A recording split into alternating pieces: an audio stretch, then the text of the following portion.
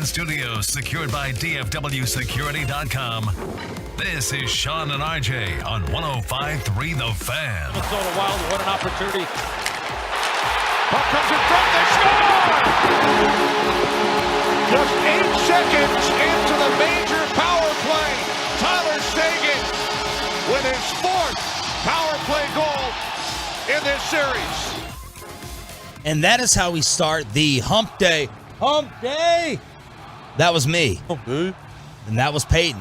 Because we're the only two here on Sean and RJ. It's DFW Sports Station 105.3 The Fan. The Dallas Stars take the commanding 3-2 advantage. That's what history says with the absolutely dominant win last night at the AAC 4-0 over Minnesota. Thanks for waking up with us here on a rainy Wednesday edition on DFW Sports Station 105.3 The Fan. This is what I say. This is the example I use, Peyton, to all my friends and my family when they're like, why don't you go out? My buddies hit me up during the week. Come on, there's a happy hour. I said, no. It's just, it throws off my day, it throws off my night, and I don't want to risk anything for the morning. We get the 5:16 a.m. text from RJ Choppy. Sorry, I pulled a Bobby, and I'm going to be running a little late. Where was Bobby? I want to do something to you right here in the middle of the floor. Where was Choppy last night? I saw the sweet photo with Derek Holland at the arena. So, I don't know. Can blame it on the alarm. Can blame it on the outing.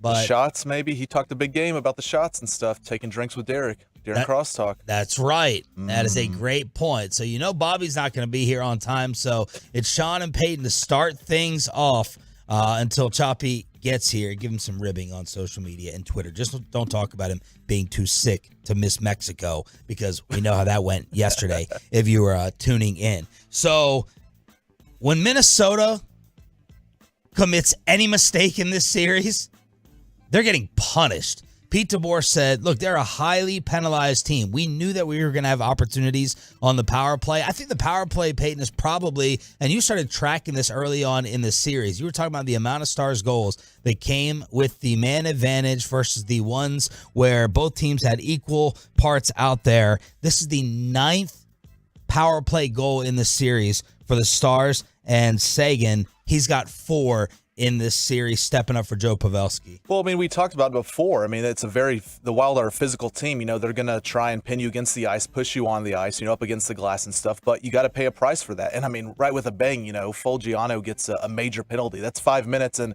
it's not like, on other power plays, the minors and stuff, you score a goal and it goes back to even strength. Now it's 5 minutes and you can score as many as you want. The Stars scored in 8 seconds on that major penalty. I was like, man, it was 4-0 at the end of the game. I thought it was going to be 4-0 with 10 minutes left in the first. The Stars, their success rate on the power play is almost 60% now, I think. That's crazy. That's crazy. And we still have another game or 2 left. Spittle made a comparison, the Hockey Hawk. By the way, Spits and Suds is already out, 105throughthefan.com. I don't know how this maniac comes back up here after all these games and records the podcast, but it's up for your hockey fix. He made a comparison between Fulgiano? Fulgiano. I think it's Fulgiano. Yeah, that guy. Similar to Luka, extremely critical of the officiating after Sunday's game, saying the calls against him were BS. He gets the early 5-minute major, and they capitalize again. And Seguin, is he the story of the series? Is it Ottinger or Seguin as the story of the series so far for the Stars? I would say it's Seguin. 4 goals in now, 5 games. That's not something you see often from Tyler Seguin. Ottinger, the last 2 games, he's been unstoppable. And if this is what we're going to get in Game 6, then this series isn't going to 7 games. And then I even give the Stars the advantage in the next round, whoever they play, whether it be the Avalanche or the Seattle Kraken and stuff. But yeah, I think right now this story would be Tyler Seguin. Filling in on the top line for Pavelski, winning faceoffs, scoring, creating great screens similar to Pavelski. Ottinger, this can't be right with this note that I saw. Ottinger with the shutout, not even having to stop a ton of shots. That's the first shutout for any goaltender this postseason? No. You're telling me if I go back and look at every game played so far, there's not a 0 on the scoreboard? This is the first shutout for any goaltender in the playoffs. I saw that in the recap. I'm going to have to go ahead and double check that. But here's Stars coach Pete DeBoer on the success of his team's power play. Yeah, I mean, our power play's been good all year. I think those guys have a confidence level to them. I think anytime you take Joe Pavelski off that unit, you wonder how it's going to affect. And Segi's been fantastic in that spot. He stuck his nose in there around the net and is getting rewarded for it. So that's been a huge piece when Pav going out, Segi stepping in and getting that job done. Rope Hintz, by the way, with 3 assists, this is the highest point total for a Dallas Star in postseason history. Does he have? He has 11 points in the series, only through 5 games too. Right? Well, he had the hat trick in game 2. That helps. And then 11 for the series. Yep. Marchment had a goal that was off of a Sagan shot, as their goaltender was not able to go ahead and corral that cleanly. So that one got away a little bit. Marchment puts it in, and it's hard to think that the Stars are not going to advance to the second round after a dominant performance like that last night. On the Bally broadcast, they said that the Game 5 winner advances to the next round. When the series is tied at 2, Peyton, they advance to round 2. What percentage of the time? Would you like to guess? Ooh. Well, you have to guess. We got no one else to guess. RJ, would you like to guess? Bobby, let's go. I know it's high. It's got to be like 82%. You're pretty dead on. 79%. And last year, Calgary won that Game 5. Stars won Game 6, the forced to Game 7, and they lost Game 7 on the road in Calgary. So, I mean, it makes sense. 79% of the time, the Game 5 winner moves on. That is a great sign for your Dallas Stars. Sagan, the first player in Stars franchise history with 4 power play goals in a single series. The last time someone had as many in a playoff year, of course, the great Mike Modano, friend of the show, in 2008. He had 5. Brendan Morrow had 4. And he had 2 in the 3-2 win, Game 4 on Sunday night. The truckwreck.com text line is wide open at 877-881-1053. 877-881-1053. Zach Wolchuk, part of our draft coverage. He's been the next one groomed by Brian Broaddus. Wolchuk is going to be in studio at 8 o'clock this morning to get you all of your whale watch updates when it comes to the draft, with our coverage kicking off tomorrow night, round 1.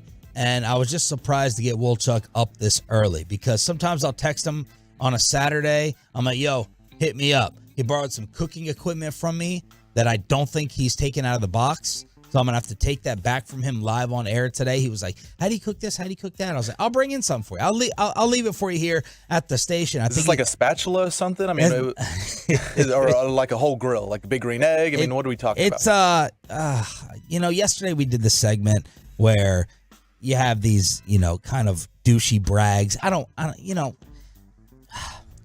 it's a sous vide machine. I've used it. You have? Well, my parents have used it, but I've eaten it, like steak and stuff from it. All right, what do you think?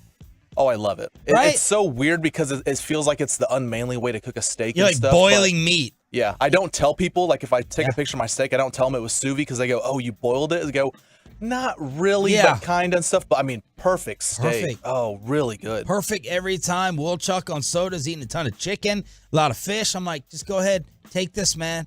Just get yourself a cast iron, and bam, you're going to be good to go. But I haven't heard a peep. I haven't heard anything. He usually doesn't text me back for like 90 minutes in the morning. So I'm like, this fool's getting up every day at 8:45, 9 o'clock. Must and be I'm like, nice. It must be nice. He's like a choppy hours, choppy sleeping schedule.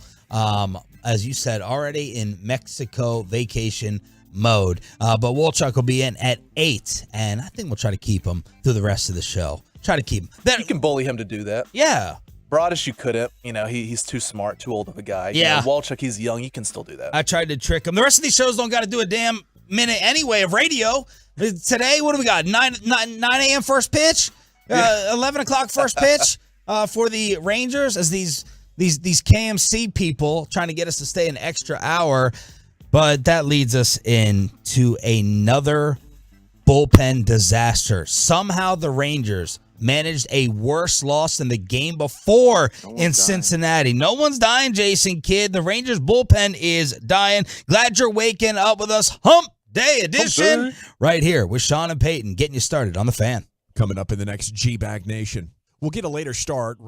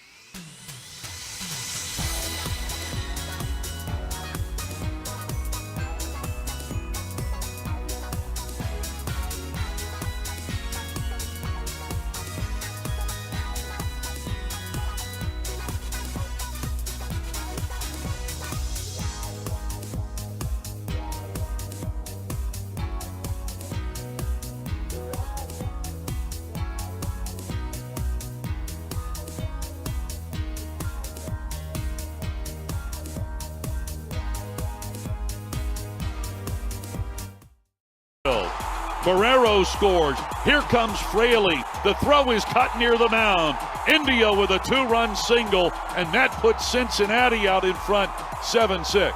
Sounds like Hicksy's battling a little something. Hopefully he's not going to Mexico. It's Sean and Peyton. No one else is here. Hump day. Hump day. It's a hump day. We got Rai in the back. Ryan, if you Put Ryan on the mic. Ryan, you want to grab a mic? Go ahead and roll in here, buddy. Choppy a little late from the Stars game. Bobby apparently not waking up and rushing in after he saw RJ text. Would have been a nice pickup. It would have been nice. He liked the Rangers bullpen. You know, I'm expecting Bobby to come in here. You know, like who's a name we can throw out there that we still trust? I guess I could still say Dane Dunning. You know, I was expecting a little Will Smith heroic appearance from Bobby a little bit early on. To try to save me from hosting solo. Running in with his Heiskanen jersey on and stuff. Well, I guess RJ has that. So yeah, RJ's got the Heiskanen jersey. Pit stains and all. So we got a problem right now. The Rangers bullpen was maybe the best part of their team early on. A second straight devastating loss against the Cincinnati Reds. They have now given up the bullpen. Bobby is walking in to beat Choppy right now on your home of the Rangers, 105.3 The Fan. Did you rush? You look like you ran up the steps. I did. I was trying to get here so that you wouldn't have to have just Peyton the whole time. Aw. Hey, Peyton was sounding good. I know. Peyton did good. You did good, Peyton. Thank you for the hustle. I let Choppy borrow the jersey, not my sleep schedule. That's right. And look, it's not the morning to be racing in either. Dude. No. Fits you. I was like rushing in here. I forgot underneath that water puddles there. I hit it and I skidded really bad. You went at full speed like you didn't see it beforehand? I was going like 65 and I hit that puddle. Yeah, I slowed down to like 20 and it was the I literally hit it. It was right when you said during Dawson's tease, you said, see? And I just laughed. I went, ha! And then I hit the thing and I went F and tried to hold on to it. That was the loudest thunder I've heard in a long time. I slept through it. Did you? Did you hear it in Rockwall, or was that after you were already up? I didn't hear it when I was asleep. I didn't wake up with anything. I mean, as soon as the Stars game in, I went to sleep, woke up. But as soon as I got on the highway this morning, there was like nothing. Like I saw lightning and I heard thunder and stuff. But as soon as I got on the highway, it was a downpour the whole way here. Yeah, not the morning to be rushing in. So, Choppy, do not be going 90. Well, he usually goes 90. Do not go 110 out there on the roads trying to get here. So, the Rangers bullpen has now given up 9 runs. No one's dying. 3+ innings of this series. They were up 6-0 after 6. On Monday, they were up 5-1. These like the Hornets losses for the Mavericks. Yeah.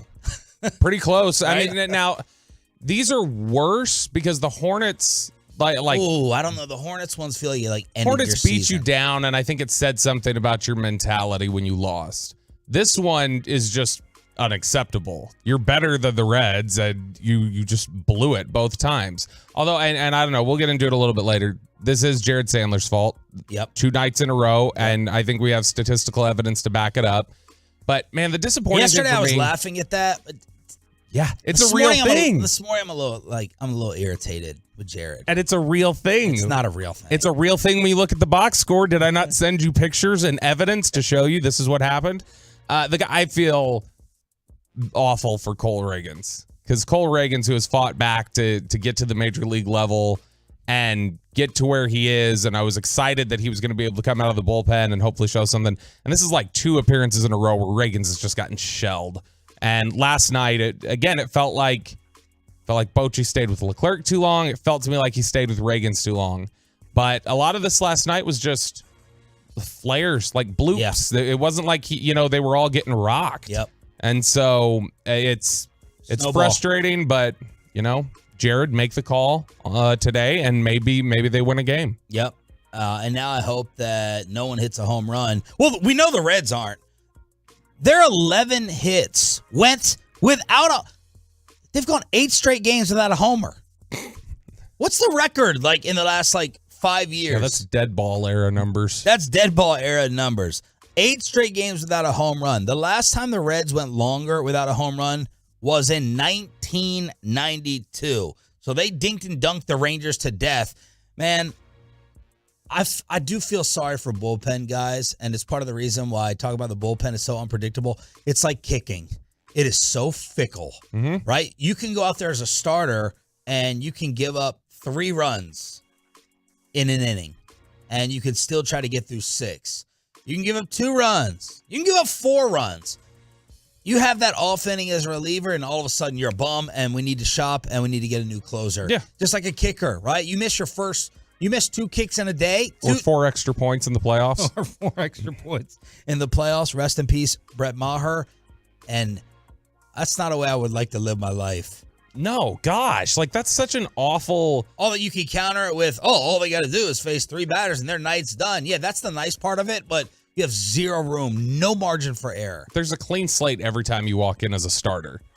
And when you walk in as a reliever, it's like, Are 2 men going to be on or nobody? Or are you going to have 2 outs? Hanging over his head. He's a bum. Mitch Williams out here. Reagans just hasn't been great, though. And so, now, look, I'm guessing Bochy probably thinks what? it's a 6-1 game. We this one should be one that we win. So let's just get in here, get Cole Reagan some confidence. And then he wasn't hitting his spots. And then, you get Ian Kennedy coming in there and giving up that final hit. And it's just so demoralizing. And as soon as, again, it's one of those things where when you fall down 7-6, it's like I had no faith that they were going to score in the ninth. It's like, no, this is done. And just apart from even Jared, I didn't trust that they were going to score in the ninth. More just as a demoralizing thing where it's like you've just given up 7 runs in 2 innings and against a bad baseball team and against a baseball team that doesn't produce a lot of offense. 11 o'clock pregame, 11:30 first pitch today for the Rangers against the Reds. So that consecutive streak of winning series, that's now over and done with. They had won 4 straight series. That is now gone and out the window. Sandler is up. He's up before Choppy. Oh, is he defending himself? He texted and said, I turned on the app. The first thing I heard is irritated with Jared. So my cell phone will be dead the rest of the Jared, day. make the call. Make the call. And what time are we going to talk about Jared? 6:20. 6:20. Okay, Jared, tune in at 6:20, and we will break down with ironclad evidence how you are the reason that the Rangers have lost 2 straight. It's right there in print. Ironclad. Meanwhile, last night, ice cold was trending on social media after the Atlanta Hawks stayed alive. Trey now brings it across against Jaylen Brown. Trey in the middle, fires the 3. Bang! Trey Young just hit it with 1.8 to go. And the Hawks take a 2-point lead. 119 to 117. Trey Young has just stunned this crowd, folks.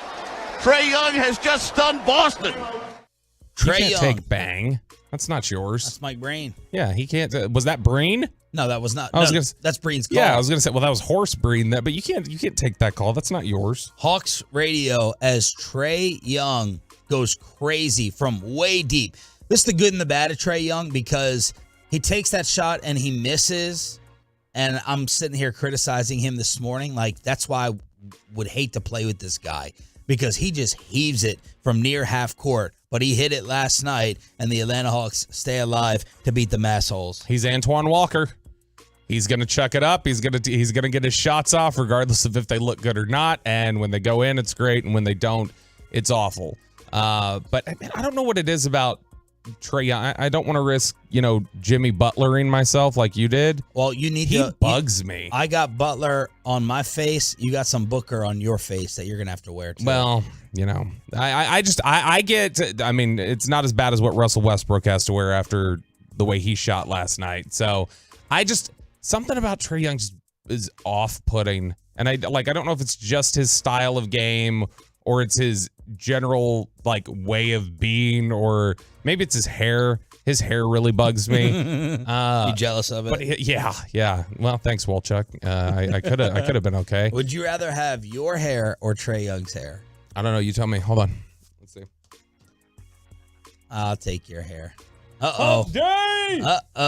That looks like a fast acceleration possibly into the studio. But the Phoenix Suns beat the Clippers 136-130. Devin Booker, Bobby's Jimmy Butler for me, scores 47. Durant scores 31. And everyone's new hero, Russell Westbrook, shoots 3 for 18. Bye-bye, Clippers. Don't I get a little credit, though, because yesterday I said Devin Booker was better than Jimmy. I fought back against that when Chop said Jimmy over Devin, and I went, no, Devin Booker's a better player. I think I get credit for that. Well, Jimmy still scored more. I just still think the in-between where Russell Westbrook was shooting 60% in this series, and then in game 1 he shoots 3 for 19, and last night shoots 3 for 18. That's a poetic bookend there. And then Denver finishes off the Minnesota Timberwolves 112-109. They win that series 4 games to 1. Get Rudy Gobert here now. You can free him up to get him here. Oh, you talk about getting irritated with somebody. You think you're irritated with Trey Young. Get Rudy Gobert on your squad. You anti-French? Who would you want him to punch out? Who would you want him to choke slam on the Mavericks? Rudy? Mark Pinson? Cuban. Good answer. 877-881-1053, chartback.com text line. If you're live on the fan cam, Twitch, and YouTube, you have seen the entry of RJ Choppy, fresh out of the AAC after the Stars win last night. Let's find out the escapades of RJ and celebrate the Stars next. The more you listen,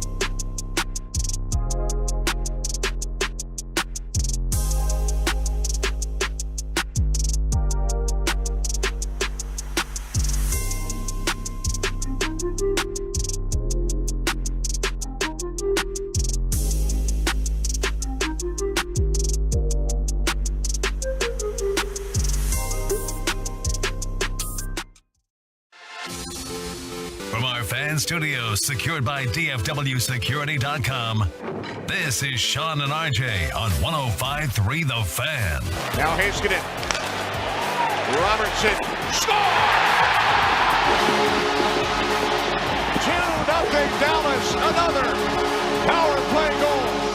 And Jason Robertson gets on the board. Power play, Sagan, then Ottinger, the story of the series as the Dallas Stars with R.J. Choppy in attendance with Derek Holland shut out the Minnesota Wild 4-0. They take a 3-2 series lead as Peyton Russell guessed earlier today. It's a 79% chance that the Dallas Stars move on to round 2, and R.J. Choppy was in the house. Good morning. Welcome. Well, thank you. Be careful out there, kids. My goodness.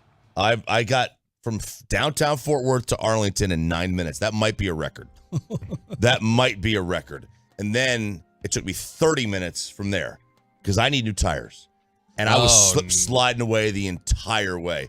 I think I drove with the most unaligned vehicle in human history. I think my car was pointing at about 10:30.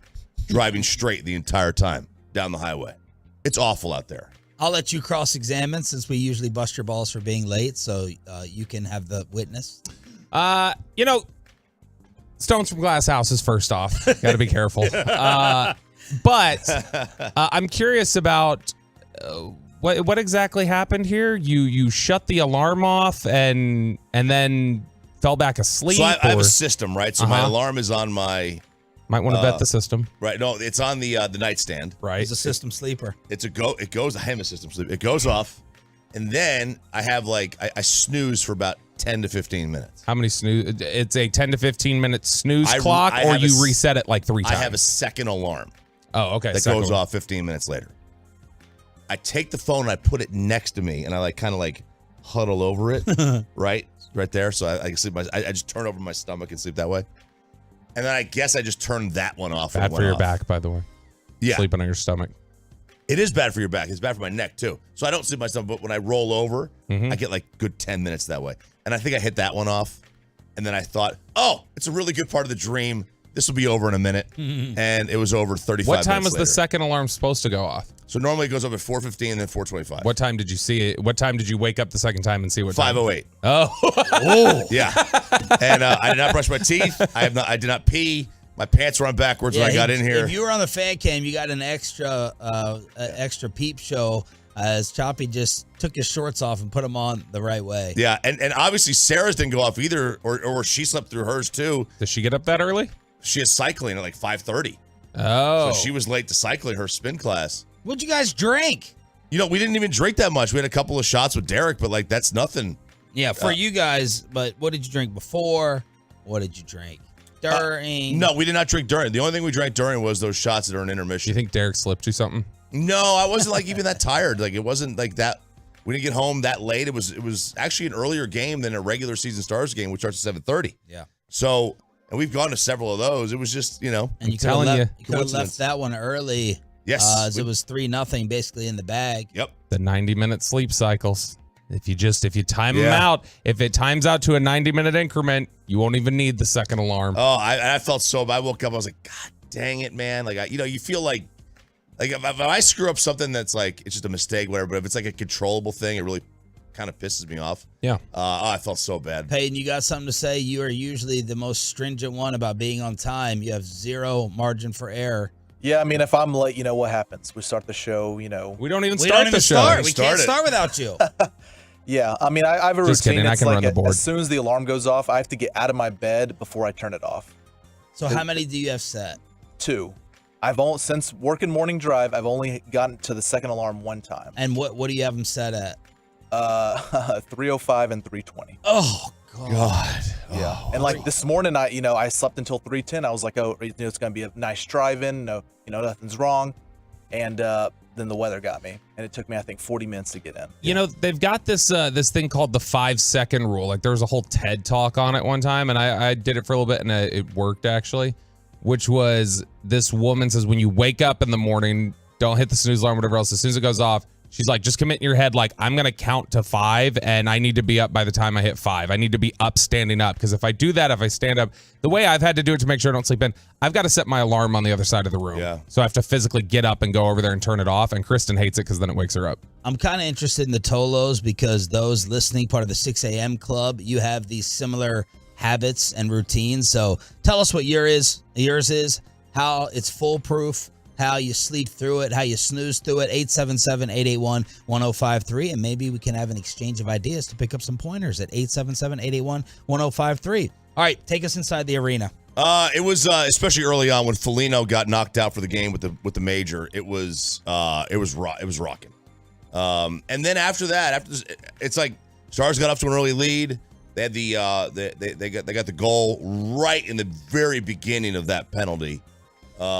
It was like, okay, this thing, we're going to get 2 more goals because this is a major penalty. It doesn't go away. Minor penalty, 2 minutes. Once you score, penalty's over. Not on a major. You got the full 5. And then with about 2:20 to go in that, the Stars had a penalty, so it was 4-on-4. It's like, dang it, you're screwed now. So there was a little bit of uneasiness there. But once that went through, they score again. Man, it was that place was like, all right, we know what's going to happen now. They're not going to get 2 goals on Ottinger. And I'll tell you, if the Stars defense plays the way it did last night, like Minnesota was getting nothing. Like anytime there was anytime they were able to get the puck, the Stars had a stick next to it. They were always checking it away. And always poking. Always poking. They were always poking it away. It wasn't even that Ottinger was like, he was better, I thought, in game 4 than last night. He made more spectacular saves. Yeah. Last night, I thought it was about the Stars' defense. They had a special defensive performance last night. So let's talk about this hit, because TNT was breaking this down. People are saying it changed the entire complexion of the game. Yeah. What did you think about this? So obviously I didn't get a chance to listen to what they were saying, but it was one of those things. It looked like he just kind of like gave him a little hip bump, right, as he was skating by to trip him. Is that how it's looked on TV? It looked like that in like live motion when you watched it. When they stopped and when TNT did the breakdown of it, for instance, like they showed exactly what it was. That it was initially meant to be like a shoulder hit, and because of the way he landed and turned, they ended up just colliding knees, and so it was a really violent hit. Yeah, and that's like, look, I mean, any sport you go to, if you got somebody's knees, you deserve to get knocked out of that game. Don't go to somebody's head. Don't go to somebody's knees. Like, that's head for obvious reasons. Knees, that's their livelihood too. So yeah, I mean, I was surprised because we kept seeing the replay. I was surprised that they gave him a major. Because so what is the penalty? Kneeing, like knee to knee, because like that's part of the novice hockey observation here. Like, what is the actual penalty that they're calling, and what does the intent have to be? TNT with a little bit of their breakdown. We're going to get your take. Want to go through all of this. We are going to start, though, players' perspective on what you saw from Marcus Foligno and that hit on Radek Fox. I think it's very unfortunate for both sides. I think that it sucks for Marcus Foligno because he was clearly going to make a shoulder hit. You have to be in control of your body. But this is more for Dallas fans to understand that this was not a dirty, malicious play. And then we'll end up getting to your call on it. But let's roll the tape to get everybody a little bit more of a breakdown.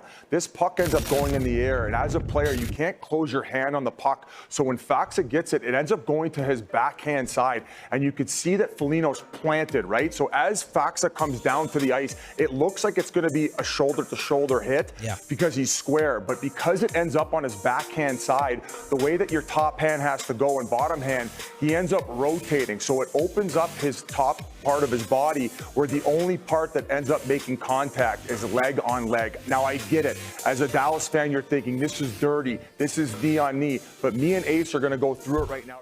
Okay. Wow. Okay, so like that's interesting because that makes it sound like it was not intentional. Yeah. And it doesn't look intentional. The way they break it down, which by the way, that was a great in watching this hockey stuff, these hockey studio analysts are very helpful. I think they do a great job recognizing they have a larger novice audience coming into these games. They're doing a great job breaking this down. This hockey coverage, by the way, I think that was Kenny Albert with the call. Forget all these athletic guys, big dogging us and fighting with Mac Angle. Let's get freaking Kenny Albert on. I mean, he is tremendous. And I've said this before, this Bally team, holy crap. Yeah. I mean, I'm not just saying it because of Severin. He is fantastic. The play-by-play, the color guy on the games, like, I'm just saying this from a broadcasting point of view. They're the best in town, and it's not even close. They're outstanding with their coverage. They really are. No, they really are good. Well, that's a good breakdown, though. And I think you're right. Like, they recognize that, in the middle of January, somebody peeking in on the 58th game of the year is probably a hockey fan. But the people watching this game, and I got the ratings yesterday, there's a lot of people watching these games. Like, there's not a Bally problem in town. Okay? There's not. There's a lot of, but like. More on that later. Yeah, so that's a great breakdown, though, because it makes it sound like it wasn't intentional, which I don't think it was. If it was intentional, that was like more masterful than Harden or Dylan Brooks hitting, people's balls. Right. And if it wasn't intentional, like that's hardcore to knock somebody out of a game, no? If it's not intentional. Yeah, but judging the intent, again, live in the moment, Spittle hit us up. That was obviously a humongous turning point in the game. He said, I don't think it was a dirty hit. Definitely a penalty, but there are differing views if it was a major. But he threw in a little Mike Bassick theory with the Luka Doncic factor of them complaining about the refs and how terrible they are, and maybe they're human. That factors into your brain a little bit when you're making that call. I don't know. Well, it's also, you got to worry about the safety of the player, and you don't want. What they don't want is for this to get chippy. This series has kind of calmed down, right? It was very, very chippy early on. Yeah. And then game 4, and then last night really calmed this thing down a little bit. There was a little bit of a dust up last night. But I think the series got calmed down. They didn't want this thing to get out of hand, and they knew. I think they did a good job. If the Stars thought that guy should have been knocked out of the game, if Foligno should have been kicked out, then that's absolutely something that they would have maybe they would have started to get a little chippy themselves. So. They had to protect the series. How was the atmosphere? Did you meet up with Holland? Met up with Holland, met up with a couple other Tolos, Tolo Tom, and then Jimmy. I think it was named Jimmy or Joey. Dang it, I'm terrible with names. Damn. But Jimmy. So a couple of Tolos I saw out there. I met up with Holland between periods. He was in a suite, though. Aw. Very difficult. He would not let me in his suite. With Casey Donahue. He had to say whose suite it was. I tried. I said, man, just let us in. Let me in. See what he listens. He listens to the shows. He's a Tolo. Yeah. Let us in. He's done station events. Yeah. Nothing. He wouldn't even ask. See, that's why you got to cut through the Holland tape, and you just got to get the contact yourself and be like, hey, he's not letting us in. No. Derek's being lame. Could they have let you in? Is that how it works there? Well, their suite was on the same level. It was on the platinum level. We were on the second level. So their suite was not like one of those things where you had to go upstairs or downstairs. It was right on that level. Yeah, if you're already on the level, they can just let you in the door. Yeah, just walk right in. I could have just walked right in.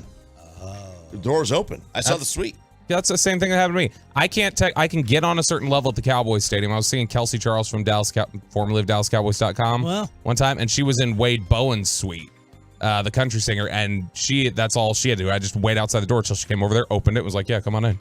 Is it a fluke, or do we now have a real problem with the Rangers bullpen? We have a much bigger problem with one of their play-by-play guys. Next. The latest from the Star in Frisco, as well as inside.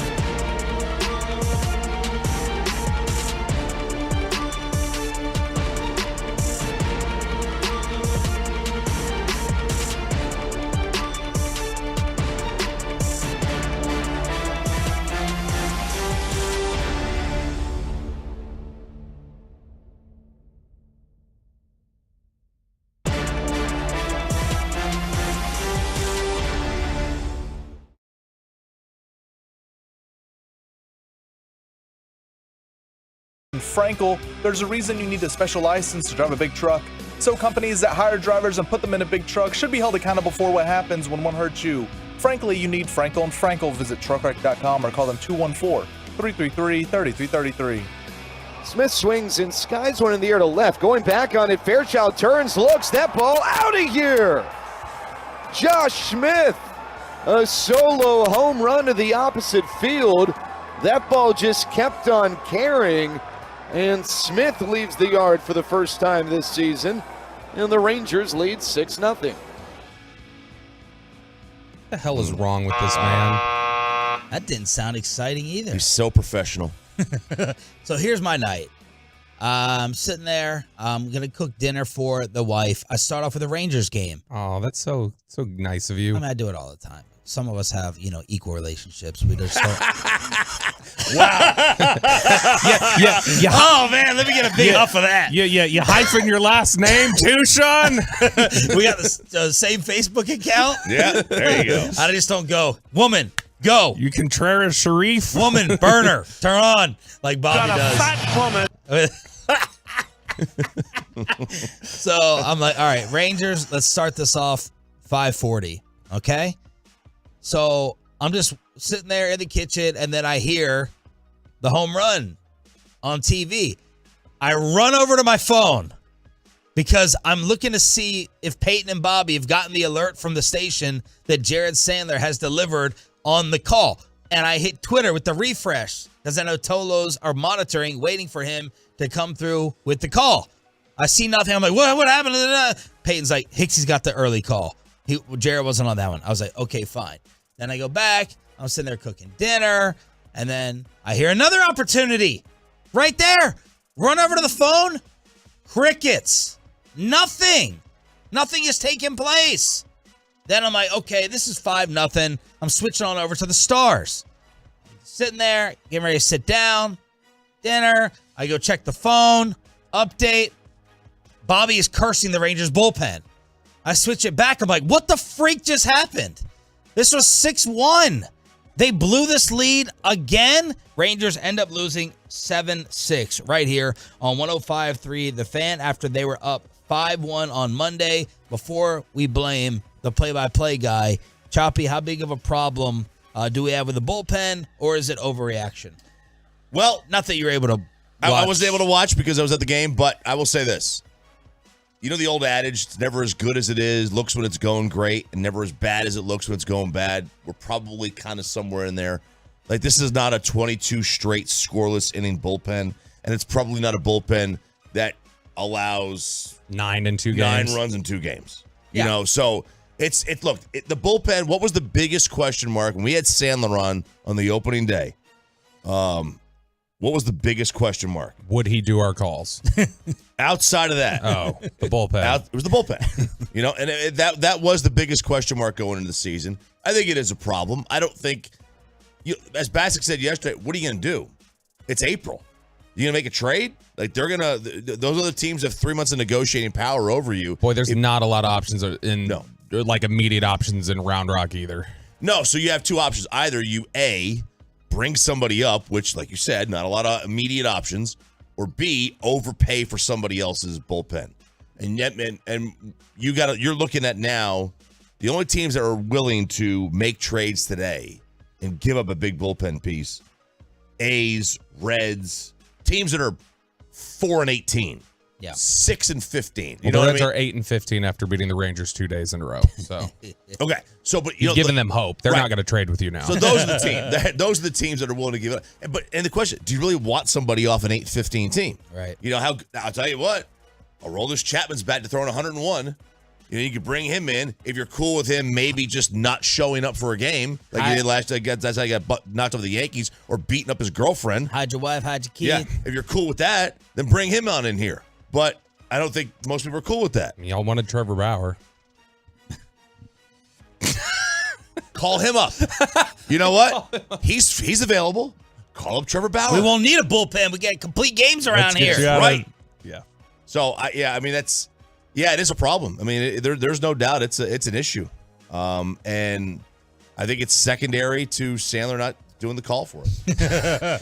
That's the biggest issue right now facing this baseball team, because we told Sandler the exact call that he knew. And what did Jared tell us? I've got it written on my notepad here. I've got it down on my notepad sitting right in front of me, so I know to make the call. Yeah. We got He's the guy or the girl who keeps telling you, yeah, we'll do lunch. Yeah, we'll make plans. You have zero intent of committing.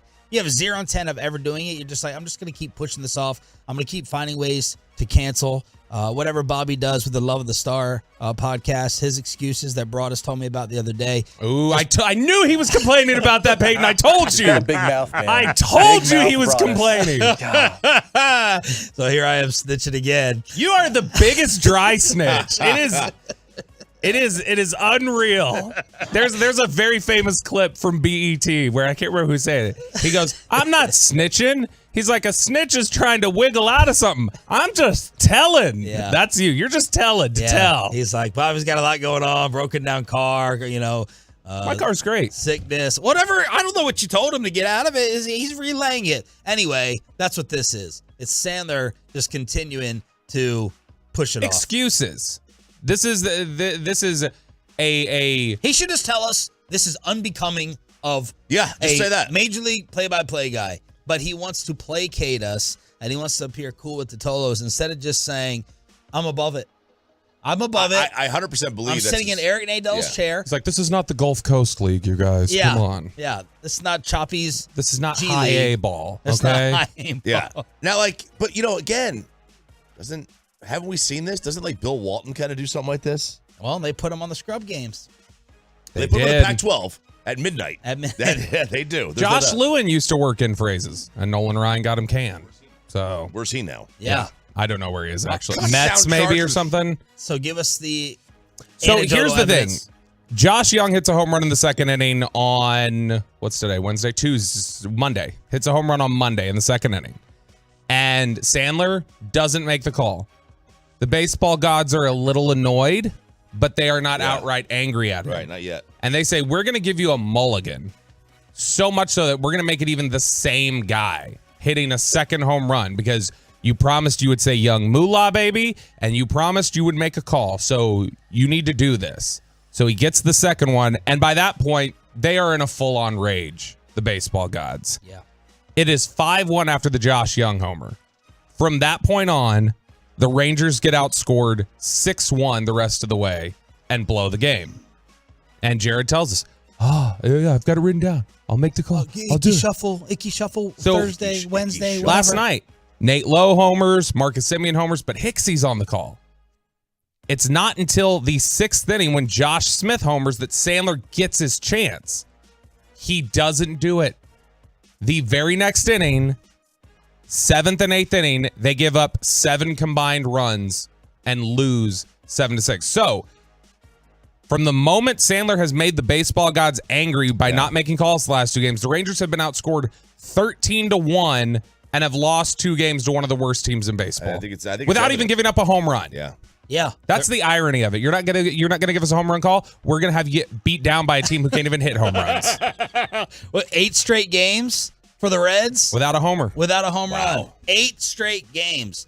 It's hard to argue what you just laid out. It's very difficult to do. I mean that is as good of evidence as you can provide. Like when they talk about reasonable doubt, like beyond a reasonable doubt in a courtroom, I think that's beyond any reasonable doubt. It is very clearly laid out for you how the baseball gods have reacted to Jared Sandler. Now, Jared Sandler is also not going to take any of this from us because he doesn't believe in, like, he's the king of, it's the 6th inning. He goes, there's a no-hitter. There's a no-hitter. It's a perfect game. Perfect game. I'm not having an effect. There's a perfect game. He's the king of, like, speaking all that into existence and really testing fate. He doesn't believe in jinx and the no. Which is it because Good for him. He is such a long-time baseball guy. I'm surprised he doesn't have any of that superstition in him because... Well, he's not a psychopath. But most of the baseball guys do, so I'm just surprised he doesn't. Yeah. But he's always said that he'll gladly say in the 5th inning that there's a perfect game going because it doesn't matter. Well, Jared, maybe now you will choose your words a little more wisely. Yeah, I agree. And actually say the damn icky shuffle line. He should. I mean, he should have said it 2 days ago. Houston, we have liftoff. Yeah, well, not anymore. You don't even have to ask him to do that call, and he'll do that bit. Yeah. But We'll see what happens today. 11 o'clock pregame, 11:30 first pitch. Rangers Reds here. If he doesn't get a chance to, like, we've peer pressured him enough. He will do the call if there's a home run today, I'm certain. But we should just cancel it. If he doesn't get a home run today, and so he doesn't get the opportunity, we have to really crush him. Well, I think we just cancel it and make him live with it throughout the season. You know? Yeah. We can't. Because you know what? You know what he can't live with. 5-minute G-bag hits? Disappointing.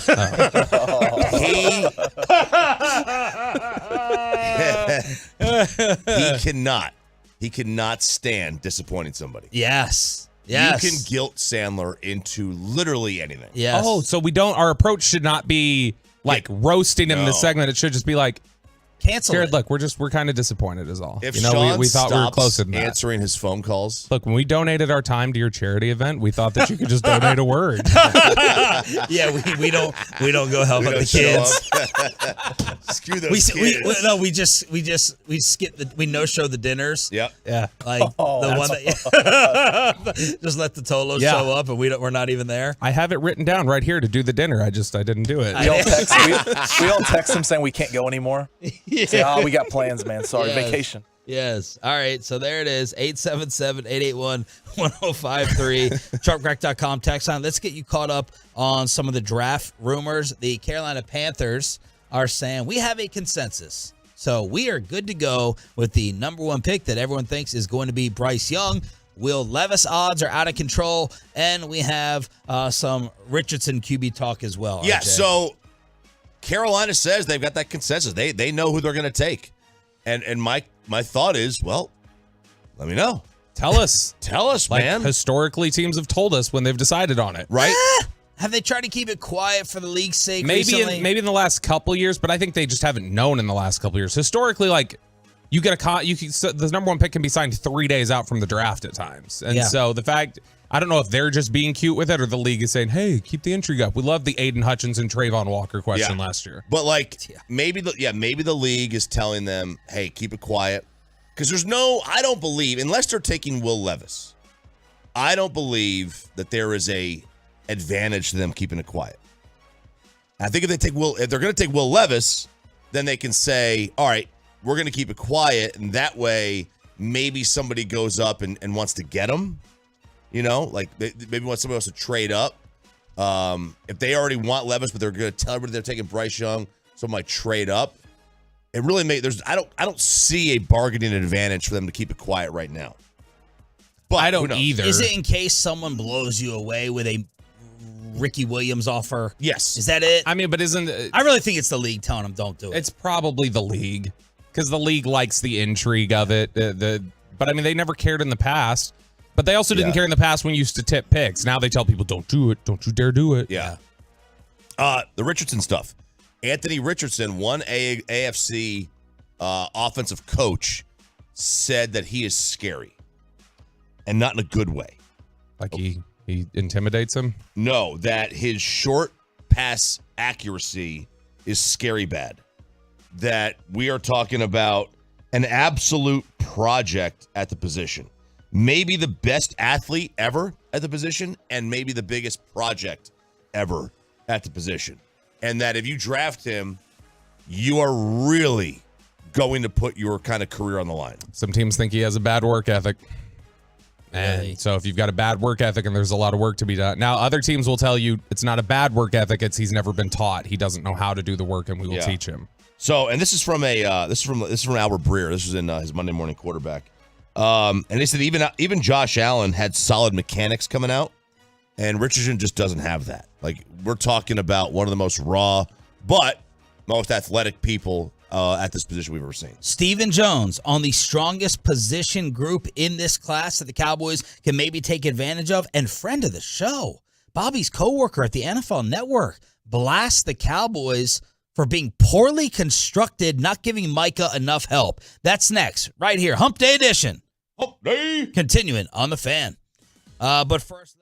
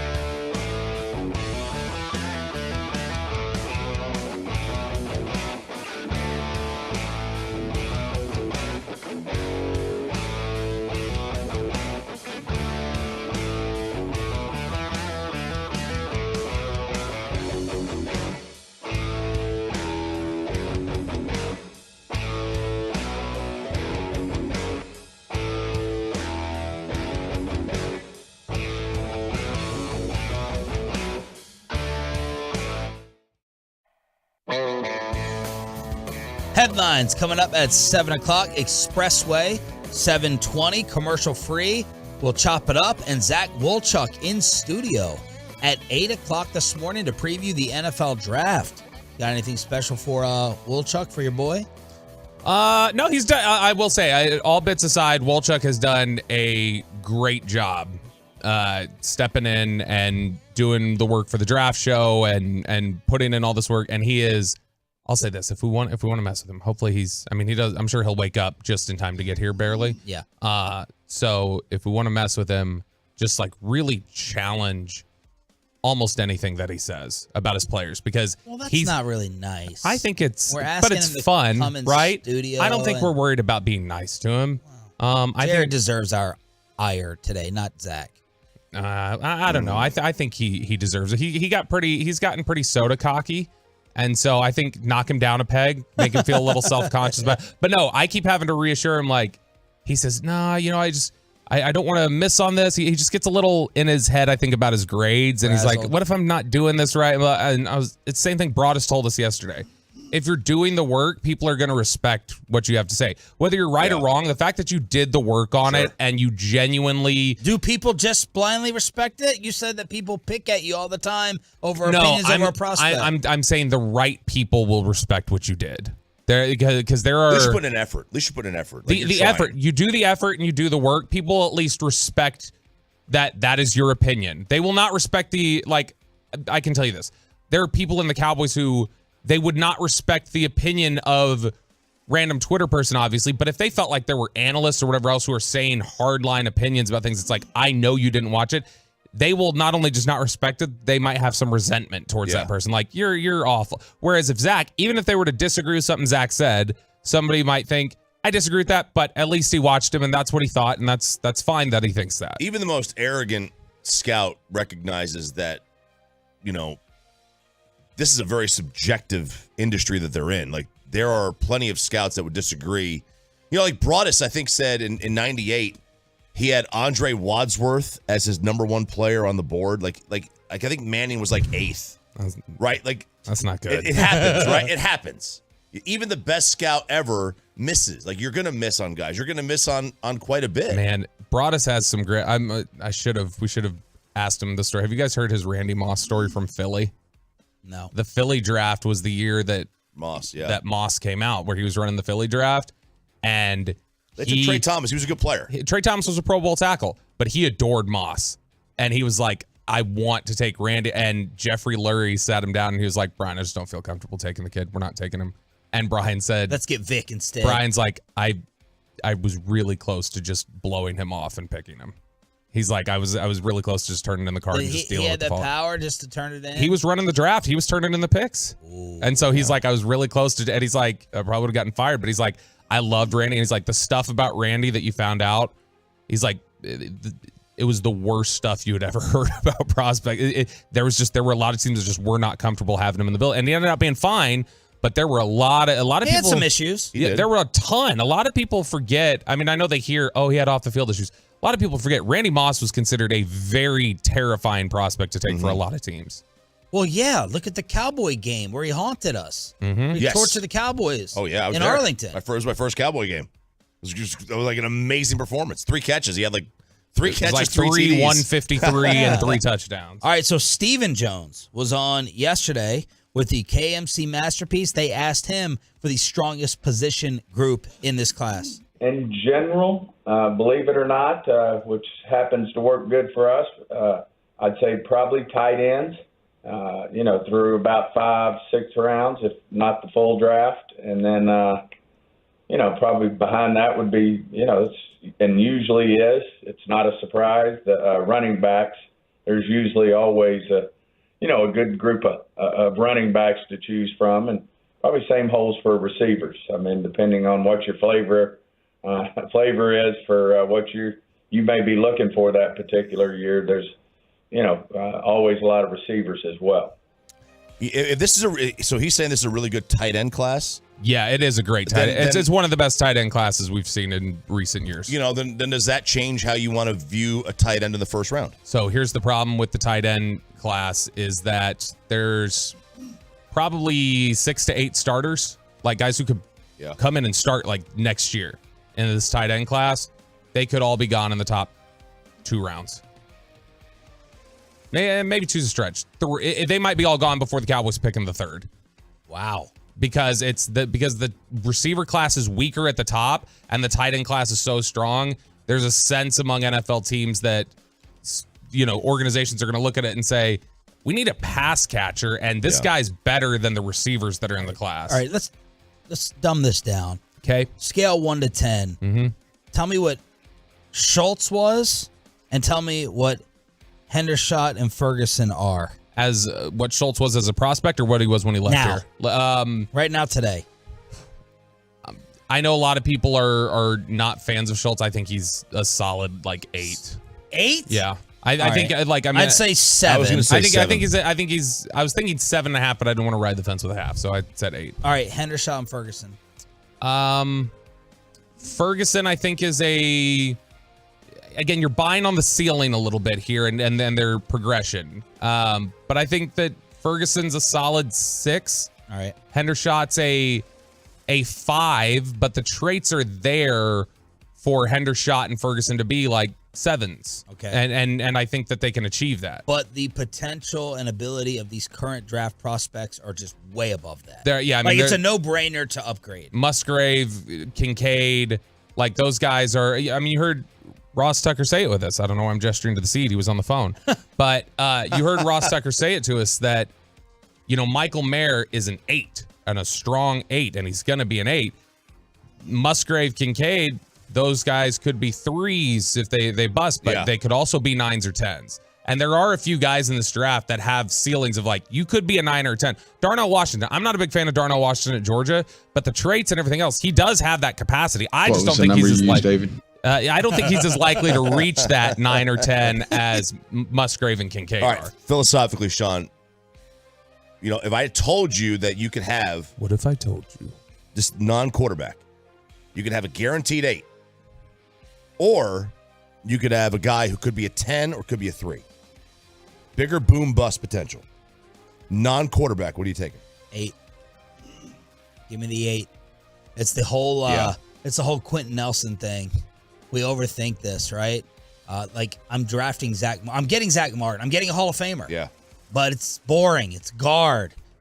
See, It's I'm getting a Hall of Famer. Here's the way I look at it as now quarterback. You said non-quarterback. Yeah, non-quarterback. Quarterback, I would do the boom bust. Let's remove the idea of just non-quarterback from it, or regardless of position. Let's really specify it here. If I told you there is what if I told you? What if I told you? There was Mavericks are about to enter the draft. There's a really strong prospect available in this draft, and his greatest strength is his mid-range shooting game.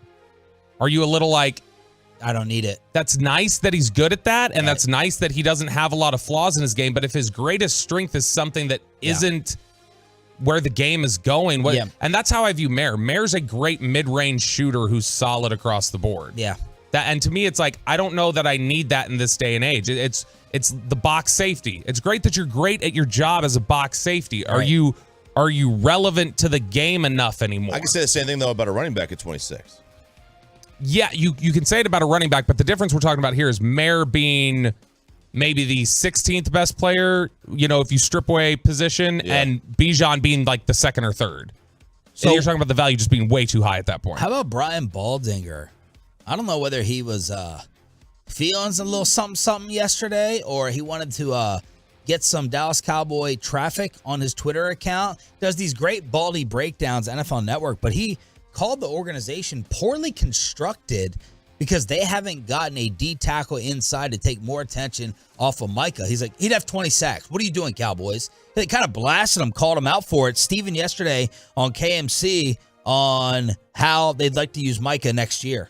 Yeah, I think all that's a work in progress. Obviously, what Micah gives you is that versatility, and certainly, Dan has a unique way of knowing what he wants to do philosophically, defensively for us. And, when we're all said and done, those discussions go on. Does this affect the way you would play Micah? I mean, obviously, Drew can play, inside what we call the Mike and Will, or he can flex out and and rush the passer. He started out, at Arkansas, really rushing the passer. I think at one point in time he led the nation, was leading the nation in sacks, but then they ended up having to move him inside. He didn't rush as much, but was very effective as a behind the line of scrimmage linebacker. So he's a versatile player.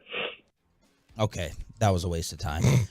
Let's get to McCarthy. McCarthy was asked about a big space eater up front, having run stoppers, basically D tackles from the head coach. Well, I've said this time and time again since the end of the season. I've always felt that the most improvement that I felt the teams that I've coached have made are from the people that are already here working. I mean, it's your second, third year players will take that jump. As far as run defense, I think it's just like anything. When you're really strong in one area, they're going to come at you a different way. And so, I think it's twofold. And we want to play similar too. So we're a complementary football team. I think we can take another step. We're going to have an opportunity to really add to our group. This weekend coming up, that's always exciting. I think we got 65 players under contract right now. So after this week, I think we'll have the things we need to be the type of. All right, Zach Wolchuk in studio at 8 o'clock. Stars dominate, Rangers below it, and the Expressway is on the way. Headlines on a hump day. Hump day. Headlines. Next on the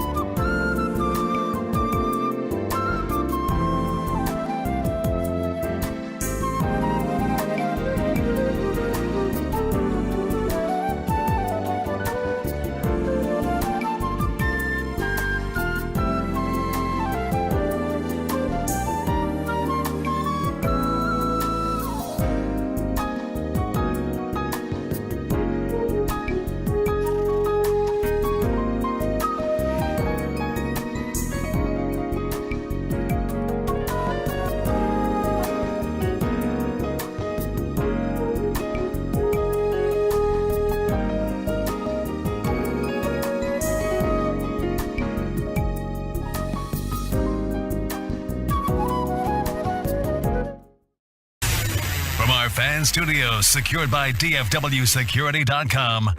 This is Sean and RJ on 105.3 The Fan. Minnesota Wild, what an opportunity. Puck comes in front, they score! Just 8 seconds into the major power play. Tyler Seguin with his 4th power play goal in this series. You make a mistake, you commit a penalty, you are getting scored on. Bobby Belt is putting on the Dallas Stars chain. RJ Choppy was there. This is Headlines on a Hump Day. Headlines. On DFW Sports Station, 4-0 Stars. Seguin with his 4th, as you heard on TNT. They have 9 power play goals in the series. Robertson scored. Rope had 3 assists. A couple of stats that really sound unbelievable. This is the highest scoring playoff series for any Dallas Star in history.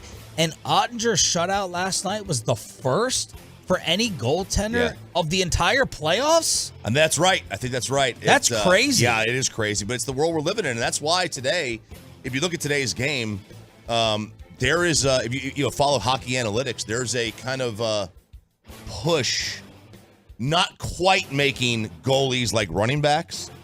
You know what I mean?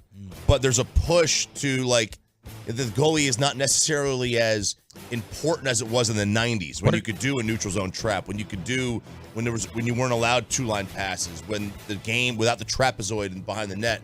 There's a little bit of a push in hockey to kind of fade the importance of the goalie. But if you have an elite one, great. And the Stars do. The Stars have a great goalie. Okay, so what are the analytics behind that push then? Because to me, like, I've always thought goalie is the same as starting pitcher, quarterback, point guard. Like, so I think the push is that the goalie is kind of like the running back is only as good as the offensive line allows him to be. Mm-hmm. A goalie is really handicapped if his defense stinks.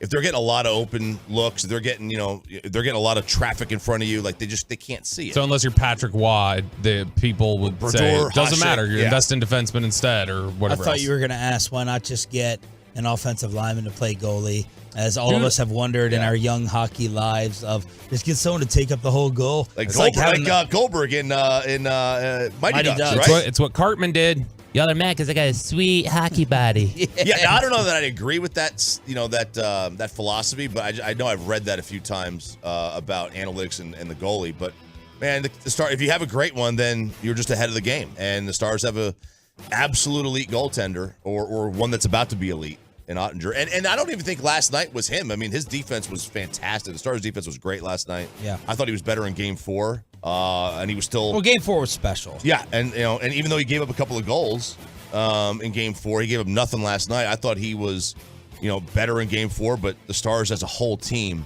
were tremendous. They were faster to the puck.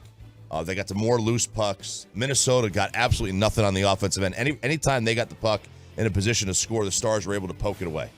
And everyone is focusing, of course, on the power play, but probably the story of the second period was the penalty kill.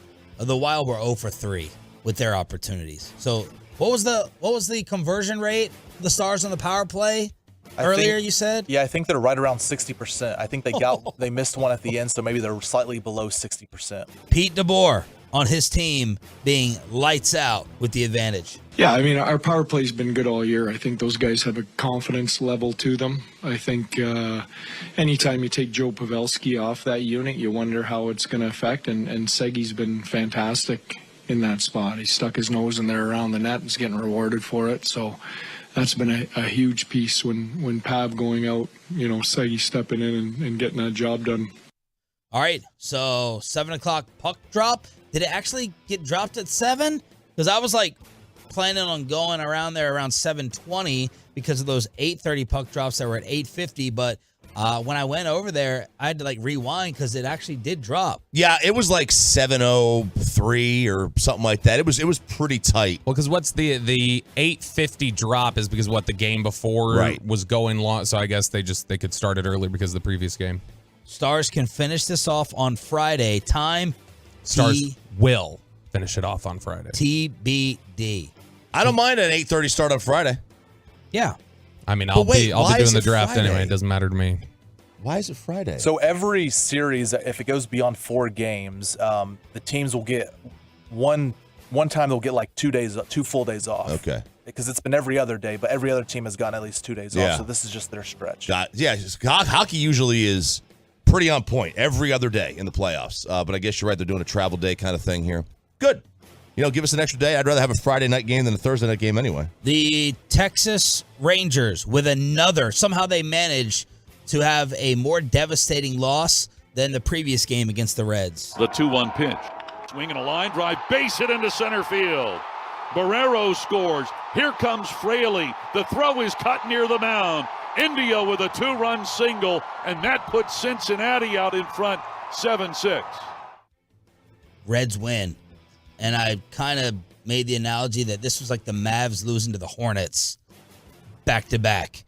You were up 6-0 after 6. On Monday, you were up 5-1. You lost both of them. Rangers have lost 2 straight for the first time since April 7th and 8th. The Reds have won 2 straight for the first time since April 1st. The bullpen has allowed 9 runs in their last 3+ innings. They've gotten blown up after being early positive storyline to start the year. They were tremendous. Well, Bobby was keeping tabs every day of bullpens at 11 scoreless innings. Oh, they're at 16. They're at 22 scoreless, or whatever it was. Never going to give up another run again. It's going to be the only bullpen in the history of the Major League Baseball to have an ERA of like 0, and that's dead and gone. And it's just a rough stretch for this bullpen. Now, what are they? Are they the bullpen that doesn't give up a run for 22 innings, or the bullpen that gives up 9 runs in 3? Somewhere in the middle. Somewhere in the middle, man. That's what they are. We've been so quick to, and obviously I'm just saying, we've been quick to praise Bochy for his handling of the bullpen, and I just do think that this is 2 games in a row where I feel like he's left relievers in too long. Leclerc was left in too long on Monday, and I think Cole Reagans was left in too long yesterday. 877-881-1053, truckwreck.com text line to hit us up here on the show. And today they will take on Cincinnati again, morning and afternoon baseball on this radio station. So 11 o'clock pregame and then 11:30 first pitch right here on the Fan. It's going to be John Gray on the mound. So he rebounds after getting drilled in that previous start. So John Gray on the mound for the Rangers. NBA playoff action. Oh, we got a second-round matchup after last night. 3 seconds, 2 seconds, 1 second. Suns win. They'll eliminate the Los Angeles Clippers. Suns will move on. The Suns win. Oh, brother. Hoo-ah. Is that what he does? Or is that, no, it's Son of a Woman. Hoo-ah. Yeah. Shazam. Oh, Shazam. Yeah, Hoo-ah's Al Pacino and Son of a Woman. The Suns, what a shame. What a shame. How are you not disgusted if you're Steve Ballmer after working the Paul George, Kawhi Leonard trade? Both guys basically missed the entire series. Kawhi goes bye-bye, and Devin Booker drops 47. KD had 31, and this could have been a classic, and it's just disappointing. Phoenix advances to now take on Denver. 4 versus 1. Oh, my. The Western Conference is going to have elite second round. Lakers, Warriors, Denver, Phoenix? Yeah, that's pretty tremendous, right? Wow. That's pretty dang good. You've got superstars everywhere. Steph, LeBron, KD, and Joker. I mean, I don't think the NBA could have drawn it up any better, especially with, they need it because it looks like Giannis is going to be out. Even though going into that game, Giannis is going to be out for this next game? No, for the they're eliminated. They're eliminated. They got Jimmy Butler, baby. You already know, Sean. Although, what looks worse, my Butler take or your Booker take? Again, I really pushed back against the idea of Butler being better than Booker yesterday. I gave a lot of props to Devin Booker. I don't think that I think it does. fixes the argument. No, because he wasn't going against Dorian. You called him a playoff choker, He wasn't going against Dorian Finney-Pippen. There's a reason he did. There's a reason he had the success he did. By the way, I don't feel bad for Steve Ballmer. If he would have spent more time focusing on trying to build that team instead of his 30 million toilets that he put in the Clippers arena or whatever, then they would have been better. What were you saying, so I can't find it, but going into that game the other night, Milwaukee was still minus 200 to win the series, even though they were down 2 games to 1. I wonder what you can, because if you truly believe that Jimmy is not this playoff GOAT and that Milwaukee's, I bet you could get absolutely amazing odds on Milwaukee right now. No, Jimmy Butler, he is a baller in big-time moments. I'm just talking about Day if to I was day. going to I draft agree. people Yeah. tomorrow, Jimmy would be farther down my list I than agree probably with you. most. I agree That's with all you. I'm saying. I agree because I Jimmy's. think he's a dog. He's but a dog. he's not like he's a dog in moments. Yes. Kyrie or Jimmy? Both are playing? Yeah. Kyrie. Whoa, look at that. Kyrie has more skills and ability than Jimmy Yes. Butler. Yeah. I mean, Jimmy. And Jimmy's not been like a great teammate historically. He's had plenty of places where it's gone Did sideways. he punch out somebody or knock somebody or try to punch somebody? I don't know. Somebody? I mean, he did play in Minnesota at one point. Is so. Jimmy Butler? Yeah, he tortured Cat, right? Cat. Yeah. Is Jimmy Butler going to the Hall of Fame? Let me they let everybody in the Hall of Fame. Should Let me he? rephrase. A regular Hall of Is Fame. he a Hall of Famer? Is he a Hall of Fame player in your mind? Is Kyrie? Yes. Kyrie's going to the Hall of Fame. Should go to the Hall of Fame, right? Yeah, I don't think Jimmy is. Now, I'll say this. If Jimmy leads his team to a second NBA Finals, going to 2 finals, I think is pretty cool. Yeah, he is. I mean, you're talking about a guy who's basically 20 points per game his whole career. He's one of the best defenders of his generation. Yeah, he probably is. All right, and then Trae Young hit an absolute bomb last night to keep the Hawks alive against the Celtics. So that's where we stand with some of the playoff action. Stephen Jones was on yesterday with the KMC Masterpiece, and they asked him, I think we've moved past this BPA versus team need. In some situations, is it more important to get the better player at a specific position versus just BPA? No, I think it's all has to do with the grade. I mean, the best tight end grade may be a 1-1-7, and your third and fourth defensive tackles may be 1-1-7s. And so as long as they're, within that range, or a 1-1-8 or a 1-1-6, or, when you're talking, either first half or back half within a half a round, then you just start to go with where, what player you think fits you the best at that point. I mean, you don't necessarily say you always go a 1-1-7 over a 1-1-8, regardless of what position he may play. I think when you're, that tight, now if you're talking about a 1-1-5 versus a 1-2-5, then you start to, I don't know what word you want to use, but you start to go away from the integrity of your board. Way to keep that sniff in there. Yeah, big Peyton. time, right there. I don't think Peyton pulled that. I'll He's stick supposed up for you, to Peyton. edit it. He's supposed to listen and edit the end of it. He's trusting Joey, man. That's all he's doing. Joey's half out of here anyway. Zach Wolchuk, if it's not a Kenny Albert call, Joey ain't caring. Zach Wolchuk in studio at 8, part of our draft coverage that officially begins tomorrow night, and Pluckers locations. Yes, so I will be at the Pluckers and Alliance, 35W and Heritage Trace in North Fort Worth. I'll be there I'll get there around 6-ish, but it really gets going at 7 If your o'clock. second alarm goes off? Stop it. It'll definitely go off. You got to get there, though, to sign up. So what we do is you sign up. You get to play GM, fake GM. You pick the team that you want to get. You have to play fake GM for that team. I'll call you up. At every Pluckers location, one of the fan hosts will call you up. And if you guess right, the entire restaurant for the next 10 minutes will get some kind of a discount. So it could be $3, tall boy Miller Lights. It could be fried could be Bud Light. You never know. It could be like $5 fried pickles. Not you in get Fort Worth. whatever it is. Not in Fort Worth. They definitely wouldn't do it for Fort Worth. Yeah. So whatever the deal is, they got one for every pick. So head on out there to any of the Pluckers locations. While your tires may be getting slashed if you drive an SUV like my family does, what should you do if the concert gets canceled? And we're going to teach you how to mail it in even more. Bare minimum Mondays are becoming a thing. That's next in Chopping It Up. Then we'll chuck in studio right here on The Fan. But first.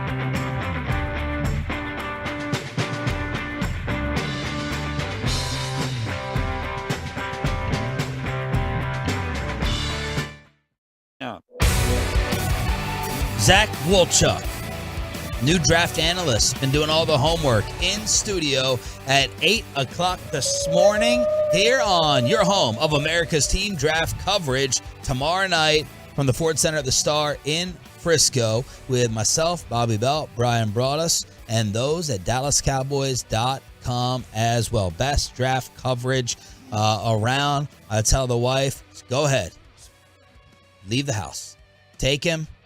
Take the credit card. I don't care. And I really do just put it on the fan and DallasCowboys.com to hear these guys and show off all the homework, and girls, show off all the homework that they have done. Before we get to Wolchuk and chopping it up, let's see how Aaron Rodgers has shifted Vegas after the deal finally got done. So Green Bay Packers versus New York Jets to win the Super Bowl. The Jets are 12-1. Green Bay is now 50-1. Tied for 16th. Wow. The Jets are 6th. That's not surprising, though. I mean, Jordan Love is a huge question mark. And right now, it's stock down versus stock up. So Green Bay's 50-1. The Jets are 12-1. Oh, by the way, are we mourning this divorce as much as we should be? Well, I feel like when we have a player like this leaving a team, we usually make a bigger deal of it. Or are we just tired of it? Because we kind of mourned it, I guess, like 3 different times over the last 4 years. And I think at this point it was just like, please be done. You remember that's what I was telling you guys when I came back from Indy. That was one of the things I kept hearing in Indy. It's just like, dude, just go away at this point. Like, it's so irritating. Like, we didn't mourn Favre either because he was irritating because he retired 87 times. But when Brady left, I mean, or when Manning left, it was like, I think it was a little bit different. You know, ESPN filmed their goodbye press conference. You know, but I think Bobby's right. Like, we're just tired of it. You know, those, Favre was, I don't know, was he likable? Yes. At the end? Yes. At the end it was annoying. Yeah. And At the the end, same with Rodgers. Rodgers was like, man, what this California know-it-all. Yep. Whereas Brady, even though he is like, the golden boy looking, he's a good-looking guy. He wins everything. I think we just looked at it differently. For the conference, and this, again, is great for the Cowboys, Green Bay is out of the way, 22-1 to win the NFC. Ooh. That's 11th in the NFC. The Jets are 7-1 to win the AFC, 4th best odds. By the way, maybe I hope I'm not spoiling something, but I mean, it's been 2 days now. We haven't mentioned it yet. The fact that it's wild to me now, that thing that's been passed around on social media, that Dak is now the longest tenured quarterback in the NFL. That is absolutely wild. Yeah, he's the longest tenured starting quarterback in the NFL. With his current team. Yes. Like, obviously not the oldest one, but the one that's been with his team the longest. That's just absolutely insane. Because, I mean, it still feels like Dak's been in the league. What is it, Peyton? What year is this for him? His 5th year? What is it, like 6? Yeah, 7, something like that. 8. No, but it does feel like Dak's been in the league for like 4 years to me or something. What would it be? His 5th year? 6th? That's it, Jerry. 5th or 6th, yeah. For the division, the Jets are 2nd in the AFC East. Green Bay, plus 330 to win their division. 3rd overall. Let me ask you this. What is more likely? That the Jets win the AFC East? Well, you ask me a lot of questions today. It's night. You should be late every day. Yeah. Or the Packers win the NFC North? What's more what? Likely this year. The Jets. You think, so even with Buffalo, because there is no dominant team in the NFC North. I can easily see the Lions regressing. Yeah. Minnesota. If Jordan Love, that's good. I guess it is. That's an interesting question. More interesting the Packers, than I thought. Because Buffalo's Buffalo's going to win 12 to 13 like games. the Jets have a better chance of making the playoffs than the Packers do, but I think the Packers have a better chance of just outright winning their division. You do. Than the Jets, yeah. Because Buffalo's just that good, I think. Buffalo and Kansas City, they're going to win 12 to 14 games. Right. And I mean, if they happen to, if Jordan Love is who the Packers think he is, then they absolutely could win that division very easily. Interesting question. Thank you. Win totals, RJ, what do you think they are for each team? The Jets are probably at, there's going to be some hype on this one. I'll say the Jets are at 10. The over-under is 9.5. 9.5. And then for Green Bay? 6.5. 7.5. Okay. Playoff chances, Green Bay, obviously, well, is it obvious? Yes or no is the favorite. I would say no is the favorite. No is minus 230. So that's a lot. a 70% chance of not making the playoffs. And the Jets are, yes, a 61% chance to make it. 61%. And like 61%, man, like that's not that big of a favorite. Right. You know, I mean, like that means that, you know, out of 100 seasons, they're going to miss it 40 times. That's a lot to give up. That's a brutal division.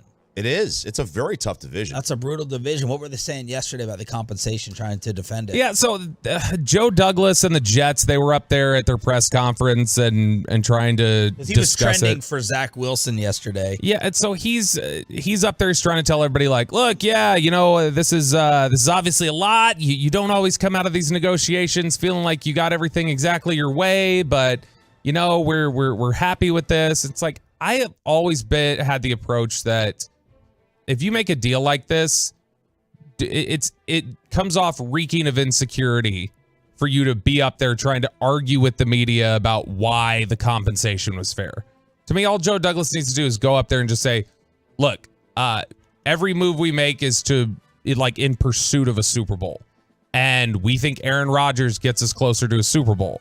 And so you will be able to accurately judge this. If we make a Super Bowl, this deal was worth it. If we don't, it wasn't.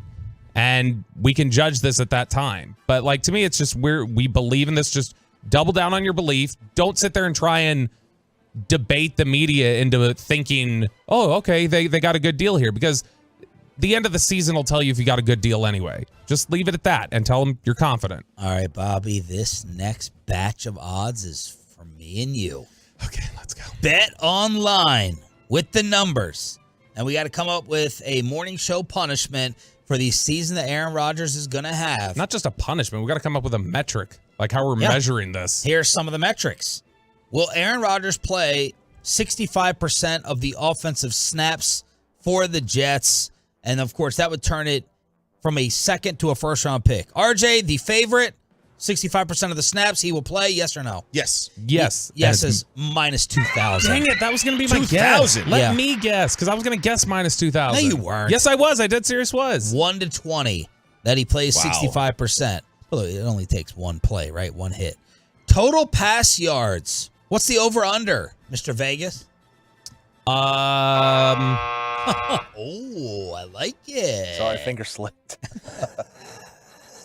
Next time, play the Jerry clip faster instead of that one. Let's go 4,200.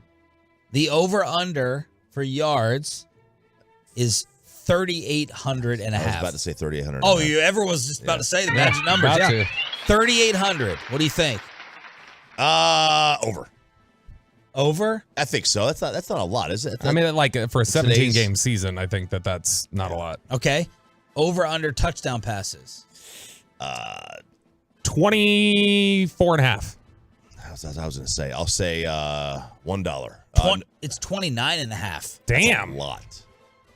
I mean, look, they've got weapons. Yeah. That's a pretty good. They've done a good job. Joe Douglas has done a good job there. Total interceptions. 6.5. 8.5. 8.5. 6.5. That's a week for Dak. Yeah, I know.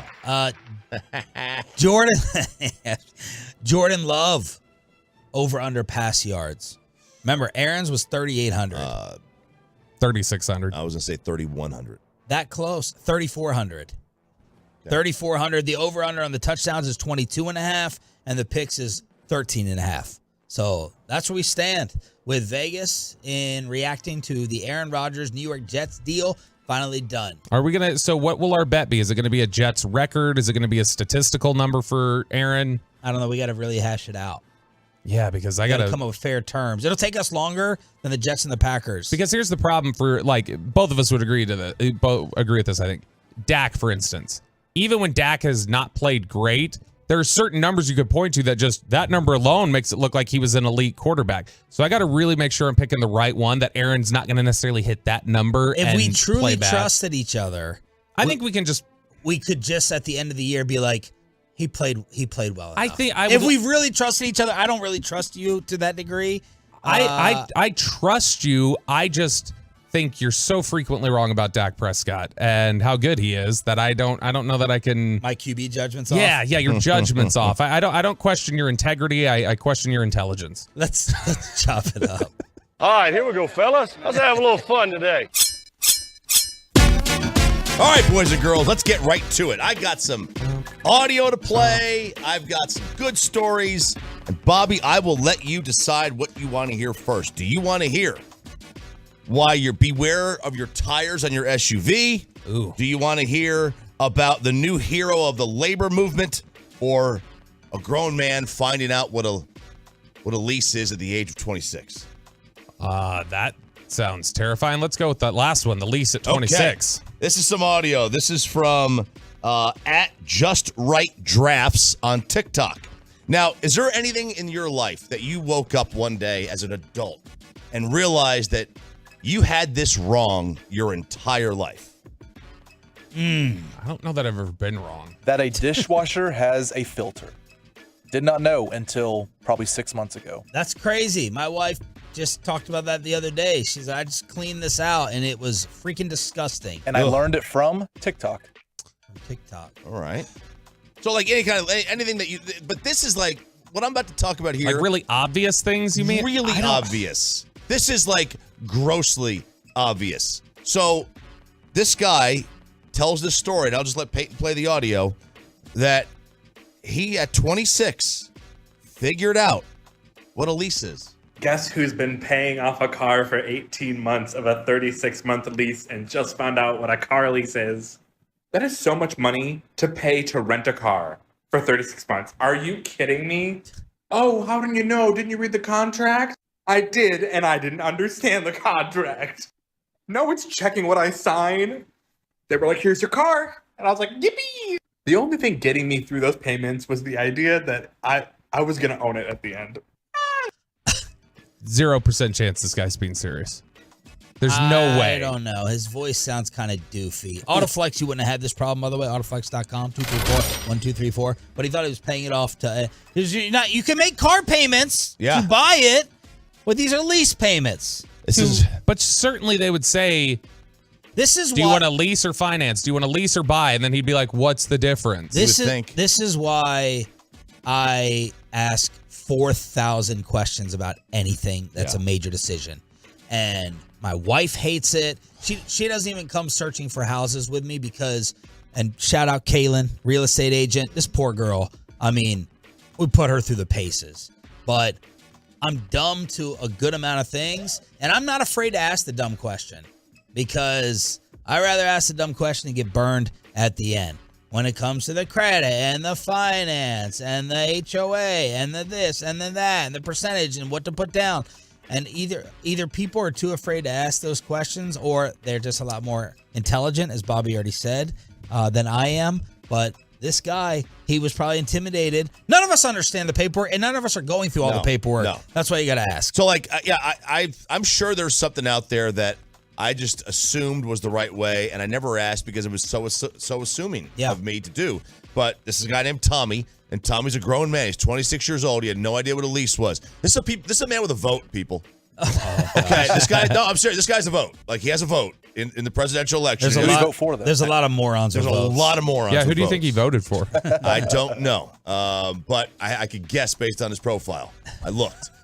This is perfect for the Twitch, by the way. This is perfect for Twitch. And perfect, the thing that you didn't realize. Yeah, Twitch, YouTube. Let us know the things that you didn't realize until it was way too late. I'm trying to think. The things what about the cash though? Like you brought up, I think like a month ago. Oh yeah, where people thought this is about a couple weeks ago. That people thought, the TikTok generation, the younger crowd thought, when you say I'm paying cash for the house, they paid cash for the house. That they actually brought a bag of money, a briefcase of money to signing. And just handed it over to the previous owners. Like, that's what they thought. Like, no, it's like you have money, it's in a checking account, whatever. Yeah. I'm trying to think, like, all the stuff that How many people know what escrow is? I don't know what escrow is. It's a place that doesn't exist that you just put money into. It's the snails they give you at restaurants. That's escargot. My cargo. Whatever. Can't we come up with 160 easier, swiftly. Reckon by a new one. Your crew run, your crew run. A better name for it, you know? I'm putting this in escrow. Yes. It just sounds so official. Yeah. The only stuff I can think of that I have epiphanies about later where it's like, oh, really? That's a thing? Are usually... You're coming across as a little arrogant. No. Like, there's nothing that has ever caught me off guard. No, there's been plenty that's caught me off guard. I don't know. Like, I'm trying to think of stuff that's caught me off guard as an adult, though. Like, all this stuff that caught me off guard was stuff you find out when you're a kid or a teenager or whatever else. But I'm trying to think. The stuff as an adult is usually sentences, like popular phrases. Like Kristen, when she said a bump on a log a couple months ago, I was like, that's not a, what the hell does that even mean? She's like, that's a sentence, or that's a phrase. I was like, no, it isn't. And I had to ask people, and everybody's like, yeah, that is a thing that people say. 877-881-1053. Let's find out what the Tolos are saying before we move on and chop it Tanner Smith with a great point. You didn't name something. And Tanner Smith named one that you forgot for you. You didn't know what NASA was in Houston on the YouTube. Well done. Well done. All right, so next one. Get you over here. Beware of your tires. Climate activists are going around town all across the United States and deflating tires of SUVs. That's a good way to get shot. They call themselves the Tire Extinguishers. They have 15,000 members worldwide, and they say that they are going after large luxury gas-powered SUVs. Quote, they are a disaster for our health, our public safety, and our climate. They used to have 18,000 members, but they tried it in Texas. Now they only have 15. Go Earth Day. Yes. Sounds like an Earth Day initiative. Go Earth Day. There That's you go. their one thing. They say that because the government has failed to protect us from this danger, we must protect ourselves. Oh, they're doing the Erica Bagu. We must protect this house. Yeah. So they're leaving letters, like notes, on the windshield wipers of these vehicles saying, we've deflated one or more of your tires. You'll be angry, but don't take it personally. It's not you. It's your car. How many times would this have to happen to you to switch? It would have to. There has to be a number. How many times? Switch vehicles? Yeah, Like- switch vehicles for them to pressure you out of it. I would. Oh no. No, this would how many times would it have to happen to me before I put Wait. some sort of detonating device into the tire or something? So No. Let's just say you never catch them. You never catch them, and it keeps happening. How many times till you're forced out of it? There has to be a number. No, there's zero. Zero? Zero. I just buy the insurance from the tire place, and they have to replace it each time. Yeah, because they're not slashing the tires. I mean, Yeah, but you have a flat. No, you have a flat. You just got to. You have a flat. It's the pain of the flat. It's a pain You in know the how butt. long it takes to get the towing company out there, and then you got to go to the place, or you just fix it yourself, I guess. Yeah, I do you have a? I have a. But how many pump. times in the morning you're going to be late, like Choppy or Yeah. Bobby? How many times? I'm not doing this. Yeah, I've got a pump at the house, but I mean it. What kind of pump? It's a air pump. Oh, okay. Boss is listening. Yeah, for a vehicle. Just ask. Yeah. But I had to do this the other day because my tire has like a nail in it, and I just, instead of getting it fixed, I just keep putting air in it. And even to go from like 20 psi to 34, it was still 2 minutes. Still annoying. Boss texted about the thing that you don't realize until it's too late, and it ties into the car. He said the arrow on the gas gauge shows which side your tank is on. So if you look at your gas, if you look at your gauge, the F and the E. Yeah. Right. So then you see the little gas. The arrow. Yeah. There's a triangle. That Like points saying towards- halfway, full, quarter. No. So no. you see the little gas. Here's Sean's. The fuel pump. The like a gas station. The little emblem of the gas station kind of thing. You've got the gas pump, and then there's an arrow that points to one side or the other. That's which side your gas tank's on. Oh, yeah. No, I never knew. I just always assume it's on the driver's side. Yeah, I've Mine's noticed. not. Yeah. Yours is not? No. What type of car do you drive? Camaro. Luxury, I guess. Luxury problems. Luxury problems. There's I had no idea. There's a reason why it's on different sides. I don't know why it's on different sides. I'm not embarrassed over Well, that. if you go to Costco, it doesn't matter because you can just drag that the is hose, amazing. which is ridiculous. What? I hate it so much. Costco, you could just This drive. might be my one thing. You can just drive in, and it doesn't matter what side your tank's on. The Extends? pump extends either side for efficiency and speed. that's It's fine. amazing. Okay. Costco's the best, man. But I to answer your previous question, it would probably. I don't know that I would ever change. What I would probably start doing is getting a ring. I would get like a doorbell camera or something like that. And then I would just sit on top of my roof with a paintball gun. I'll tell you what. The fan text would say that the one thing I didn't know was the other day when they all had to tell me, well, no, the players can bet on the other sports. Oh, yeah. Yeah, that's mine. The rules at the NFL Network. Yeah. I know the rules for me. I don't need to know them for the players, I guess. Morgan Wallen sued or bare minimum Mondays? Monday. Okay. Oh, you're just doing everything you can to avoid that man. I want to introduce you to Marissa Jo Mays. Now, Marissa Jo Mays is a dead ringer for Stephanie McMahon. Her and my cousin Vinny. That's Marissa Tomei. Oh. She is a dead ringer for Stephanie McMahon. Look at that photo. That is, that is Stephanie McMahon right there. Yeah. She is the founder of a company called Spacetime Monotasking, which sounds like it does absolutely nothing. She's a digital creator. She lives in Phoenix. They probably cure cancer and you just crapped on it. Yeah, I know, right? It does sound like a money laundering front, to be honest. She started this, thing called Bare Minimum Mondays. So during her first year of self-employment, she left corporate America. She found herself feeling overwhelmed and stuck in burnout and struggling to operate. Have you heard of the Sunday Scaries? Yes. No. Okay. So she's like, on Sunday evenings, I was a ball of anxiety in my stomach, thinking about all the things I had to do for work on Monday. I'd wake up feeling already behind, overwhelmed, and anxious. The feeling would compound as the week continued. She tried to get herself to overachieve. She said that the instant panic. So what she did was, she was so fed up with that instant panic that she gave herself permission to just do the bare minimum work on Monday. What does that mean? Well, she said she was liberated because she was conditioned by what she calls toxic productivity culture. Permission to do just the bare minimum. The Memphis Gen Zs. Yep. That her worth is directly tied to her productivity and output. So for 2 hours, the first 2 hours of her workday on Monday, they are phone and laptop free. She would step into what she calls her work avatar, whatever that means. Oh. So what she would do? She would work on a creative project, run some errands that she didn't get to over the weekend, exercise, take care of herself. First 2 hours of work? First 2 hours. And then she would take a 4-hour window where she would only work on essential tasks for work that day. Urgent stuff that had to get done. And she said, so what happened was, in turn, that her Monday suffered, but the rest of her week was more productive. As opposed to her Monday being more productive and the rest of her week being filled with anxiety. I fire her. She deserves to be fired.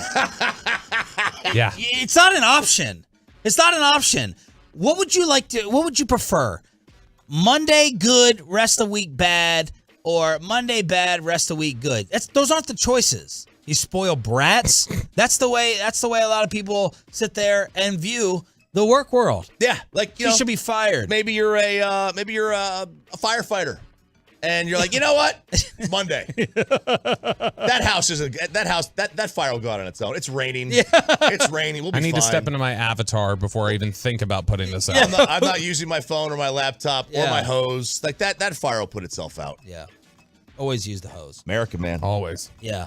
So there you are with the Mondays, but what do you think of Scary Sunday people compared to our jobs? How do you view it? I don't understand what that means. You get nervous. You start getting... What, about like working? It's just, you get anxiety about saying, oh my God, I would love to have a Sunday to go patio drink. And doesn't everybody have... I would love Sunday to have... scaries? Doesn't everybody like, I got to go back to work tomorrow? I think everybody Is does that dread or scaries? I think you're just dreading. So we're talking about something worse than just the normal. I don't want to go to work. I think people are getting like anxiety over it. That's what it sounds like. It is. I think it is. Wouldn't you love to just like have Sunday like Saturday for us? Now look, yeah. We watch sports for a living. All right, we're not laying brick, but you're not going out and cranking it up on a Sunday when you got to wake up at what time did you wake up? 5:15. 5:08.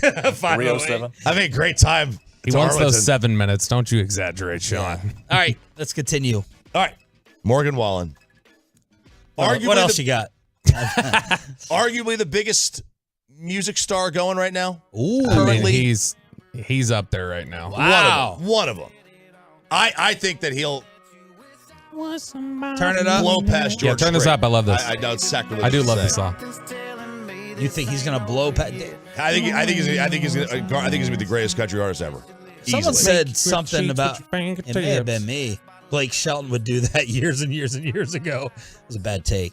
But now you're saying about Morgan Wallen. Yeah. So Morgan, who just puts hit after hit after hit out there. It's wild. Nobody does this. I mean, Taylor Swift did. Yes, absolutely. There's a lot of people that have. The Beatles. The Beatles did it like 20 songs in a row. Yeah, they did. Black Eyed Peas. Yeah. Oh, Black Eyed Peas. Good stuff. Yeah. Taylor Dane. We don't need to start naming all the people in history who have put out hit after hit. It's a long list. The Clash. The Clash. Good stuff, man. Well, get in here. So smack this fool. He canceled his concert at Ole Miss. Now it kind of sucks, man. I gotta be livid. This was like the opening act had already performed. All right, the opening act had already performed, and then there's a sign up on the jumbotron that says, "Ladies and gentlemen, unfortunately, Morgan's lost his voice and is unable to perform tonight. Therefore, tonight's show has been canceled. You'll get your refund, yada, yada, yada." Boo. Well, he is, people are not taking this well, okay? One lady decided to put on social media and tag him, "Morgan, since you're offering refunds, here is our itemized bill for you." Oh, Lord. Hotel. Because people have traveled to this. Only reason to go to Mississippi. Yeah, so people traveled to this concert, and he has also taken the next 3 shows that are like in Michigan or whatever. No offense, Tolo Justin. No offense, Dak. So he's taking those shows. He's canceled those shows. He's gonna take like a week off or something. Get his voice back. Doctor's orders, he says. They're doctor's orders. I got a note. He got a note. He's got a note from his doctor. But do we give him credit? I'm assuming the late notice was that he was trying to gut it out. He's gonna be like De'Aaron Fox tonight. You know, he's gonna try to play. He was gonna try to sing. So was it rude or was it effort that the cancellation notice came so late after the opening act that he was back there and he was dressed and he was like, when did he actually make up his mind? When did he actually say? I mean, they were like into opening performances or something. So I mean, he was trying to push it. Yeah, well, I give him, It's give like him some credit. it's like Amari Cooper. He went out there for the first 3 plays against the Jets. He tried. He tried. I think it's kind of both, man. I mean, like, he does get some credit for trying, but like, if your voice is squirrely that morning, I don't know. Like, when is the right time to do it? Is it that morning when people are already kind of on their way? Yeah. So anyway, this lady sends a bill, an itemized bill. Let me know what stands out to you in this bill. Hotel, $560. Will you tell us, Bobby? How many nights? It doesn't say. I'm guessing it's a 2-night stay. Gas. Look, there's Boston. Mine was freaking crazy. Yeah. I mean, they'll gouge you. Yeah, they will. Gas, $80. 4 tickets, $1,600. It was a 4-hour ticket. Her outfit, $120. Her outfit, she had an expense. Yeah, nobody told you to buy an outfit for a concert. Yeah, but she's a woman. Well, how about this one? My wife, it means that women are like, oh, there's an event, there's a birthday party. I need an outfit for it. You can't twist that back at me. I was just asking what it meant. Got a fat woman. How about this one? Husband's outfit. Okay, nope. We're throwing this lawsuit out as frivolous now. Give me the number. Give me the dollar number. What was her number? 120. The husband's better be cheaper. This guy, well, no, because think about this. This is probably the wife really wants to go. I mean, the guy wants to go, but then boots? The wife was probably like, you need to get boots, okay? You need to get a belt buckle. Hat. You got to get cowboy hat. You can't get one of those cheap hats. You got to get a real hat. And so I'm going to say that his outfit, boots, near $200. Boots are more. Yeah, boots are really expensive. Jeans are probably like $80. They probably got those crazy jeans. I'm going to say that the outfit was $550. It was $218. Okay. Well, all right. First of all, that is... How many boots you got? None. All right, well, don't give an estimate again. I know how much they cost. Kristen has boots. That is a massive violation. No guy should be spending $220 on an outfit to go to a concert. What's the most No you've guy ever should be spent? getting an outfit for a concert. Unless it's a light stick show or something. Oh, rave? Get a rave? You need a rave? A green highlighter suit that you're wearing. Oxford Grill House, Cracker Barrel, $40. Oxford Grill House, $235. Rebel Bags. No, you don't get expensed for your food here. Rebel lady. Bags, $629. She spent $629 on Rebel Bags. What is that? It's like Ole Miss paraphernalia, I guess. Drinks at the concert, $220. They spent $220 on drinks before the concert even started. Sounds like your night last night. Morgan Wallen merchandise, $235. Grand total, $3,982. She left her Cash App. She goes, in 17 years, my husband has gone with me to 2 concerts. Somehow I talked him into this one, and this happened. So she wants that. Now another person is having a class action lawsuit against Morgan for complete refunds. They want to sue him for time and all that stuff. And somebody posted, Morgan thought he could cancel a show at Ole Miss to the My Daddy's a Lawyer crowd. which apparently is a big thing there. Is that a My Daddy's a Lawyer crowd out there? Ole Miss? Ole Miss? Yeah. Oh, Ole Miss is, that's old school. That's old school money. Really? Oh, yeah. That's that. Murdoch money? That's that Murdoch money. I don't want to say what it really is, but you know what it is. Well, Chuck, what is the what it last is. concert that you have that you've been to? Ooh, what is the last concert that I went to? I think it was Def Leppard and Journey. Okay. At the AAC. Really? Tim Collins? No, I didn't go with Tim Collins. No. How But many he was arms? probably there. Sleeveless. Yeah. How many arms did the drummer have? Just one. Stop it. And he crushed it. So, I don't get the joke. Does the guy will have one? The Is he Def a one arm Leppard drummer drummer? has one has arm. one arm. Yeah. That was the He's a joke I made to badass. Cody when he was playing at Pete's Piano Bar. He was wearing a Def Leppard shirt. I was like, when you get up there, they're going to tell you to play with one arm, though. Did Blumenthal try to get his number too? wow. 877-881-1053, truckwreck.com text line. Chopping it up every hump day. Well, we got Zach Wolchuk in studio. Throw out all your G-bag, all your draft, all your life, all your one-arm drummer questions for Zach Wolchuk, part of the top-rated show in the afternoons right here in DFW. A member of the nation in studio next. But let's get you up to Gaylord.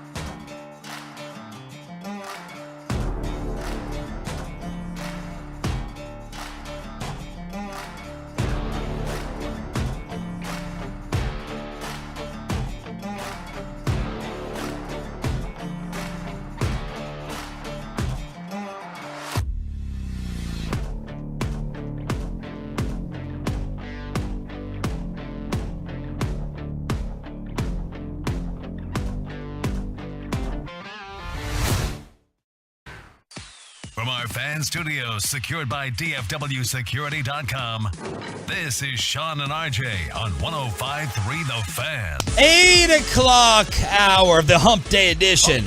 Here on DFW Sports Station 105.3 The Fan. Cowboys draft coverage tomorrow night, Ford Center at the Star and Frisco. And joining our coverage this year will be a member of the #1 rated afternoon show in the Metroplex, Zach Walchuk, in studio from the G-Bag Nation. Thanks for coming in, brother. Appreciate it, man. Thanks for asking me to come in. Did you have to wake up extra early? Yeah. What's your usual sleep time and then wake up time? I usually try and get to bed around midnight or so. Okay. And then I'm up at about 8:45, go for a morning walk. Oh, gosh. Yeah. So full 8 hours? Yes. That's got to be good. That's what I'm trying to get into. It is nice. If you sleep, if you have like 6 hours, because Bobby's been on to the sleep cycles lately, will it affect you? We'll find out later today. Well, then out. Because I got up at 6 today. So by the end of G-Bag, we'll see if I You start got to up the same drag. time as Choppy. Yeah, we're good. Oh, were you late today? No, I didn't.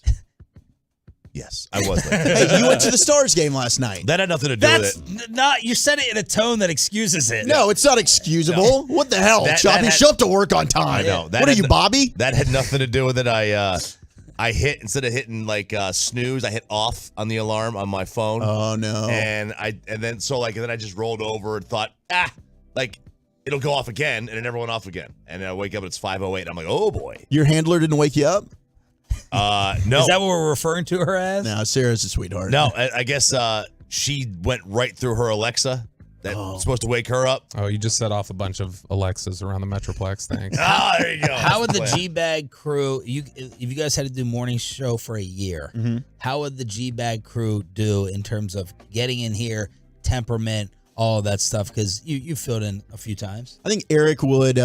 Eric's now open to the idea because it fits with his kids. Oh, I'm glad it came up. Yeah, they asked Yes. if Walchuk was saying, like, they just met last week. They were being asked if they wanted to host. Yeah, a they were morning trying to show. get us to They said take it was over. just a vague question. No, it just. Thanks, Gavin. It used to be that Eric and I would be like, "This is terrible. I don't know how you guys do this." Eric has now said that the idea of the morning is not as bad if we had to fill in again. Why?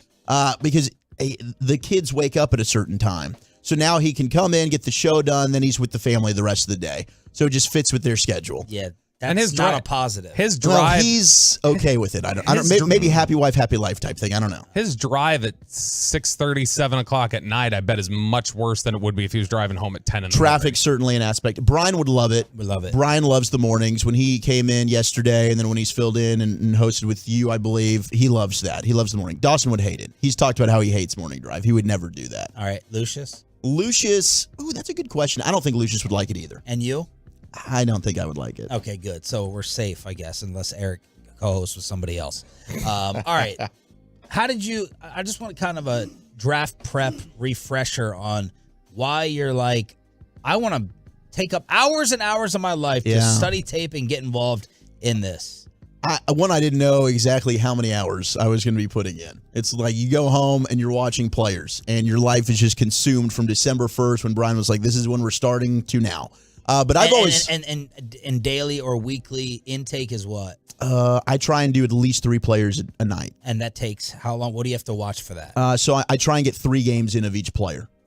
Okay, and it's like cut up, and that takes how long? I'd say probably an hour minimum for each player. So you're talking about 3 hours a night. 3 hours. Yeah. Oh. Yeah. So it is a lot, but I've always just loved the draft. Like, I've been a draft nerd forever. I've always loved what Brian does. I've watched the draft show with Hellman and, Kate Tizzle and everybody that's been a part of this thing. So I was always thinking, man, it'd be fun to be a part of that room. When the opportunity presented itself, and Brian's like, yeah, man, we can do this. I can try and get you on the draft show. I had to kind of prove myself to him a little bit. Yeah. Brian gives you the side eye. What like, was the all right, hazing process? What's this? Does this kid get it or not? Well, I think it was at first he said, all right, December 1st, we're starting to watch. And he was trying to tell how committed was I? How many players was I going to get in? Because he was going to cut you loose, right, if you didn't cut it early. Exactly. Yeah. So the fact that I was actually, all right, I watched 4 guys last night. I'm at 20 guys. We're a couple weeks in.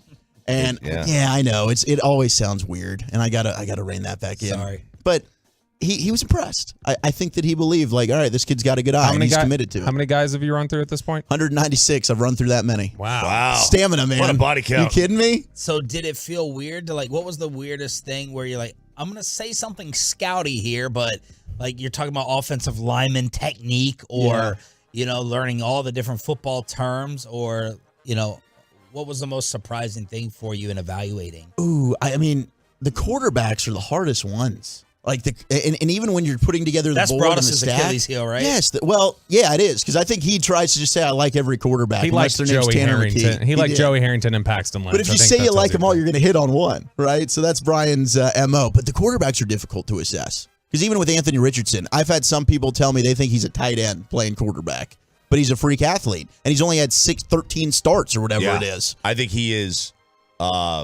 Either Patrick Mahomes or Jamarcus Russell, and nothing in between. It's going to be a massive bust, or he's going to end up being the best quarterback in this draft class. And then you get into the that's just the scouting of the player. Then you get into philosophically, hey, if he has the chance, if that's his ceiling, you have to take him number one.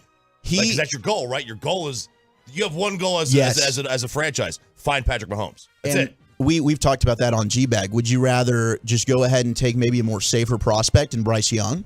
Or are you going to go ahead and just say, I want to try and go for the player that has the highest upside here, which would be Anthony Richardson? So if you miss, you miss. What's your quarterback order? I've got Bryce Young 1, Will Levis 2, C.J. Stroud 3, and then Anthony Richardson 4, followed by Hendon Hooker. But honestly, I do love me some Hendon Hooker, Chop. Oh, yeah. I really do. He's fantastic. Like, I get giddy just talking about him. And Hendon Hooker's going in the first round. He'll be going in the top 25 picks of this draft. He's going number 26. You think so, to the Cowboys? I would. Where do you stand on the whole, size issue with Bryce and holding? Because Broadus yesterday was like, I'm staying old school, traditional, 6'4". I prefer that versus a Drew Brees type. You've been through 196 guys. Does size matter? Yeah, well, according to Broadus, he'd rather bust on a bigger guy than a smaller guy. That is what he said yesterday on G-Bag. I heard that. Yeah. Word for word. That's Brian. Brian's got a thing against the tiny dude, and I think Bryce Young is clearly the best quarterback in this draft. I don't think it's close. When you look at how he's able to I think the size for him is not as big of an issue because he's able to find openings by sliding, maneuvering the pocket, whether it's scrambling outside. He's got the best arm. He's got great mobility. And when things break down and there's chaos around him, he's calm, cool, and collected. Like, he's that dude, game's on the line, he goes into the huddle, everyone's looking at him. I don't think there's a doubt that Bryce Young's going to be able to make a drive here. I think I saw C.J. Stroud in person against Iowa this year. I went with Sandler to his college football trip, which Sandler had to bail on us, but Sandler didn't attend the game? He didn't attend the game. There was a good reason why. Okay. But he didn't attend the game. This year, I think, is this USC? Oregon. Oregon. Oh, Oregon. You going to come? Yeah. I mean, I would like to. You should. That's a lot of, man, bro, that's a lot of chips I got to cash in. Yeah, a lot of chips. That's a lot of chips for the wife. Let's start cashing the chips. Plus, on that. To be able to get back for Sunday. Oh, yeah. Right? You can't miss it. It has to be a bye week. No, that's true. And I'm the bye praying. week is this charity event that we're not skipping. Oh, really? Yeah, we'll explain at 8:20. Okay, perfect. I can't wait to get to that. Yeah. But yeah, it is going to be Suck it for Oregon and charity. Caleb. It could be a Monday game. Maybe a Monday. Maybe it's a Monday night game. Yeah, I'm not going anyway. I wasn't impressed with C.J. Stroud. So you're getting the C.J. Stroud slander? I was on the C.J. Stroud slander before it started. He orchestrated it. I'm the one that's actually on the Reddit. His S2? I put out the Reddit post that's having him tank, and I put out the Will Levis Reddit post that's having him rise. Okay, so let me ask you this, because why do you like Will Levis over CJ? Because here's my issue. Here's my issue with that, right? And I didn't watch the tape with these guys, so what the hell I know? Nothing. Sooner or later, like it's really, you don't often see quarterbacks who don't win games in college succeed in the NFL. You see it with Mahomes and like Goff. But I don't think anybody's going to draft there's Goff's a good player, but I'm not going to draft him number one again. That's not the career I'm looking for with the number one overall pick. So that's Will Levis, though. Yep. Will Levis, Kentucky, I don't think the Kentucky team was all that bad. I know some people say he had guys that couldn't catch, or they were either really young at receiver or just not very good. You know what it was is his offensive line was bad. His right tackle tried to get him destroyed every single snap, and I think that's what kind of sells me on him. C.J. Stroud was in a perfect system, and the talent around him, you look at it, he played with first-round pick Garrett Wilson, first-round pick Chris Olave, first-round pick Jackson Smith-Njigba, Marvin Harrison, Emeka Egbuka, who's going to be coming up in 2 years. He had a first-round left tackle, borderline first-round right tackle. His center's going to get drafted. This guy was playing with a ton of talent around him. Will Levis not quite on that par. This was a disappointing season for Will Levis, but his ability to stand in, get punished, take a hit, and come back for more. He's got the toughness. He's got mobility. He can make every throw on the field. C.J. Stroud can too, but I think the accuracy for Stroud is overrated. I saw him be wildly inaccurate at times, especially the game that I went to. His best game was against Georgia, so I can see why people are elevating him from the last time we saw him. That was the best game I ever saw him play his entire college career. Now that's the thing, though. When you look at the quarterbacks and you evaluate the quarterbacks, is there any weight to the fact that if you were to say, what's the best game any of these quarterbacks put on tape this year, it might be Stroud against Georgia, which is an NFL defense. And that's fair. So doesn't that give you, because it's that, if they did it once, they can do it again type of thing? How does that weight into your equation? It certainly does. It has an impact, and that's why I've got him ahead of Anthony Richardson, because he's done something that I haven't seen Anthony Richardson do. So you can project it and say, I think Richardson could be a better pro. I haven't seen him do that yet. That's why I got Stroud ahead. But honestly, if I was in that draft room, I think the upside for Richardson's much higher than a Stroud. I don't know that he's going to be able to replicate it because I don't know that he's ever going to be on as talented of a team. Zach Wolchuk in studio on the morning show here from the G-Bag Nation. Explain this Reddit post. Oh, with Will Levis? So somebody went to Reddit and said that Will Levis has been telling people he's going to be taken like number 1 overall. And now all of a sudden his draft odds have skyrocketed. So Vegas has now taken Will Levis's odds off the board. And it's one of the stupidest things You ever. really think that Vegas has reacted to a Reddit post? Yes. Yes. Reddit is powerful, Sean. They're smart. They are smart, but here's the thing. Vegas is not you can beat Vegas on non-game situations. Like with games, they're very good. Yeah. Because Vegas basically only relies on computers nowadays. That's most of their stuff is computer generated in terms of the odds. You can beat them with futures and with stuff like this. Right? Stuff like this you could beat them on. You know what this feels like, though? The whole Will Levis thing? Doesn't this feel like Mac Jones is going 3rd overall? Yeah. It feels like the same sort of chatter where there's all this, hey, guys, he's going to go up here. He's going to be and then he's going to go like 15th. Something's going on. Like, there's something weird going on. I mean, all these guys, I can't imagine all 4 of them. Like Atlanta needs a quarterback, and I mean, all these teams need quarterbacks. Zach, how do you subscribe to Choppy's theory of you just take the quarterback, even if you think, even if your scouts are telling you, tell them how scouts don't matter. Sorry about this. Coaches don't matter. Offensive line doesn't matter. Linebackers sure don't matter. Scouts matter. Showtime starts don't matter. Yeah. Scouts matter. Chop literally wants football to be 7-on-7. Yeah, honestly. Yes. Absolutely. Can't wait. It's happening. But I think just as humans, we're really bad at talent evaluation. Dude, I got a job. Okay, somebody gave me a job. That's a good point. He's starting off hot. I just think we're really bad at talent evaluation, and history shows that the chances that the guy picked right after you at the same position is better than the guy picked before. It's like 50-50. We've seen this throughout history.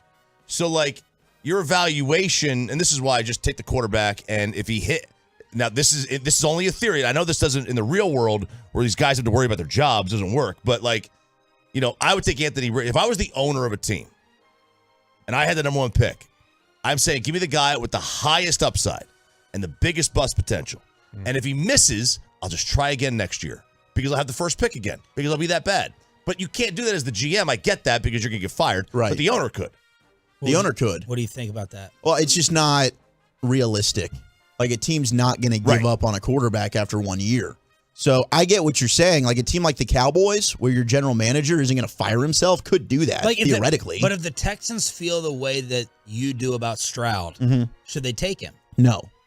If you take don't, a different quarterback. You can take a different quarterback, or I don't mind their strategy of we're going to pass. We're going to try and trade back, or we're just going to go ahead and take Will Anderson or Tyree Wilson or Jalen Carter, whoever they deem as the best player in the draft. Because if you don't love a quarterback, then you are setting yourself up for, if we stink again, we can take Caleb Williams next year. We can take Drake May. But his point is, we don't know. We don't really know if we love him because of the odds. But because the value should beat the odds is his premise. Because the idea is that we think we know about the quarterback. Sure. We don't know. It's a crapshoot. Why don't you just, Chop, why don't you just, if you're bad, why don't you just draft a quarterback all 7 picks? If that's where if the potential can hit at any point, why are you not just drafting quarterbacks all 7 rounds? He might love that. I actually might love that. That was not meant to sway you. Yeah, but like, you need to have just one to play, right? You don't want to have like open up the competition though. We get in there, we see, oh, he's better. You pick the one, and then you reset. Dak was not a great practice player early on in his career. He got on the field and he was fantastic. So I think there's something to that. It's an interesting theory. I never thought of that. We'll hone in on the Cowboys at 8:40, and below the belt, we got Zach Wolchuk in studio. We need the proof on whether this city is actually watching Dallas Stars playoff hockey. And we have the proof and the evidence next. But first, I got...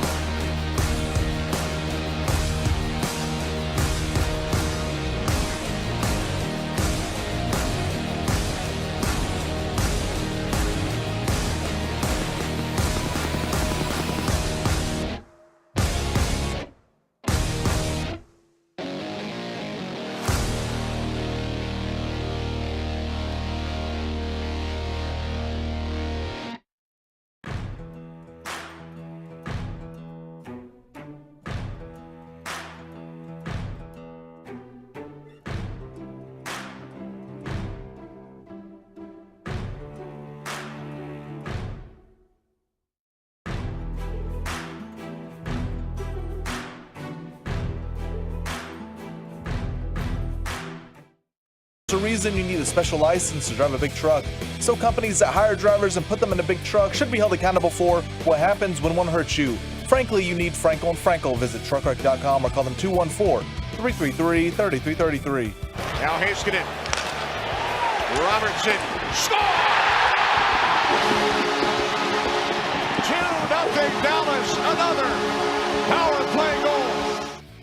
4-0 beatdown of the Minnesota Wild.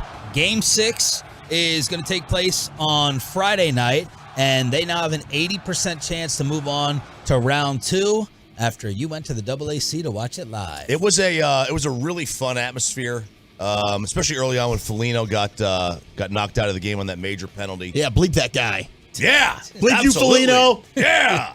And then from there, I think they took the early lead, 1-0 on the power play, and it was a 5-minute major. So we're like, oh man, let's get another one out of this thing. And then the Stars get dinged with a penalty with about 2.5 to go in the power play, so it was a 4-on-4 action. So that was a little disappointing. They didn't get that second goal, but they got one shortly thereafter, and from there it was, that place was cooking. What's your hockey knowledge? Zach Wolchuk in studio to preview the draft from the G-Bag Nation. I mean, I'm a big hockey fan.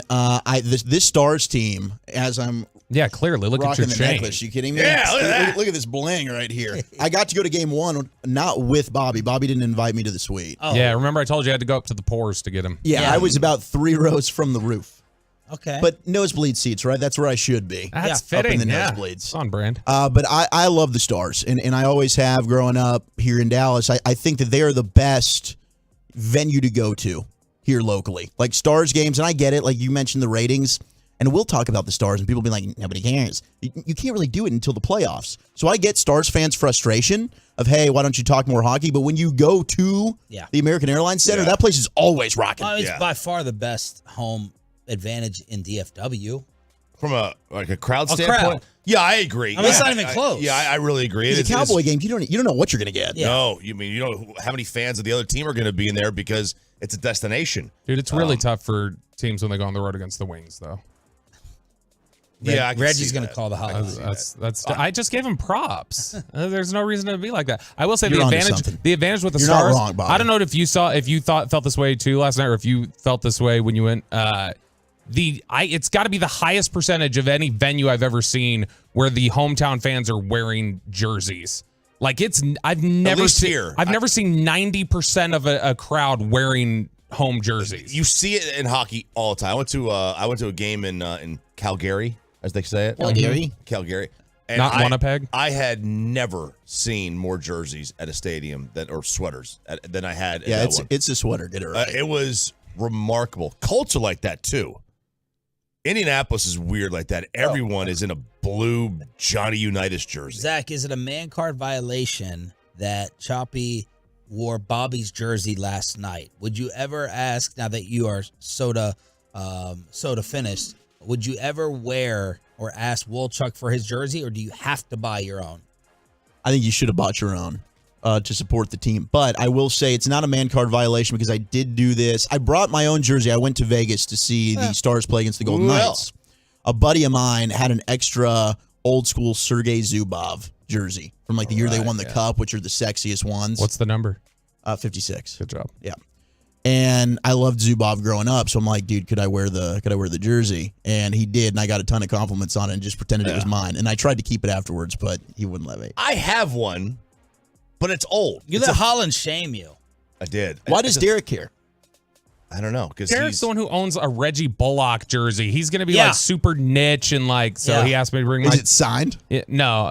Well, I don't know. It might be. He asked me to... So he had me bring my Dax Stars jersey, and he wore that last night. Because you had a Turco one? I got a Turco jersey. It's the old school black one. It's not the original with the star I know, on it. yeah. That just says Dallas. It just says Dallas on it. But I wear it all the time, so I'm in every photo I take, I'm in the same jersey. You wanted to change it up. I wanted to change it up a little bit. Just out there repping. Should have just bought your own one. Come on. No one is. Now, it shouldn't have mattered because my camera broke, so I can't take photos anyway. Oh. Yeah, but Sarah's got the photo. Sarah did. And we got, we took some. All right. How much is the Metroplex watching? Let's get to this, because you said we do not have a Bally problem. No, we don't. Not if you view and believe the television ratings. So, for example, let's let's look at some of the other games. So just take the Stars here. The game on TBS on Sunday got 104,000 homes. The Stars game on Bally, because it was simulcast, it was obviously still on, got 101,000 homes. You never see any Bally game get more than like 40 or 50,000 ever, because it's like they're not that many homes. But for this, I mean, they got 205,000 homes watching this game. That is unbelievable for Bally. So, for example, like the Rangers on Saturday, got 60,000. That's high. That was very high for Adolis. The Mavericks were getting 30,000, and the Rangers get 66,000 on Saturday, and then on Sunday the Ranger game got 58,000. But Stars getting a ton of people viewing their games. Those viewer numbers are going to start dropping if this bullpen keeps pitching the way they have been. Have you had a Bally problem? What's your setup? I had to get DirecTV Stream at the apartment, and that's what I got. Luckily, Bally is on there, or else I'd be bleeped right now. Broadus went ahead and bought the Bally app, and I don't think it's even working to watch the Rangers anymore. Wow. So they're not even offering it. I got another friend who texts me what? I can't watch the Rangers unless they're on ESPN or they're on one of these national broadcasts. And it's a big problem. They got to get this figured out. The week before, just random, because I have every week here basically. The week before on Sunday afternoon, the PGA Tour RBC Heritage Final Round beat everything. It won the day. It beat Lakers Grizzlies. It beat Rangers Astros. It had 132,000 viewers. That was the Spieth final round in the playoff. That was an amazing finish. But you never see that. You never see that either, where golf gets that many viewers. Usually they're around 50 to 60,000. Holland said, "Hey, at least I got to take shots with RJ." He did. Damn, just dunking on you. I don't care. I'm living. That's the day I get to live a richer life than Derek Holland. When I'm sitting courtside, I was sitting in better seats than him, and I had Patron Club. It's not my fault Derek can't get the ultimate access. So you needed that one day flex. You needed that one day flex of sorry, major leaguer. Yeah. Your millions don't reach down here. Yeah, every day that I have to walk past him on the airplane and he's in first class and I have to walk to the back, that was my one moment. What was the shot? He always does tequila. I think. Yeah, it was like probably Don Julio. Okay. It was good. Not Patron though, but may have been Patron. I don't know. That's that. May have been. That's that. We Non-playing money. We did Patron when we went to game one. We ordered a round of Patron. Oh, we're bad luck. Bobby don't play with shots. No. He'll go strong. Are you kidding me? Buffalo Trace was like 2 or 3 rounds when we went out on Friday. Dude, I will never forget showing up to the Super Bowl media party.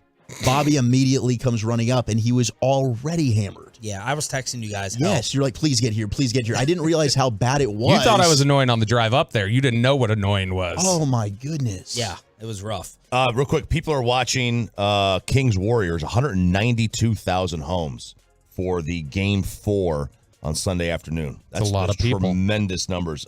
Knicks had 9. So, for example, the Knicks, which played at 12 o'clock, and the Warriors game was at 2:30. The Knicks at 12 only had 91,000 homes. The Warriors get 192,000. Same channel. It's 100,000 Mavs fans that are too brokenhearted to watch Jalen Brunson. De'Aaron Fox says he's going to try to play tonight. Lakers Grizz tonight. Richard Jefferson called out the Grizzlies, the Memphis Gen Zs, for avoiding the media. Let me say this. Like Dylan Brooks, you can learn, and I'm not big on leading by example, right? LeBron James, we see him taking charges. We see him he is a great example of a leader. I'm not going to talk about him as a player, and I'm not saying he is perfect, but I will say this. You can't talk the talk and then not walk the walk. It's okay to make a mistake. It's okay to have a bad game and then go face it. Because when you win, everybody wants to talk when they win. They're sprinting to the podium. Everybody's up there. When you struggle, and that's really where you show your true character, Dylan Brooks, as much as we crack jokes, I love his fire. I love the energy. And honestly, Bron, when he was talking to him, was like, don't change. Keep that energy. Don't let nobody change. Keep that energy. Keep that. And he likes it. There's no beef there. Bron's seen it all. He's heard it all. He's done it all. So If you're not going to talk to the media after 2 straight games, that to me is cowardice. And I don't believe either of them are cowards. I'm not saying that. I'm saying to avoid that smoke after talking the talk and being this, you can't avoid the media. That's something to me I just can't get on board with. Stand there, say we got to play better, but to have both stars, both guys, especially Dylan Brooks, that's just unacceptable. Have you been rooting for the Gen Zs or LeBron more this series? You have to pick one. LeBron.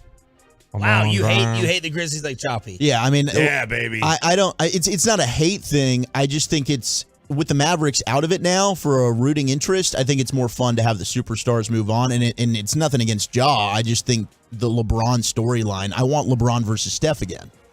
I think that's just it's going to be a blast to watch in the second round. And yes, bleep Dylan Brooks. Even after everything Ja's been through. You're not cheering for him, his backstory? Have you ever hated a bad boy, a bad guy? Like Bobby loved T.O. Have you ever loved a bad guy in sports? Rodman? See, Rodman I was too young to really get in on Rodman. Oh, that hurts. Yeah. Okay. I liked it when he played for the Mavericks. Sure, it was fun for that year when they signed him. I was like, oh, cool. Look at his hair color. T.O.? T.O. I hated until he put on him the star, man. God. I saw this. Who was the coach? How could you have liked T.O. before he played for the Cowboys, Bobby? He's everything. I love all the diva receivers. I love me some me. You loved Ocho? Yep. Who was the Kobe stopper? Oh, the guy from the Grizzlies. Ruben? Yes, Patterson. Ruben Blazers. Patterson. Yeah. Blazers. And Blazers. And he kept saying, I'll stop Kobe. And Kobe had like 50 on him. Yeah. Yes. So you didn't love like Ron Artest or anybody? Meta World Peace? Ron Artest? Big fan. Big fan. 877-881-1053 is the truckwreck.com text line. Back to the draft with Zach Wolchuk. How many? What's y'all's ratio of draft coverage on G-Bag? Not enough. Not enough? Yeah. Do you think that where do you think that Tolo's kind of, what's over the line in terms of, okay, this is above my head, or you guys are delving too much?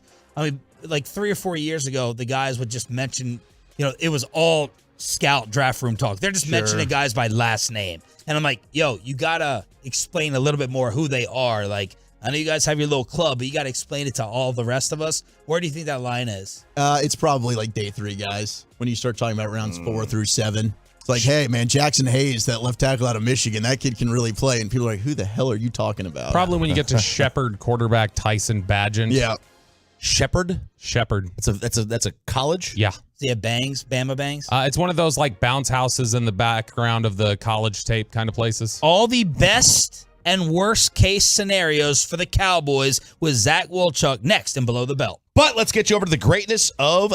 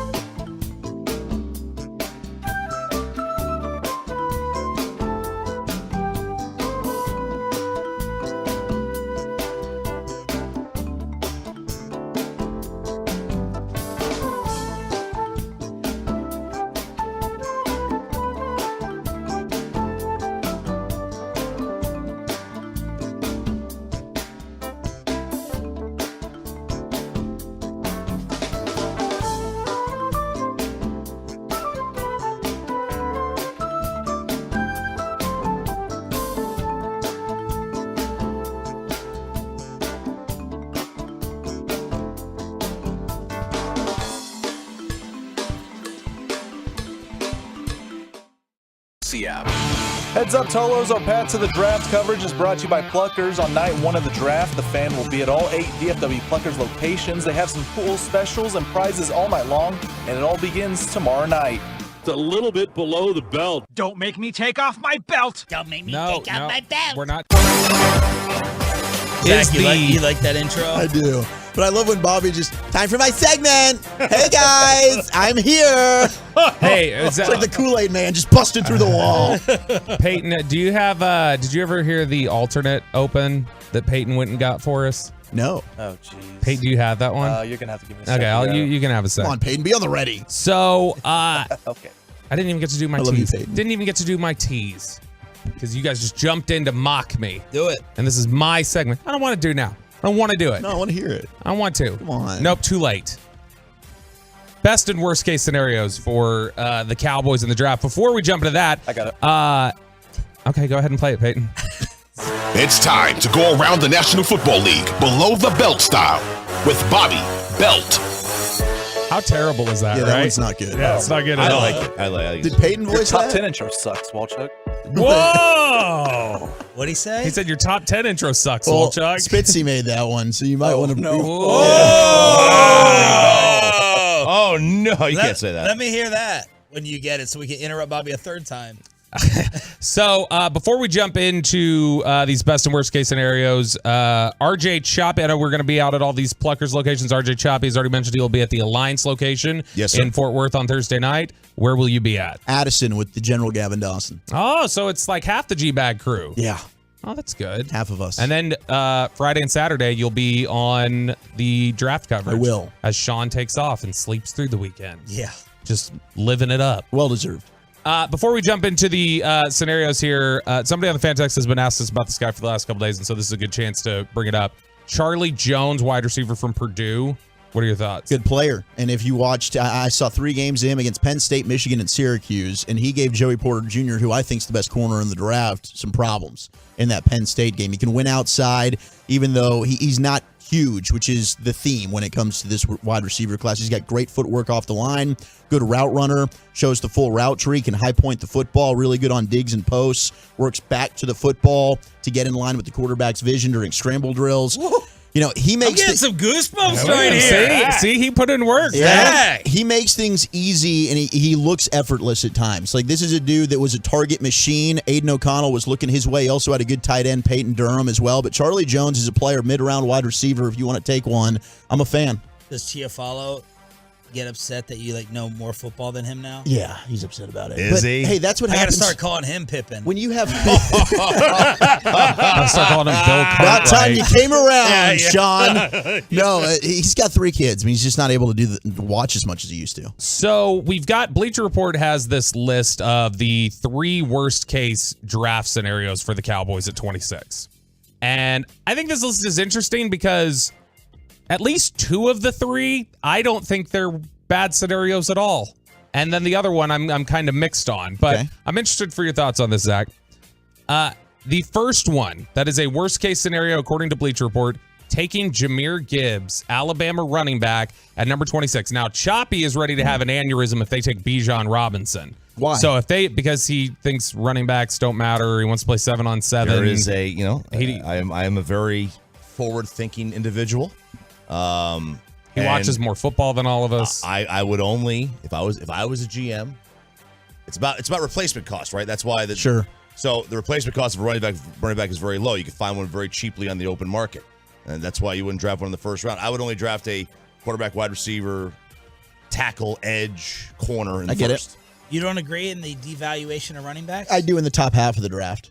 Not in the bottom. Right, first 3 rounds. When you're picking 26, First 3.5 rounds. I top think half the of the draft. value of Bijan is way too good to pass. And Bijan is who or what? Bijan to me is the 4th best player in the draft. I'm not comparing him to Barry Sanders. I think Bijan, to me, that's good. He knew what you were trying to do. This is what sets Bijan apart is you can utilize him as just a weapon because he is so good as a receiver as well. So there's some teams that have talked about using Bijan as a Deebo Samuel type player, right? And if you're doing that, I mean, are you knocking the pick? If you're able to get the absolute value and he's the best player at his position for 3 to 5 years, I don't see why that's a bad pick. What is your top 5 in order? top 5 of your board? For running backs? No, period. Oh, I've got number 1, Jalen Carter. Number 2, Will Anderson. Number 3 is Bryce Young. And then number 4, I've got Bijan. Number 5 is Tyree Wilson from Texas Tech. Oh. Get your guns up, Sean. Wow. I'm out. You're out. You're out on. Oh, that's right. You're all about Vandy players now. The godson? He's showing my godson. Yeah, he's all about the Vanderbilt guys now. So Jahmyr Gibbs is listed as a worst case scenario here, which I think Jahmyr Gibbs is a good player. I still have questions. I don't think there's any way they take Jahmyr Gibbs. I don't think so, but I still have questions about whether he can run between the tackles. That's an issue. Yeah, he's 5'9". He's 5'9", but the reason they think it's a bad pick is not because he's not talented or anything else. They say he's overlapping with Tony Pollard in skill set.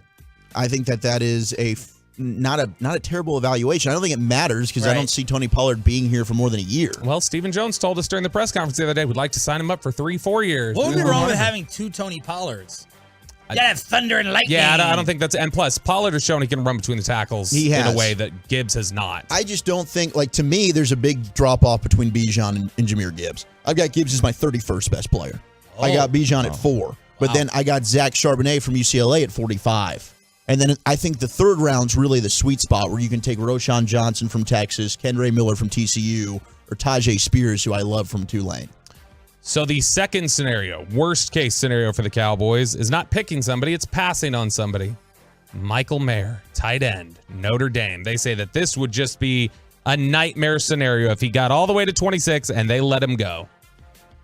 I don't think it would be a nightmare scenario if they let him go because tight end's so deep, and there's a lot of other tight ends that I like. Now, I'm not anti-Michael Mayer like you are, and I thought it was very interesting. I'm not anti-Michael Mayer. Yes, you are. No, I'm not. You don't like him.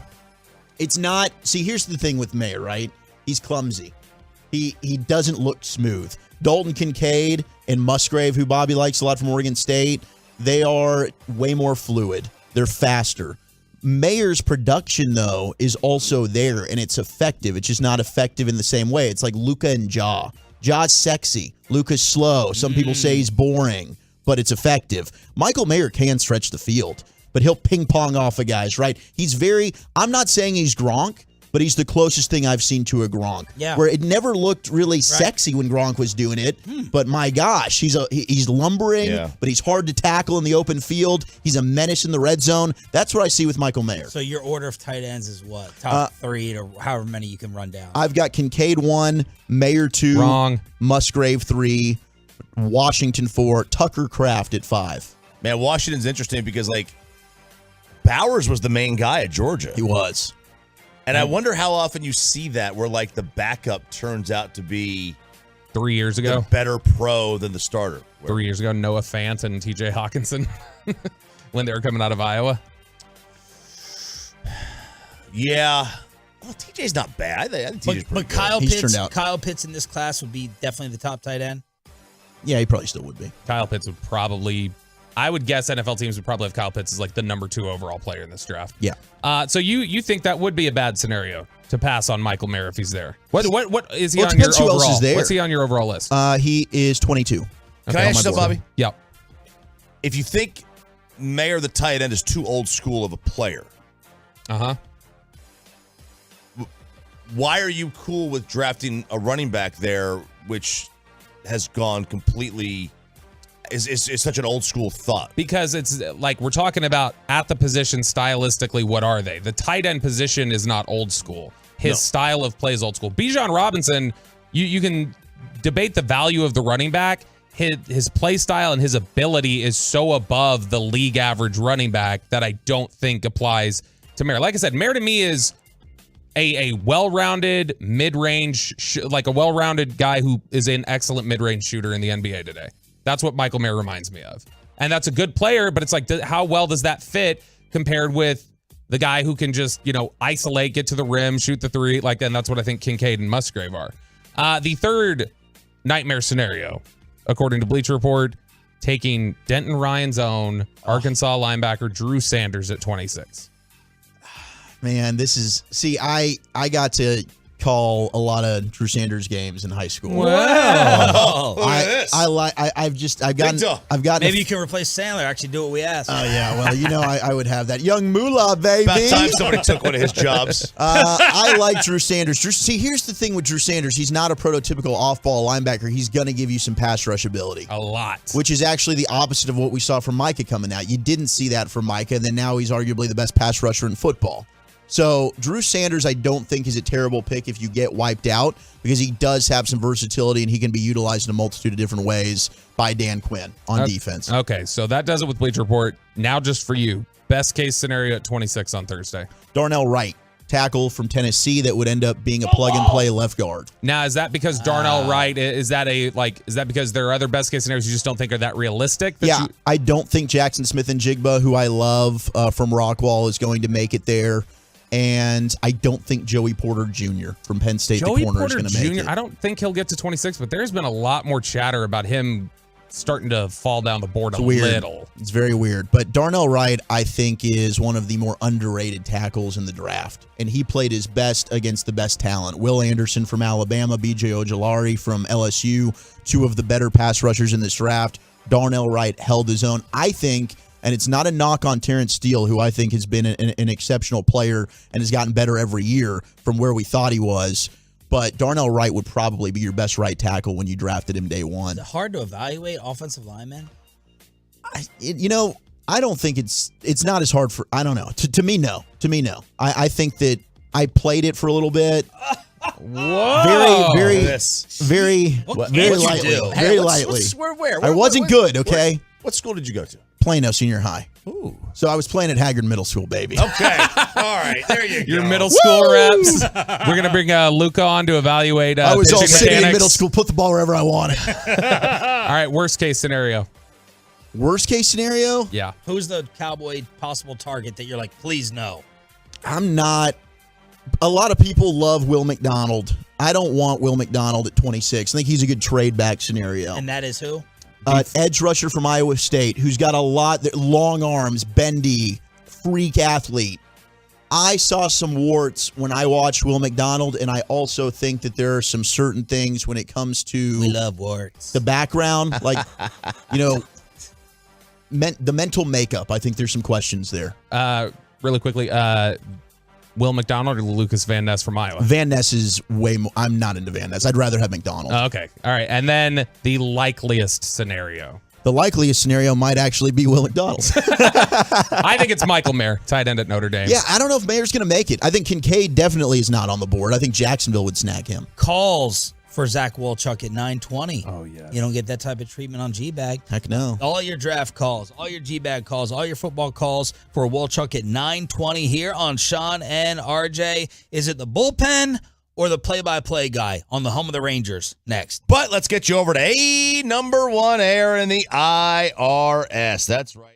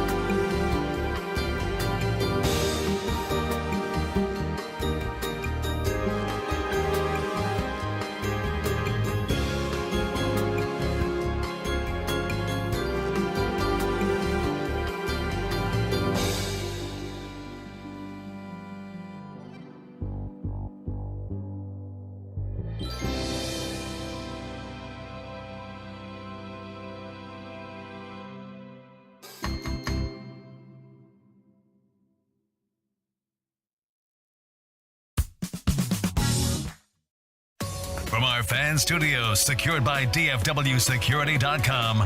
This is Sean and RJ on 105.3 The Fan. Smith swings and skies one in the air to left. Going back on it, Fairchild turns, looks, that ball out of here. Josh Smith, a solo home run to the opposite field. That ball just kept on carrying, and Smith leaves the yard for the first time this season. And the Rangers lead 6-0. Final hour.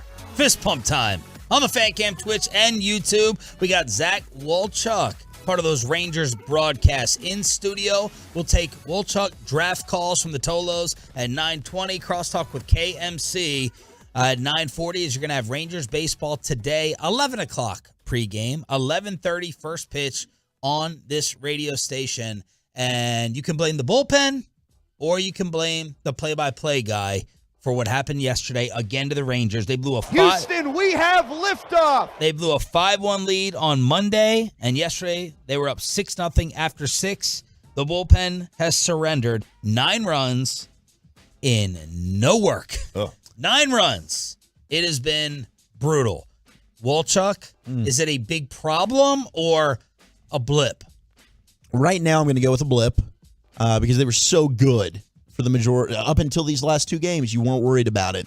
I'm not a big Jose Leclerc believer, and I haven't been, to be honest, for the last couple of years. Peyton is. So, yeah, Peyton's loved him since the first time he ever saw him. Since UNT, baby. Since UNT, go Mean Green, Ka. But, yeah, I think Jose Leclerc pitched at UNT? He did. He was our baseball team. That's why we don't have it anymore, thanks to Jose. But I think that ultimately this is going to be an area where they make moves at the deadline. 100%. They're going to end up having to improve this bullpen. When Will Smith, who wasn't signed up until, 2 weeks before spring training ended, is your best reliever, you're going to have to improve that. If the bullpen doesn't prevent them from being competitive by the deadline. And Bassick said yesterday, you want to try to trade for somebody on April 26th? Good luck. These other teams, there's only 4 teams that are out of it already. It's way too early. Nobody's going to trade, and if they do, they're going to hold you ransom because they know they've got 3 months of negotiating power ahead of them. They hold all the cards. Wait, you need somebody 3 weeks into the season? Are you already? You need somebody? Okay, well, pay up, man. There is a little, it may prove to be correct, but there's a little overreaction here. Yes. And I think it's just because we had priors heading into the season, things that we believed about this bullpen, and I think that we didn't believe what we were seeing for the first 20 games of the season or whatever it was. It was hard to buy into it and believe in it.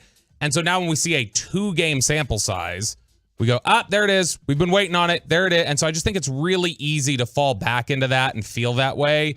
When in reality, it's let's give this a couple, give it a week or 2. See if this continues to be a problem. This is a bad stretch for the bullpen on a road trip that you hope gets undone. But yesterday, it wasn't like they were getting rocked. It's not like these were 106 mile per hour exit velocities and a bunch of home runs.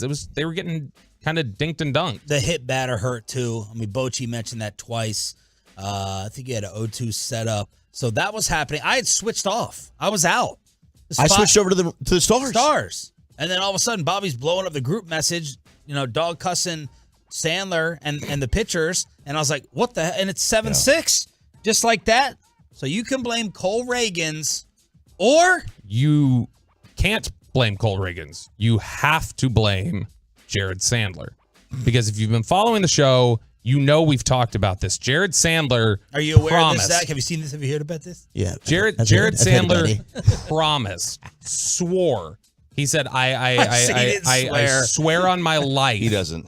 I will make this call. We gave him the Cincinnati themed home run calls to make. We gave him the young Moolah baby to make. You remember we were on that broadcast together when I texted him while we were on that and said, hey, say young Moolah. And he said yes then. And then he recommitted to it on the air.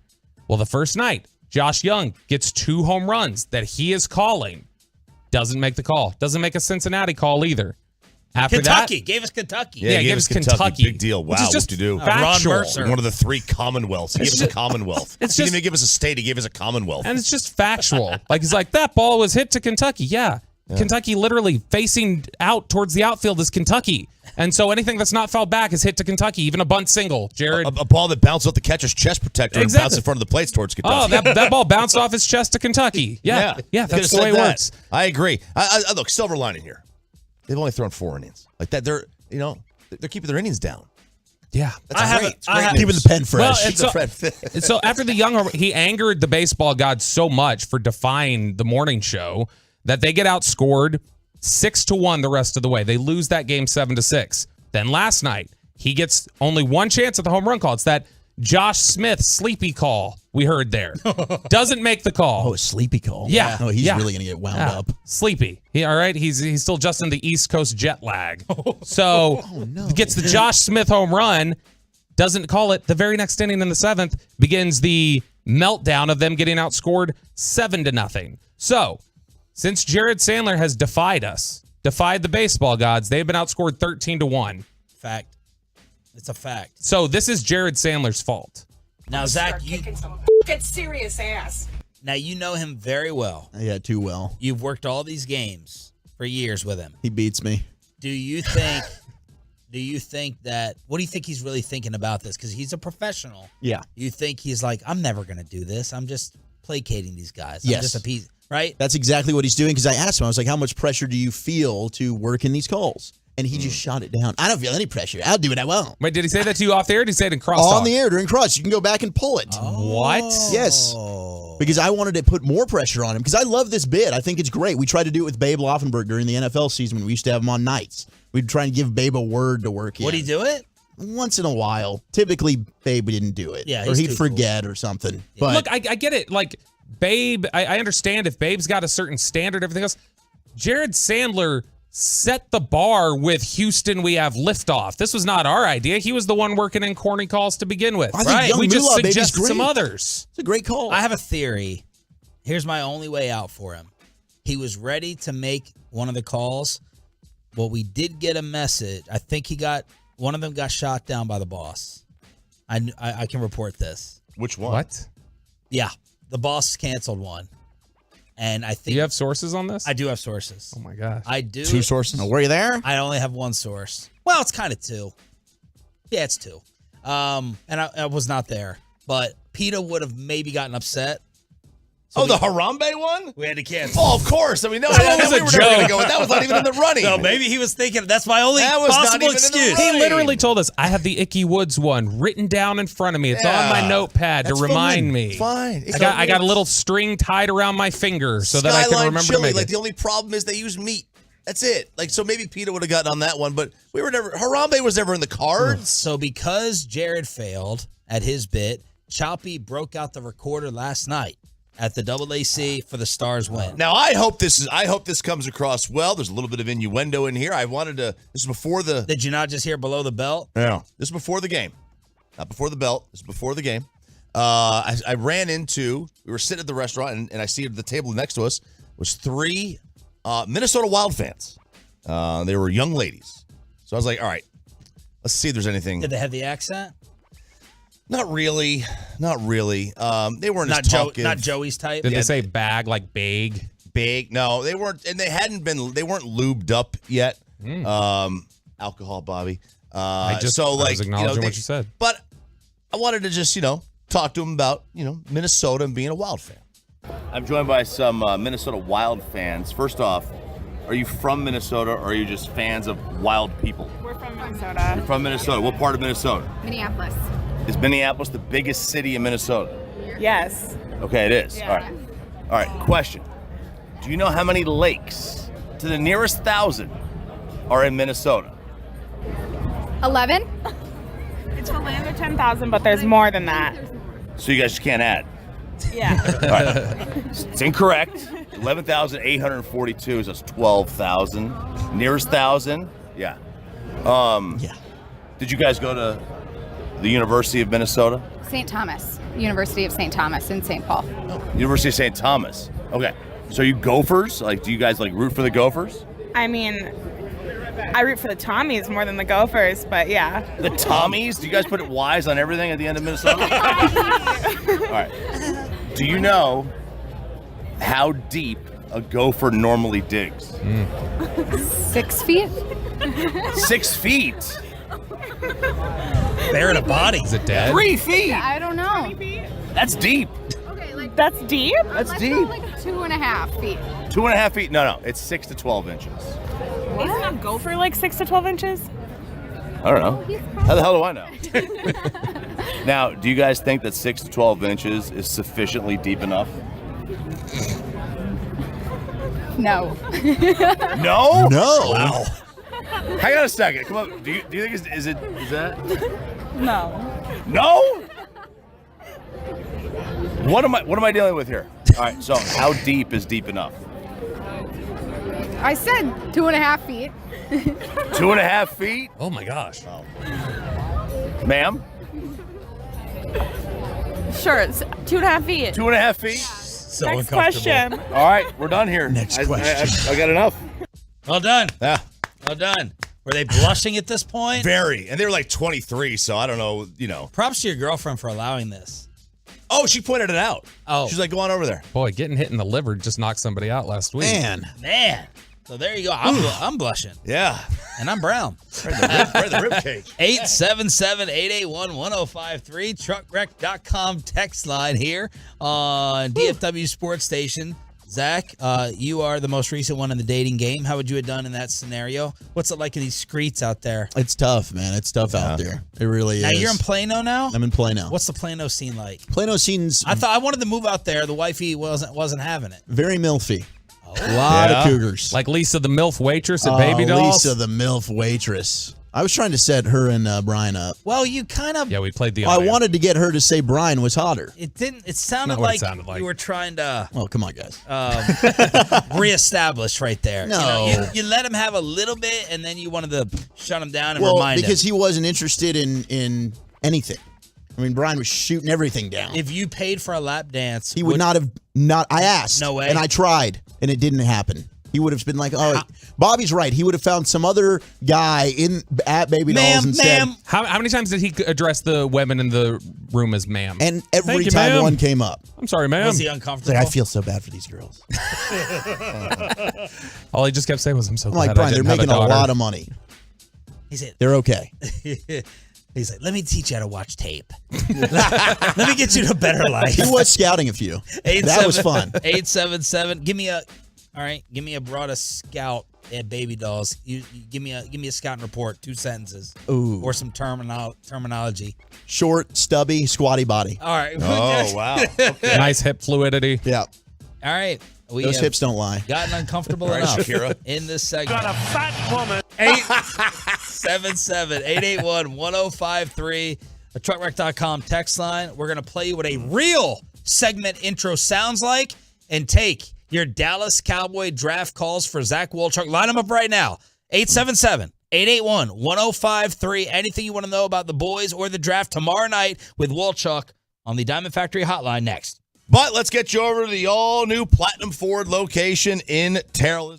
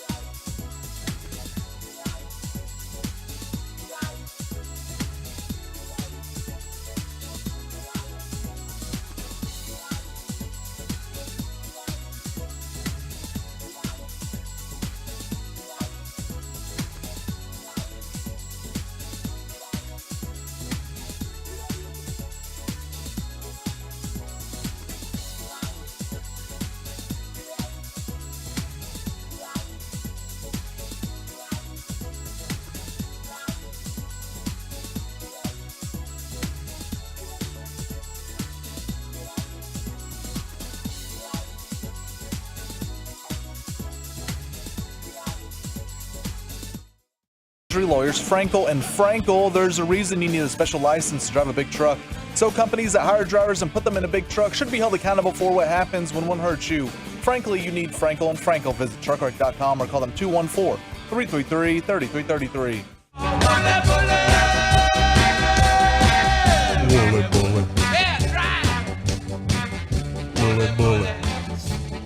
Spittle didn't do this. Yeah, he did. This was Spittle's idea. Oh, his idea. Yes. To play Wooly Bully. We used to play Chris Arnold singing it, and then we decided we're just going to rock with the original. All right, y'all. Walchuk thinks that y'all dislike him because the lines are not lit up like they were for Broadus yesterday in the AZA. Ask Zach anything. Makes sense. NFL draft preview. Line them up.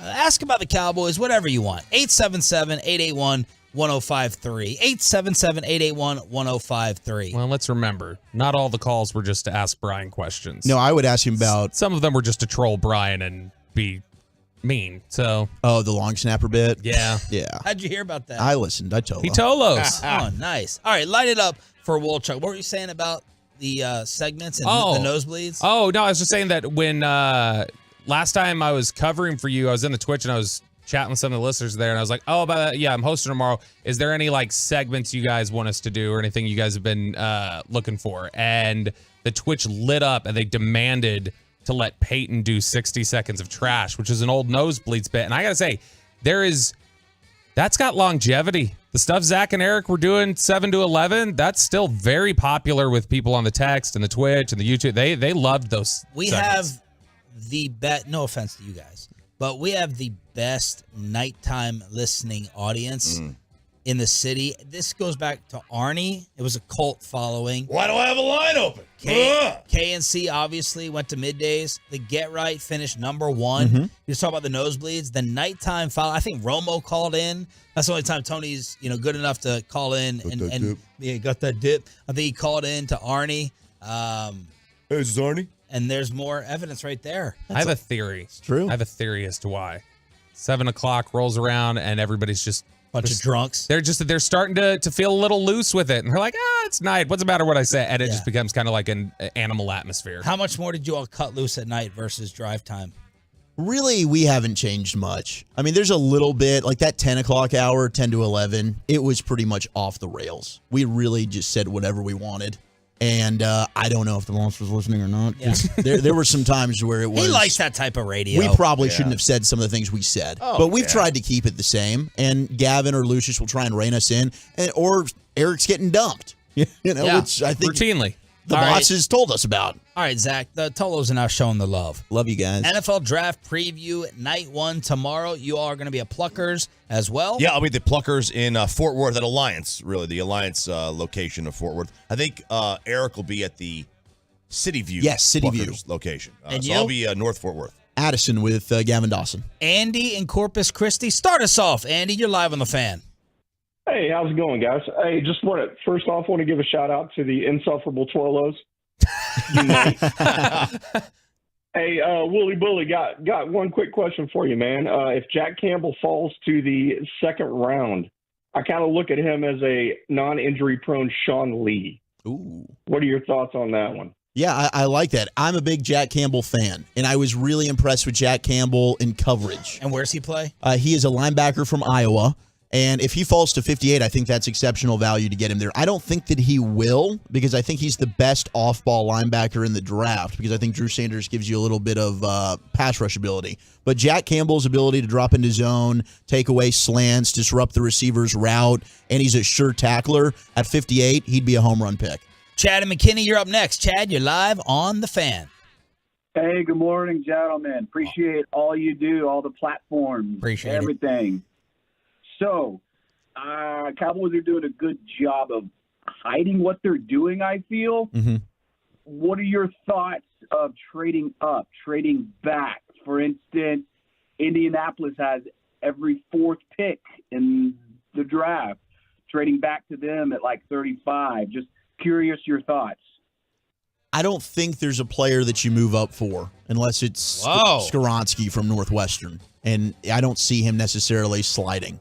But I don't think this draft is one that you move up to go get anybody. I think it's deep at tight end, it's deep at corner, it's deep at edge. If they just decide they really want a receiver and Jackson Smith and Jigba is that much higher rated than their next guy, maybe you consider that. Otherwise, I think the trade down scenario, much more likely. The question will be, do you want to give up that fifth-year option and move completely out of the first round? What's your cornerback order?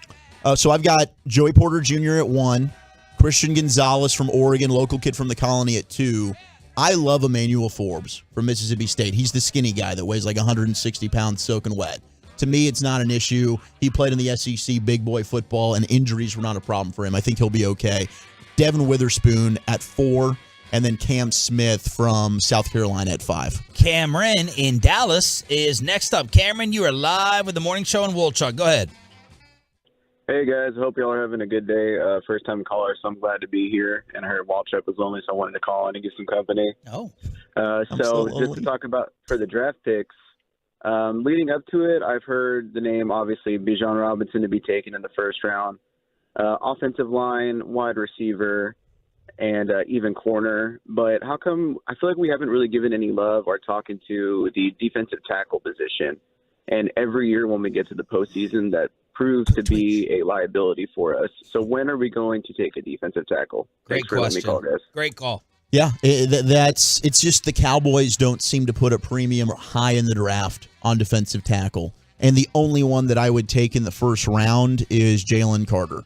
You know, you've got only one. He's the only one that I've got a first round grade on. You've got Adibare from Northwestern that lit up the combine that I think is a fun player. I've got him rated higher than Kalijah Cansey from Pitt, who I will say is probably the most overrated player in the entire draft right now. And it's not because he's not good, but everyone's comparing him to Aaron Donald. He's not Aaron Donald.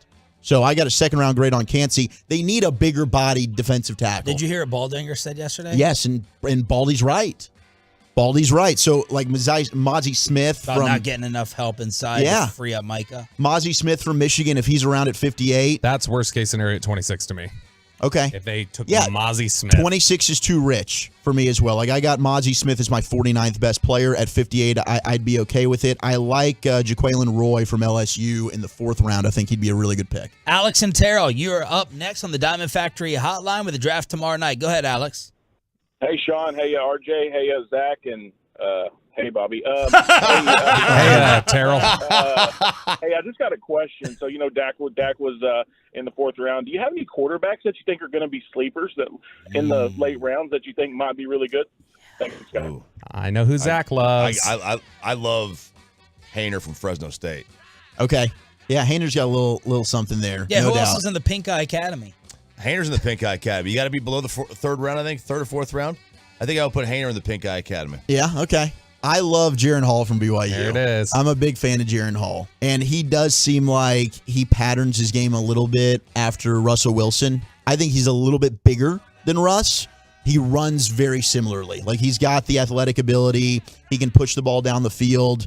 And he's always eyes are always downfield before he's going to take off and run. He does have limited arm strength. He'll check down underneath quite a bit, but he's a good decision maker. He does need to see things open, much like we've knocked Dak for in his career before he's going to throw it. So anticipatory throws might be something he needs to work on, but he's just always in control. Like, everything's calm, cool, collected with Jaron Hall. And a guy that I think the Cowboys are very interested in is Aiden O'Connell from Purdue. Like, he's your prototypical quarterback, moves the pocket well, can slide up to avoid pressure. He's not a guy that's going to take off running, and there's some decisions you're like, why are you trying to force that ball? And then I'll trust his arm too much. But those are two guys I like, Hall from BYU, Aiden O'Connell from Purdue. What's the earliest you think they would draft a quarterback? 4th round. 4th round, unless they just think like O'Connell they love, and they've got to take him in the 3rd because they don't think he'll make it. But 4th is where they kind of like to find their new starter. Yep. Stop it. All right, let's get to Joe. Joe, you're up next on the home of America's team. Go ahead, Joe. What's up, fellas? How y'all doing today? What's up? Good. Hey, I've got a quick question, 2-parter. One, is the real reason the G-Bag Nation split Cluckers because Broadus doesn't want the Woolly Bully blowing up his spot again like he did at Baby Doll? Oh. Yes, that's true. I got a lot of complaints from Brian. He's like, dude, I don't want... No. We should have pranked Broadus, and we should have rolled tape on him getting the assignment list and that he was out of Pluckers instead of the draft. Oh, that would have been amazing. That would have been so sad. That would have been epic. We need to prank him. That would have been great. Brian's going to be on night one. We have, an obligation for all of our hosts to be out there at Pluckers, and with Sean hosting night one, I'm just going to switch out with him nights 2 and 3. So, and Eric lives in Fort Worth, so they put Eric to a closer Pluckers location. Jorge in Corpus Christi, you're up next on the Fan, Jorge. Howdy, guys. Howdy. Had a quick question. Earlier this year. Oh, no, that was about to be a total call. Jerry Jones said that he really liked Max Duggan. Yeah. You think he'll take Max Duggan? I think it's possible they could take Duggan. Duggan to me is not. I mean, he'll be like a 6th round player. Where do you stand on Stetson? Stetson Bennett should go undrafted. He's going to have a great future in Canada. I saw some evaluator be like, "Oh, I love that he just doesn't give a blank, and there's a little bit of that dare out there to him, and that makes him intriguing for me around that 6th or 7th round." But Duggan over Stetson. Yes, Duggan over Stetson. People in Georgia will tell you that Stetson Bennett's insufferable. Just they didn't like him. Oh, you mean a guy whose name is Stetson Fleming Bennett IV? Is an insufferable human being? Yeah. Okay. Duggan I like. I mean, I think Duggan can be, at worst case scenario, like Case Keenum and a lifelong backup. Clayton in East Texas. Clayton, you're next up on 105.3 The Fan. Go ahead. Hey, guys. How y'all? I was just going to ask, what are your thoughts on the Cowboys getting Deuce Vaughn? I know the ties there, I heard yesterday, and, just kind of what are the chances? Man, that was a very visceral response you just gave. Yes, baby. Deuce Vaughn is fun. Like, oh, man. If Deuce Vaughn was 6 feet tall, would he go in the first round? Deuce is loose, yeah. Who is he? What's his deal? Absolutely. He's 5'5". He's an electrifying player, but he's super small. He's elusive. The smaller structure, though, I think can be beneficial for him because it's hard to see him behind the line of scrimmage. He can run routes out of the slot. Deuce Vaughn's a playmaker, and he's going to give you special teams ability. He would absolutely be, at worst, a 2nd-round pick if he was 5'11". I would absolutely. What round is he going to go? 3rd, 4th?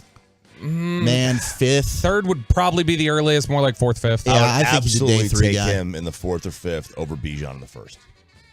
Well, I mean, you would you take me to play running back in the 5th before you take No, you need to have Bijan speed. You got to have, first. there's a certain threshold that you got to have. You got to have certain speed, burst, and all that stuff. Chad in Nashville is listening on the app. Chad, you're live on the Fan. How much draft could the Woolchuck talk if the Woolchuck could talk draft? Wow. Thank you, Chad. Well done. Well done, Chad. Based on their 30 visits, which we all know a lot of times Cowboys are taking off their 30 visits. Based off their 30 visits and the scarcity of certain positions in this draft, who are the Cowboys taking in the 1st round? There was a long time I really thought it would be Steve Avila from TCU. Did I nail it? Did I say it right? You got it right. Okay, thank goodness. Because we've had a lot of issues with pronouncing this guy's name. And to me, guard is not a position that's super deep. Like Anthony Bradford from LSU in the 4th round, I'd be interested in. Otherwise, there's not a ton of guards that you love. That's a guy, though, that they've done a lot of homework on. That's interesting.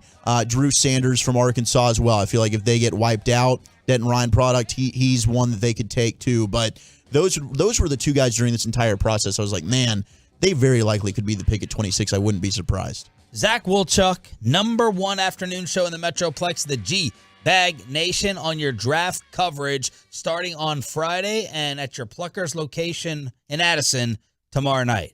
Thanks for waking up for us. Anytime, boys. Not really, though. Anytime you guys need me, I got you. Let's see if it hits. Let's see what hour it hits today on G-Bag, if that fatigue. Are you a coffee guy?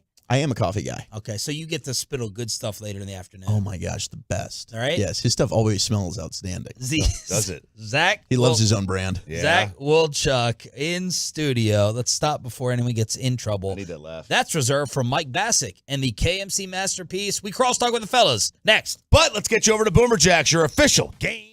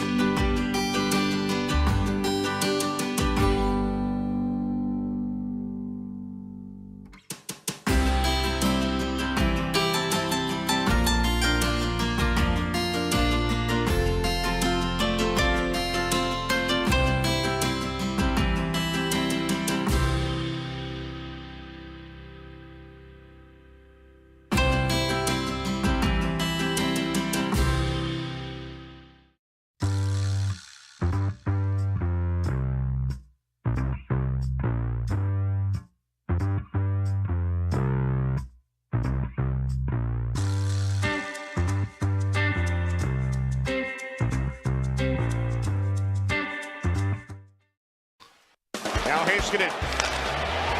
Robertson. Score! 2-0 Dallas. Another power play goal. It is now time for Crosstalk with the KMC Masterpiece. That was the call last night on TBS. I was actually watching Mike Bassick. I had to rely on Bassick to recap what the hell happened in the Ranger game because I switched off at 5-0. Oh, yeah. And then Bobby and fell the apart. morning show group text starts blowing up. And I'm like, the Rangers are trailing? What happened? And then I had to tune into Bassick for the recap. Sounded like you put a webcam in his house. That's what I was getting out of that. I was watching Bassick. It was shocking. Sitting there at 6-2, Cole Reagans was still in the game. Our producer goes, "Ooh, this feels a little eerily similar to last night." I go, "Nah, you're not going to blow 2 games like this." Yeah. In a row to this team, to the Reds. Yeah. And then Ian Kennedy came in, and the next thing you know, it's tied up. Next thing you know, you're losing, and you're like, well, it happened again. And I think for Bochy, this is going to be tough because who does he turn to? Yeah. He has to turn to the same guys. There's nobody in AAA that's a reliever, that's a prospect. Like, there's just nobody that's ready to really help in the minor leagues. You don't have a stud guy throwing, as far as I know, 98 to 101. What about a starter that they could convert to a major league reliever for the short term? Yeah, Jack Leiter. Because we've seen that, right? We've seen guys like we've seen minor league starters come up, go to the bullpen, and then return, right? There's none. There's not a person that can do that. Ian Kennedy's lefty, right? No, he's a righty. Okay. But I mean, when you look at it, Owen White is in AA with 4 starts. Like, that's a Jack Leiter can't throw strikes right now, and when he does, it gets hit hard. Cole Winn has a 6 ERA, and he's not. I mean, Reagans isn't going to do it. And Cole Reagans pitched last night in the 8th inning and struggled there. It doesn't mean that Cole Reagans is a bad pitcher. It just means that he's not a guy that has the stuff to be like an 8th or 9th inning guy. The other thing, too, is the mental part of the 8th and 9th inning. Is Jonathan Hernandez and Jose Leclerc have struggled in their career mentally to pitch the same way that they pitch in the 6th or 7th inning. So it's just tough that I don't know what the answer is going to be throughout this season. They did this 2 nights in a row without a home run. They have not homered for 8 straight games. And that's one of the easiest parks in all of baseball, if not the easiest to hit a home run. Well, what do you think a home run would sound like there? I'd love to know. It probably, if it's Sandler's call, then it'd be like, there's a drive into left, and it's gone. Have y'all gone back and forth on air with him about your disappointment in the lack of calls? Or is he too afraid to get on? Oh, yeah. We have not expressed sense. He seemed to okay the idea live on air. Yeah. And when we've been texting him our disappointment, we've been tweeting our disappointment. And he just keeps saying, ha, ha, ha. He's That's all been he says back. eerily quiet today. He's been eerily quiet. So either he's got something going on or He was talking noise yesterday during G-Bag, though. He was? Yeah, he was, because Wolchuk had asked him about it. Asked him, like, hey, you going to do these calls that the morning show gave you? So do you have that, Peyton? Yeah, I got it. How much pressure are you feeling to go ahead and get in some of these calls that Sean, RJ, and Bobby are trying you to work in? None. I'm going to do what I want to do. That's right. No, yeah. I mean, I don't feel pressure. I mean, some of them are. I think working in a little icky shuffle might be fun. Yes. Not sure that I'm going to be able to get in Harambe, maybe Young Moolah at some point. But listen, I'm open to suggestions, and so maybe we'll work something in, but no pressure at all. So, no, basically said, I do what I want. That first 5 seconds, he was being serious. Yeah, he's feeling his oats, huh? Corey, what's coming up? In a porta potty, it sounded like, too. Yeah, what was that? Guys, we have a 1-hour radio show today where I think we're getting 2 segments in before we talk to Jared Sandler. Say thank you. Yeah, you're welcome. Us? Yeah. All of you. You guys are ticked today? You're I'm not ticked. We're helping out your team. If G-Bag has this situation on 3 p.m. Start time or 4 p.m. start time, we just do the whole show. I don't think we do the extra they time. don't come in. I don't think Get a they're free day allowed off. to ask us to do 5.5 hours. Then you can say thank you to me that Wolchuk and I have teamed up to cover these midday digital broadcasts in the middle of the day when the Rangers games are on. Me too. You are too. That's why I didn't point at you. I said it to Mike. Thank you. You got pulled into it. I mean, why don't you guys just offer to come in on a day like today at 9? instead of us staying an extra hour. Zell's That way you get- content was too good. I was I was really. You guys had looked at our ratings? It would change my Oh my morning gosh. if I was driving in and heard me. Just wait till Yeah. tomorrow's. You wouldn't want us destroying your ratings if we did an No extra ratings. hour. I ask every Monday at 12 on the dot. Every Monday. Are we still doing good? Did you get a bonus? So the Rangers. Yeah, you want to keep talking. Go ahead, answer. I didn't. We also get to some. Robertson responded. He finally. He did. He finally showed up as Robertson than we wanted him to be. So we get into that right out of the gate at 10 o'clock. Stars win last night. And Choppy was there wearing Bobby's jersey. Okay, so you did wear the Did you wash jersey. it? What was the deciding factor to go along with that? Did you wash it question? What do you mean decide if I Well, when you left, you're like, I don't know. We'll see what happens. Like, what? Oh, I didn't wash. I sprayed it. I Febrezed it. Okay. Because the left armpit smelled different than the right. It's very odd. So I Febrezed it before I went. But I just wanted to. I wear the same jersey at every game, sweater, and I just wanted to have something different. Okay. And look, it worked out. That was the most dominating performance of the playoffs. You should go Friday night. In Minnesota? Minnesota? Yeah. Just fly up there? Connect on the way to Cabo. Could do that. Is that on the Brad Sham flight That plan? is, that's definitely on the flight plan. You need your salad hat Are you going to on. be healthy enough to fly to Minnesota? Healthy enough? Yeah, I'll be healthy. Okay. All right. Your voice gets better throughout the show. Yeah, it's in the morning you first wake up because I've got a little laryngitis. I got bronchitis too. I do. Nobody got time for that. Nobody got time for that. So as the show goes on, I got to get that first green hawk out of there. Whoa. The first brownish, greenish, yellowish loogie that I get out of there. It's in the trash can over there. As soon as I get that one out. Well, I love when I do that. The toilet just floats. It's this big giant hawker just. Man, my kid will leave one of those in the sink, and I'm like, wash it down. Yeah, Come on, No, dude. you never. Now do you the gotta sink. You got to pour the water on it. And you got to try to unlodge it. What is happening right Do it now? out in the parking lot. The thing flies like 30 feet. That's in it. the I air. quit. I'm going home. Oh, it's fantastic. It feels so good though. So I got to get you ready can for the talk. storm of the century. Yeah. coming All right, in. are we getting tornadoes today? Oh, please. I think it's. I saw the We're under news the last 3. night. It was mild for tornadoes, but high winds, heavy storms, hail, likely. Oh, I want one right over my house, right now. Now maybe I that's just- changed just- since just- 10:15 p.m. We have. Did you hold on? Did you say you want a tornado over? Just I want to be Dorothy today. We have a segment tomorrow. It's an I all-timer. mean, you can be. It's an all-timer having to do with Choppy's relationship, and it's unreal. If we get to the problem in is it your house that has a hole in it now? Oh, you don't have no, to get it's- into the story. It's my son's house that has a whole. My ex-wife's Son has a house? Yeah. Man, select baseball paying off. Yeah, that's right. So NIL money. We got a hole in the house. Divorce not paying off. And an all-time story. Are you okay? Because you do a great job. I know you're devastated right now, but no one could tell. So you don't want us to spoil this right now, is what We you're would saying. prefer. All right. Can I just say? 'Cause I know what it is. I'm going to tease your story tomorrow. It's messed up, dude. Yes. You got to listen. Must hear. It is definitely messed up. Are you am I angry? okay? Are you devastated? Is it recoverable? Or are you? Like, I don't know.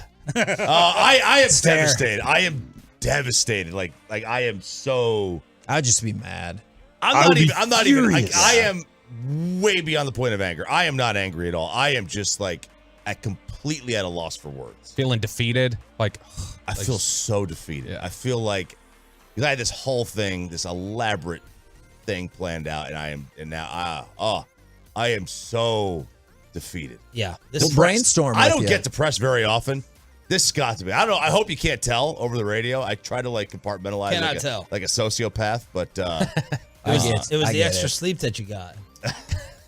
What can help cheer you up in these difficult nobody times? took you up on it. Nobody. a new clever idea. Okay. Hatching a new clever scheme. Tomorrow we'll do it. I'm excited. Tomorrow we'll do it. Expressway? Is that Expressway This story? might take 30 minutes. I think it's got to be Expressway. Ooh, gotta tune in. This Yes. story is crazy. All right, we've done enough teasing. Well done. You got anything else left to say? Say thank you again. We do ask everybody what do you want the Cowboys to do? Now, and all the predictions and all Draft. that stuff. What is it that you want them to do Sure. tomorrow?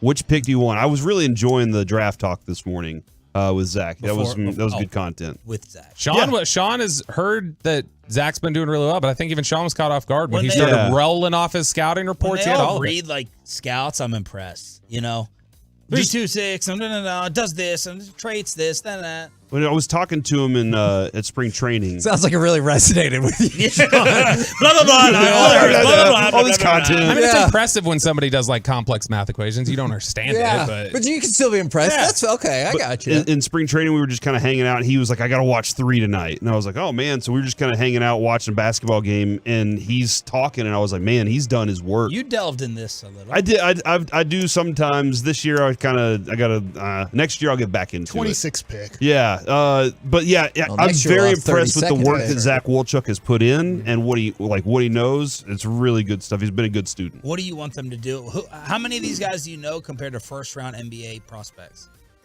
Oh, crap. Are you the only person in the station who has more NBA first-round prospects than NFL draft ones? Do you know more NBA ones? I was just reading about the Thompson twins. And that scouts are now worried about them because they've played against just kind of 16 and 17-year-olds, and they're like, it's great. They have a lot of talent. We never got to see them play against any competition, so now the players going possibly top 5 have never played against anybody besides like little 16-year-olds in their life. So I guess I know quite a bit. Obviously, I know about Cason Wallace here from Richardson, who is Kentucky. I know about Anthony Black from Coppell/Duncanville, who's Arkansas. So I probably know more about Wemby, Miller. I want Cam Whitmore. That's who I want. Cam Whitmore from Villanova. I think Mike wants Drew Sanders. Dick, though. There's Wallace. Is it Wallace from Houston? I think he's going to be a later pick, but Grady Dick, Dick should be around 10. Right? That feels like somebody the Mavericks would draft. Feels like it. Yeah. Who is it? Grady who? Grady Dick. Go take a look, and you'll probably be able to figure that out. Can we on these computers? Pre-game, first pitch, KMC, next on The Fan. Be a part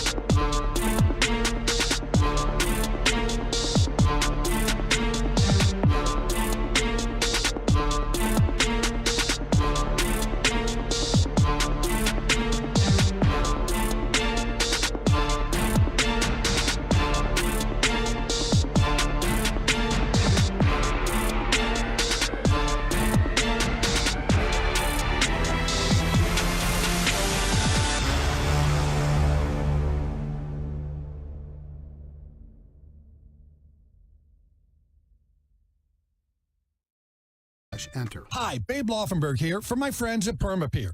Springtime is near, and with it, warmer temperatures. Texas soil will be shifting. To fix the shift, call the Dirt Nerds. To truly fix a foundation issue, you have to have a complete understanding of the ground you're working on.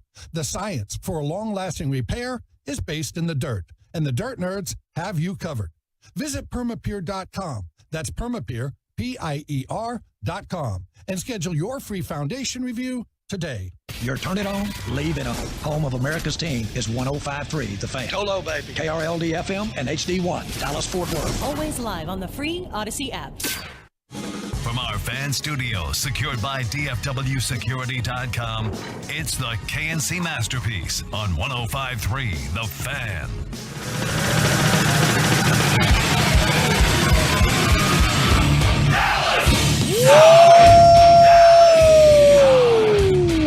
Now, you might be sad because the show is only on an hour today as we go right into Rangers and Reds. But, Corey, I know you are fired up. Yes. Joey is Mail it in fired Wednesday. up. The Dallas Stars whipped the crap out of the Minnesota Wild last night to take a 3-2 lead in the series. I think all the things we asked for happened yesterday. I think you're right. Polito got his comeuppance.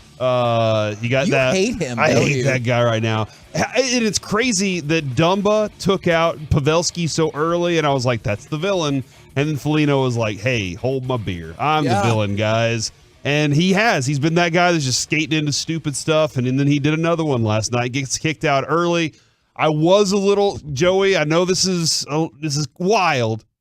I was a little upset that they only got the one goal in the 5 minutes with the major there because they got it so early. They got the goal so early. They should have got another one. Okay, I don't know if you feel the same way, Joey, but we were talking about this before the show. This is unfair, but I'm going by Corey's philosophy of make all your free throws. Yes. Every time you don't score on a power play, and I was like, well, you guys really screwed that up, which I know is it's yeah, it feels like a colossal failure. Like if you I wonder how the Wild feel. Yeah. If you have a 30% conversion rate on power play, you're the greatest power play of all time. Yeah. But I'm like, every time they fail, I'm like, oh, great job. You got 2 shots. Well done. Robertson established himself with not only with the goal, but when people got physical with him last night, he was like, all right, I'll give it back. And so that was something that I like to see. Otter gets a shutout. Hold on. There's a lot. I mean, there's a lot of content to get here, Kevin. And I know we got to move fast, but did you say Robertson goal? Robertson goal. Let's go to cut number 3, and you just might get it. Now Heiskanen. Robertson. Score! 2-0 Dallas. Another power play goal. Now, I'm not trying to nitpick real quick, but I just got a question. It's just a question. I mean, that was the second time he took that just shot. a So question. should have got the first one. Is there any concern that there was one 5-on-5 goal? All right, just a question. I know it's a dominating victory. Minnesota Wild might have the worst penalty kill in the history of playoff hockey, but is there any concern that you got one 5-on-5 goal in the midst of whipping them? No. Okay. I don't think so either. Okay. I think they played really, really solidly, and they took advantage of their opportunities, right? Once again, Foligno, he continues to put himself in these situations. Yep.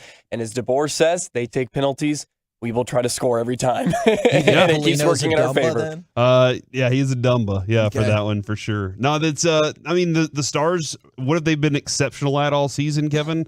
2 things. You said Hockey. Well, yes, thank you. 3 things. But when it comes to the power play, they're good. And so Yes. like take advantage of what you're really good Yeah. at. And they absolutely did. I also, and this is a series long thing that I'm noticing, I'm loving this Tyler Seguin. Like, Oh, my gosh. I feel like I don't even know if we've ever gotten this Tyler Seguin. And I know he's been really good over his career, but especially playoff time, it looks like he's more engaged than I've ever seen him before. Yeah, this is really his first playoff series, probably in about 3 or 4 years that he's actually fully healthy. Yeah. I mean, he was playing on a new hip and a new knee for, the majority of the last few seasons. And it was nice to see him. It looked like he had a little swagger to his game. He was up and down the ice. He was carrying the puck.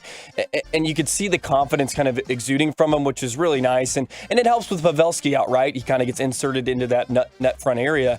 And, man, he has capitalized big time. And it's nice when he's able to put some goals in for you, chip in. It's just really fun to watch. He's been physical, too. Yeah, yeah. He's been like, you know what? I'm getting in there. I'm scrappy. I'm going to put a shoulder into somebody. Which is not, like, if you go back earlier in his career, not necessarily the No, you're MO right. that Sagan was known for, and that's good to see. We need to come up with Because he understands, Kevin, what the moment's asking. That's what I think the big deal is. Like, the moment. Because he's been there. It's He knows. asking for me to do. I have to do this stuff because if I do it, everybody else is going to see me do it. They're going to be willing to do it too. We need maybe to outsource this for the Tolos, the Twolos, the YouTubers, because we have the amazingly named the Benaissance. Yes. So we need something to give Tyler Sagan his pithy, fun credit with some sort of wordplay. So if y'all have any suggestions. Sagan sauce.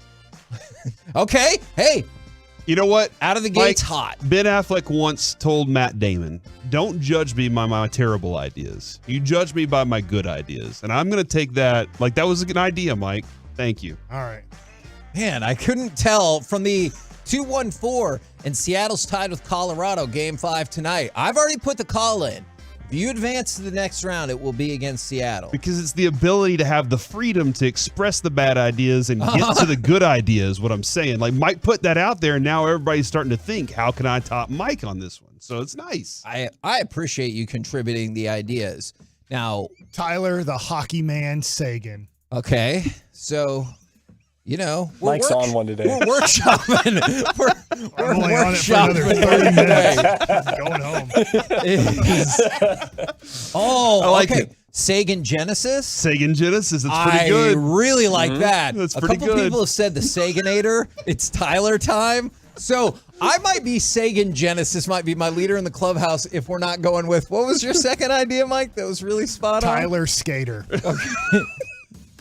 Makes sense. Yeah, so Can't fault him for that. I like it. We've got a lot of good ideas. Now, my other question for y'all, as the game was not in doubt, essentially, I felt like after the first period, the game might not be in doubt. That might be too early for some people. No, but that's fine. As you got into the third period, were you nervous at all for the shutout? I know the game was over. You're going to win. You're going to take the 3-2 lead into Friday at Minnesota. But were you nervous for the shutout? Yeah, Joey, I think in the third period is when I told my wife, I was like, oh, they're just acting hockey right now. They weren't playing. It didn't look like they were playing. They were just like, the Stars were just moving the puck around, making sure nothing really happened. Everything looked nice and smooth and easy. Nobody was hitting anybody hard up against the boards. And I thought it would be a stupid idea for like the Stars to do anything super physical late in that game and set something up for Game 6. Right now, you're going into it and they're beat, they're defeated. You can kind of see it on their face. Let them be that way.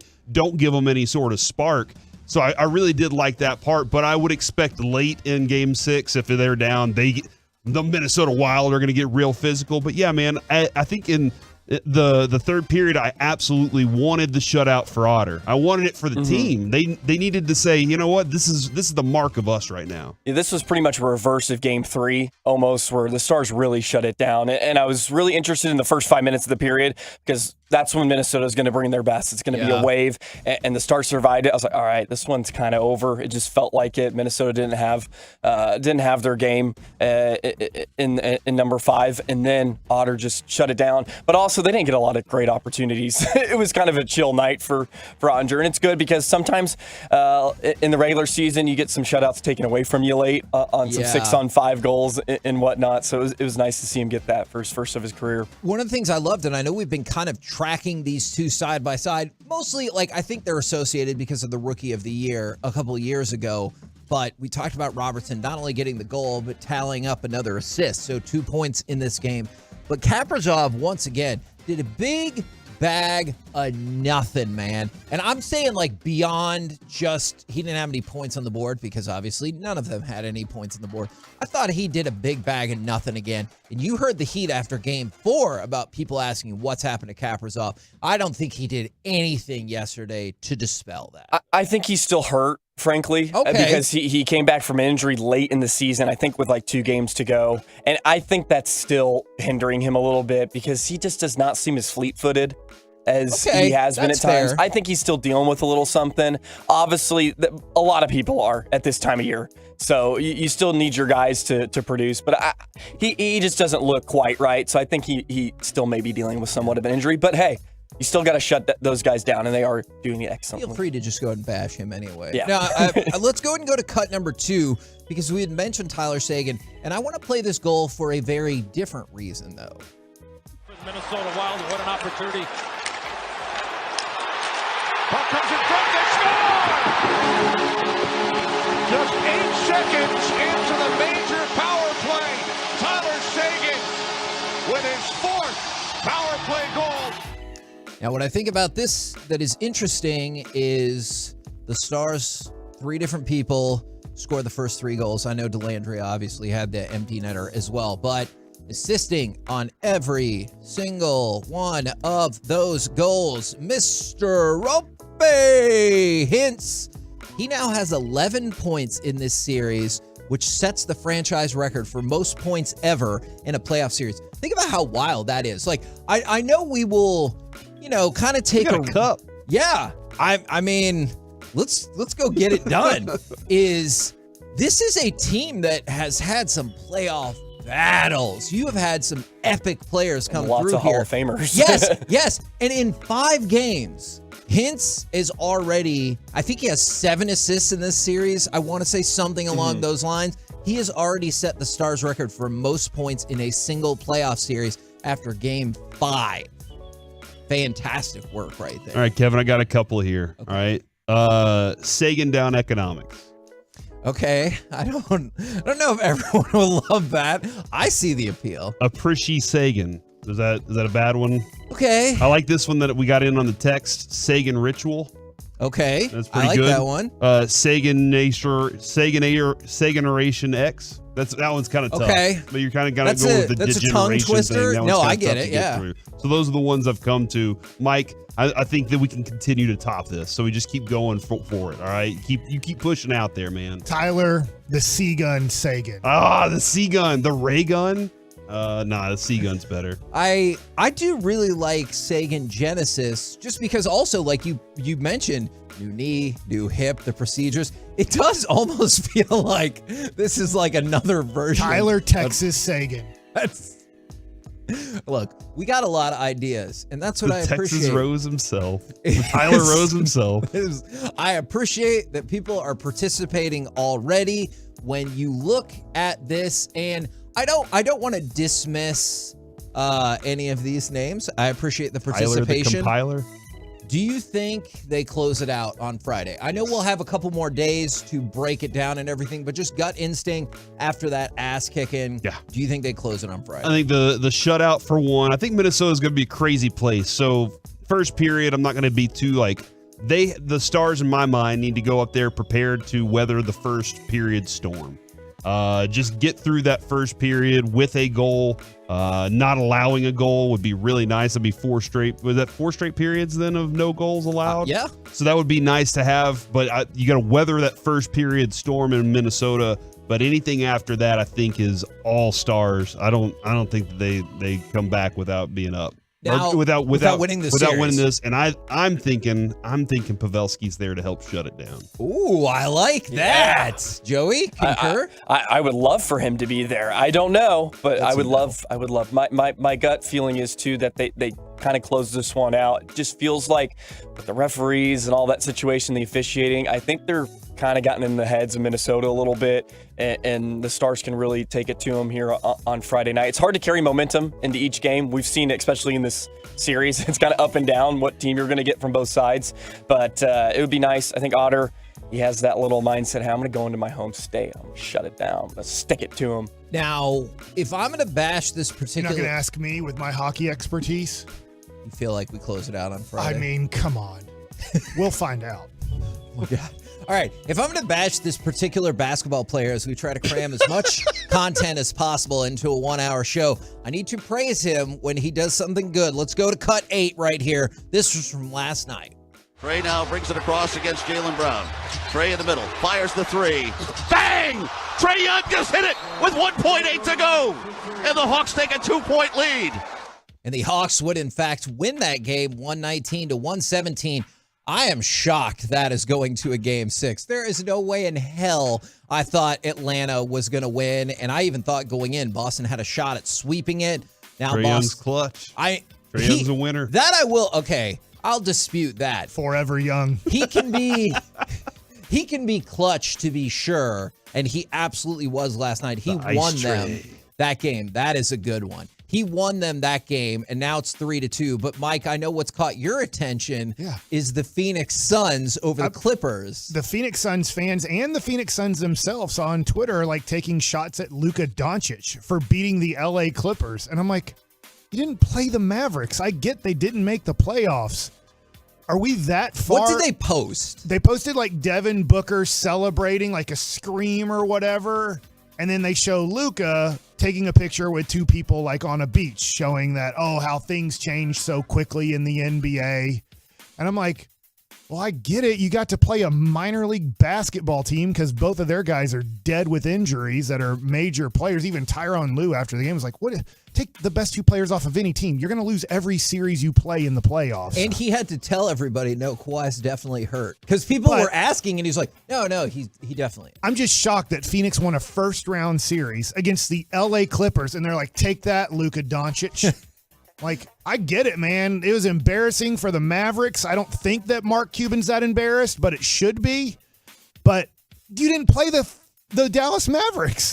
You're right. right. You played the LA Clippers. You want to show a picture of Kawhi Leonard getting another surgery on his knee? Fine. Like, that's who you beat.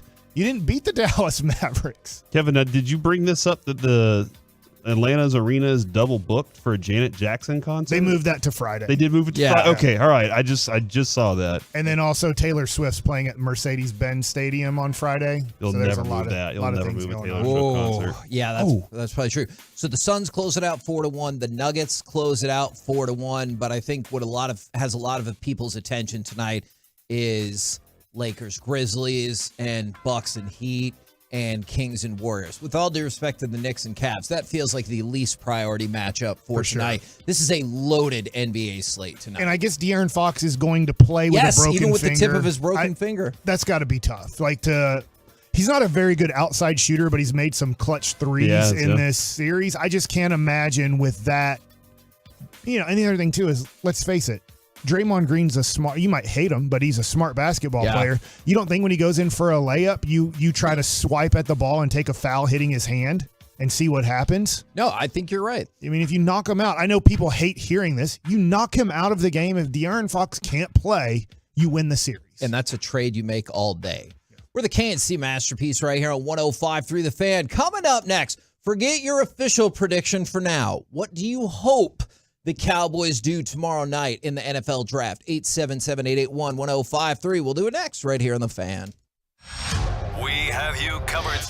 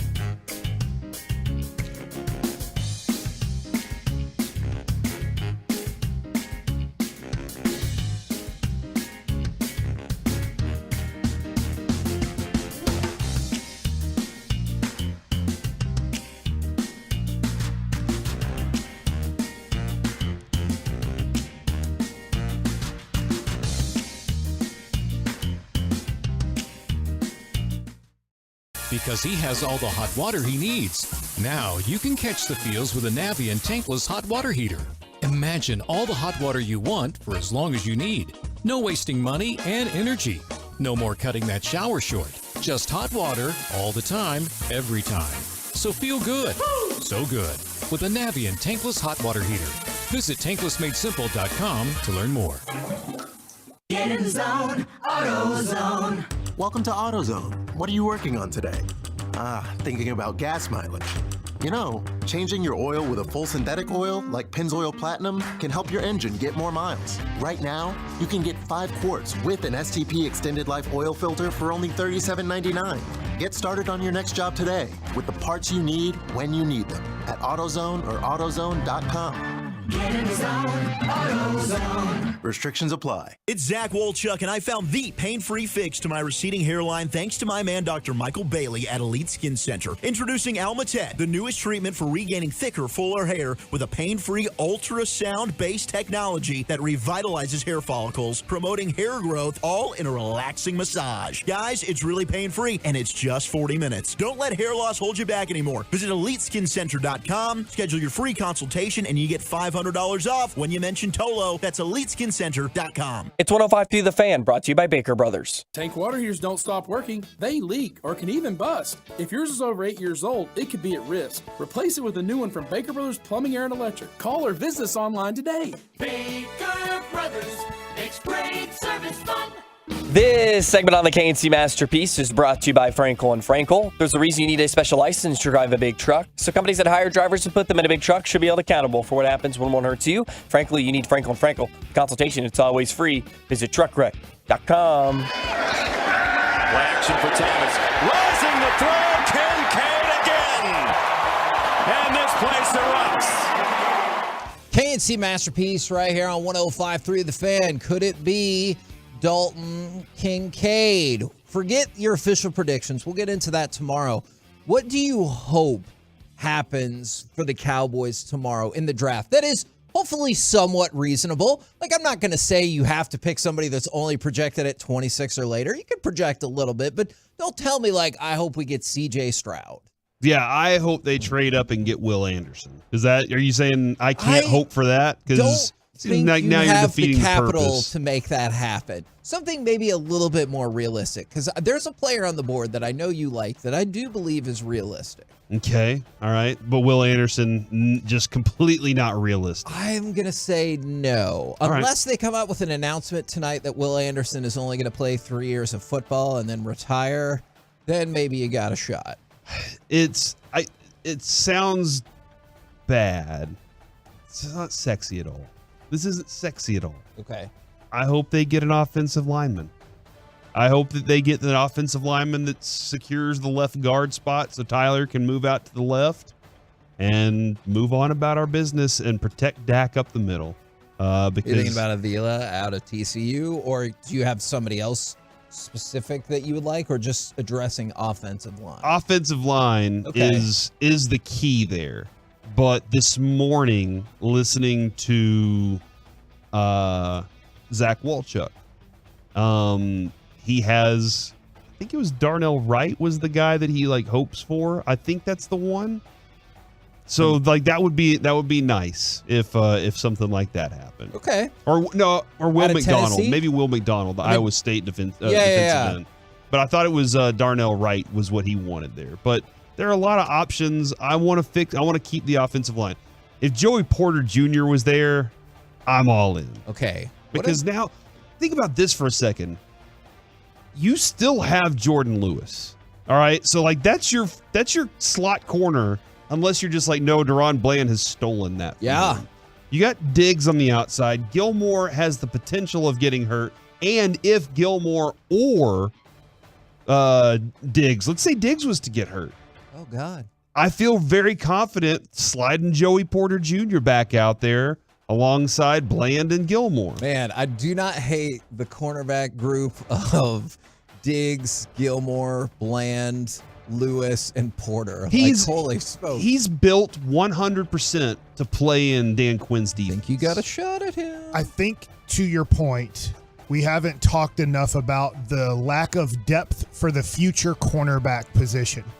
Are you going to give Diggs the big contract? They probably will. Yes. But Gilmore's at the end of his career. The reason you got Gilmore for what seems like a really cheap price is a lot of the NFL thinks he's done. You believe you can still get another year, maybe 2 years out of him. And Lewis is up after this year. So you just start looking at it and you go, hey, I get it. Right now it looks pretty good. But if you were to draft a guy that you really like and he's only having to be, let's just say, your third or fourth corner to start off his rookie year, that kind of gives him a little bit of growth to then his second year.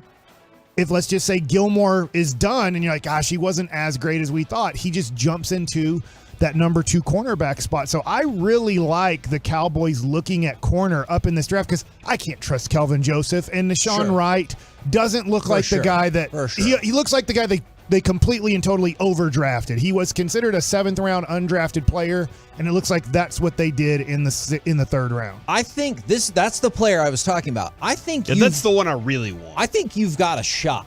There are some rumblings that he has, slid is a relative term, from mid-first rounder to maybe closer to your wheelhouse. And part of the reason is Emmanuel Forbes from Mississippi State, Deontay Banks from Maryland. there are multiple teams that apparently have one, if not both of them, ahead of Porter on the board. So you might get into an instance where you're starting to get to 21, 22, and if Porter is still on the board, I think you will be very fired up. Fired up.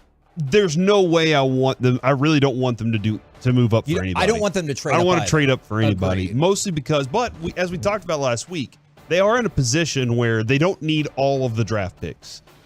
Does that it makes sense that like, hey, if I can swing a 5th rounder and my first swap, then I can do something like that. But they are in position where they have only a limited number of roster spots. Yeah. And they got to make sure that they have the best talent there. So that is a good option that the Cowboys have. If you're a team that's bad, if you're a team like, who was the worst team in the NFL last year? The Bears are. If you're the Bears, you need picks. But the Cowboys at this point need quality picks. If I told you the jump to 23, all right, let's say we get to 23, Porter's still there. Cost you your 4th rounder. Is that where you start maybe accepting That's probably it. Okay. I have to have somebody in my room tell me you have to have him. Gotcha. And I'll do it. All right. From the 210-972-214, I want Bijan Robinson. I'm going to take you to cut number 1 right here. I want you to listen to this. Does it impact your thoughts about Bijan Robinson when he talks about the one quarterback he would like to play with? You cannot answer Patrick Mahomes in this, okay?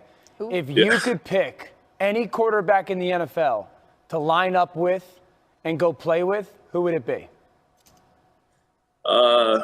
There's a lot of great quarterbacks. You got to pick one, and you can't say Patrick.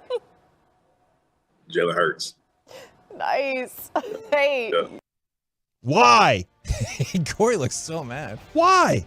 I would say if you think about the history of the guy who can run and pass, those guys get so many more open lanes. And I just think of Alfred Morris for the 1 year with and in the rest of his career, he was below average. Yeah. But that 1 year where, and I get, Jalen Hurts is very different than Griffin, but I can get that they have to have a guy who almost isn't playing defense. He just has to watch Jalen Hurts as he possibly drops back. He can't really attack. He just has to kind of watch and wait, and that probably helps you out a lot when you hit a hole that guy is like, I'm not even really attacking that hole because I have to sit back and watch the quarterback to make sure he doesn't have the ball. What year was Robert Griffin's rookie year? Was it 12? 12 or 13. Rookie year, 1,600 yards and 13 touchdowns. Next year, 1,207 touchdowns. Next year, 1,008. RG3's done, and then it's 751. I know what you said. It sounded like he was saying 1,200 yards, but it sounded like you said 1,207 touchdowns. Oh, yeah. We should definitely. Yeah. You know what? I changed my mind. Let's trade up and figure it out. Yeah, and then RG3's done, and it drops to 700 yards. I'm sure you'll talk about this on Friday, but how much, I don't want to say I'm in love with this person, but how much at like 58 would Antonio Johnson help out the Dallas Cowboys? I think Texas A&M safety. No, I think that's, in terms of value, I would absolutely support that. How are the Cowboys with safety contracts right now? Good. We're good. Yeah. So they're all veterans. They're all locked up, and they all fit specifically what Dan Quinn wants. Like they all have a very specific purpose for what they're doing. So if you're drafting there, you're not seeing that guy. That's why I wouldn't say a first-round pick is going to be safety because they're not playing this year. I knew first round, but I was just wondering, maybe you just wait till 5th or 6th round to add depth there.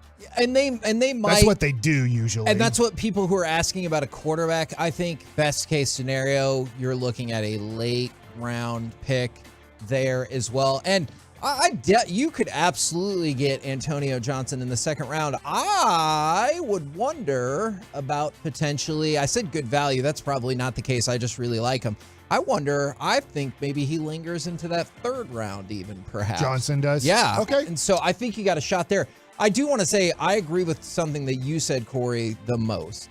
I do not want to trade up because I saw somebody who's like, hey, let's trade up to 17. It'll cost you your 3rd round pick. It would actually probably cost you your 3rd and your 4th round pick. And I like Bijan Robinson a lot.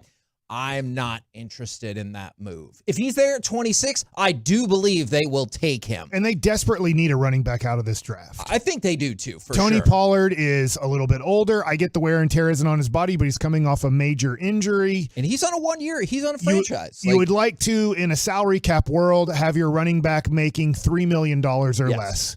And so in a salary cap world, it doesn't make sense to then try to extend Pollard to like an 8 to 12 year contract when he starts getting close to 30 years old. It's just a bad idea. We've seen it play out recently. And so I do think whether it's second round through the fifth round, whoever you get as your running back really needs to be your featured running back from 2024 through 2028.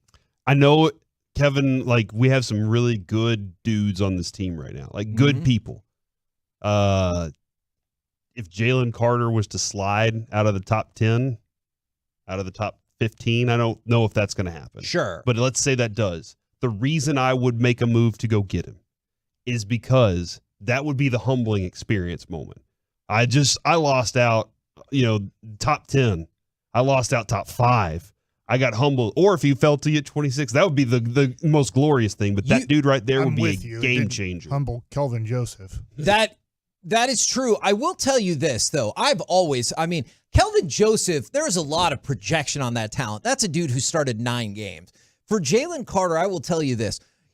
You mentioned past 15. The reason why past 15 is important is that's when you can trade your first and second to move up. Now, that's a steep price. I think you can make an argument Jalen Carter is the best talent in this draft. And if you don't think he's the best talent, he's top 3 to 5 talent. But I think I've come around to y'all's way of thinking of it feels unlikely he drops out of the top 10. Yeah. But if he did. Yeah, you're asking, what do I hope? Yeah. And I would hope that would happen because in my mind, and Mike might be right, I never for once thought that Kelvin Joseph was that high of there was a lot of questions about him. But with Jalen Carter, there's still questions, but the talent is it's unreal. And people are asking about Devon A-Chain as well. That's somebody from Texas A&M. I think you could see him pop up in the 3rd round if you're interested. Little dude. Yes, he is a little dude. I just don't know when you said you need your feature back for 24 and beyond. He would be more, you're drafting the next Tony Pollard, I think? haven't seen him be a feature back, so I just don't know. Maybe, maybe not. We're the KNC Masterpiece right here on 105.3 The Fan. Coming up next, it's baseball time in Texas, so let's talk with Jared Sandler, probably about the bullpen. Next, right here on The Fan. All right, Tolo, man, let's join me and thousands of DFW.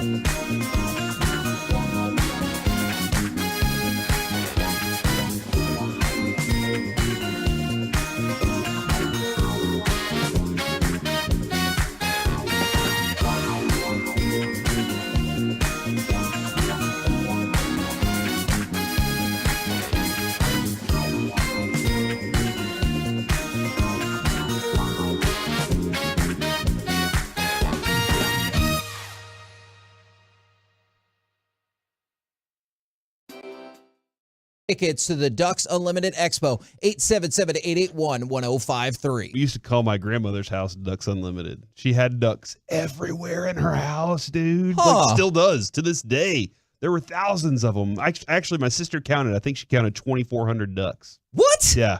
I'll have to go take pictures and send them to you. Holy moly. Ducks All right, Unlimited. right now, let's connect with Jared Sandler as we get ready for an early baseball game. Jared, are you doing better than the Rangers bullpen? I am, because I just went to the Reds Hall of Fame, which is right next to Great American Ballpark, and it is awesome. Baseball, as I'm sure you guys know, started here, or at least professional baseball started here, and Cincinnati has been woven into baseball really in so many ways, from the 1869 Red Stockings, that was the first ever pro team, and then their involvement in the Women's Professional League, the Negro Leagues, and then obviously, while the Reds haven't necessarily been competing for a whole lot here recently, the Big Red Machine, one of the best teams and I guess kind of dynasties, certainly in the lifetime of several who are still living. It predates me and maybe you guys, but there are a lot of people who still love and eat, sleep, and breathe the game, who experience the Big Red Machine, and it's really well done. I was super impressed. It's not like, hey, let's take some memorabilia and put it in a room and this is a museum. They have exhibits that rotate. They've got stuff that is there at all times, and you can go through it in 10 minutes if you really want to rush through, but you can really spend some time in there, and it is really neat. So I'm really glad that I got a chance to do that. Do they have Chris Sabo's goggles in there? Oh my gosh! You know what? That'd be awesome. Honestly, Mike, I know you're saying that jokingly. Because of the broadcast, I didn't get to spend as much time in there as I would have liked, and there is an entire room that is all sorts of things that are tied to maybe the more modern era of the Reds, and it can be stuff like scorecards, bats, gloves. I would not be surprised if it was in there. I didn't see it, but I would actually, if given the option, I would probably say yes. My guess is there was some sort of recollection of Chris Sabo and his goggles a part of the museum. Sabo shades. Now, did you know that the 1869 Red Stockings went 57-0, including victories of 32-10, 53-0, and 71-15 over like Rotary clubs and stuff? And Davy Crockett. Yeah, and they actually went. So Kevin, they actually went 65-0 with the exhibitions. Yeah, so 65-0.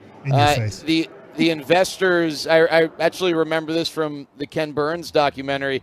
I think investors profited like $1.39 on the team that year. So it's a new car. But it was I guess a somewhat controversial decision to actually pay people to play professional baseball. Baseball had started prior to 1869, but it was just, people getting together and playing for fun in the sandlot, and then it had some level of organization, and then people determined, hey, well, we're going to do this, and people are enjoying it. Let's make some money. And so they made money, and they kicked some butt and took some names while doing it. So before we get to the bullpen, what was better, the Cincinnati Reds Hall of Fame or the grilled cheese donut? That's a good question. I'll go with the Hall of Fame because I think it was really enjoyable and it's good for me. The grilled cheese donut was really enjoyable, but it's not good for me. Yeah. So I'll go with the Reds Hall of Fame. But I didn't realize that Tom and Chi there's multiple locations. So I think there are people in Oklahoma who have enjoyed a Tom and Chi grilled cheese donut. But it was really good. It doesn't sound appealing, and I'll be the first to admit that. I was very skeptical. But it's just one of those things where, like, the person who recommended it to me is someone whose food takes I tend to trust. And so I dove in, and I'm glad that I did. Yeah, I saw a sandwich the other day with apples on it, and I was like, Adrian would eat a sandwich like that. And it turned out it was pretty good. So Have you guys ever had, like, a burger with peanut butter and jelly on it? No. I've seen that the night that Virginia and Texas Tech played in the national championship game. I remember I had a PB&J burger, and I was very skeptical, but I was in one of those screw it, let's try something that I probably will never order again moods, and it wasn't that bad. Other than the peanut butter sticking to the top of your mouth, you get by that with some beverages, but it was really good. I enjoyed it. And that's why Jared's middle name is Danger. All right, Jared, the big question is, can John Gray go all 9 innings tonight? Oh, man. Or this morning? If it goes till tonight, that'd probably be problematic. Yeah, probably not. No, I don't think he will, no. but It's not good. I understand why the feeling is that we'd all feel better if he did.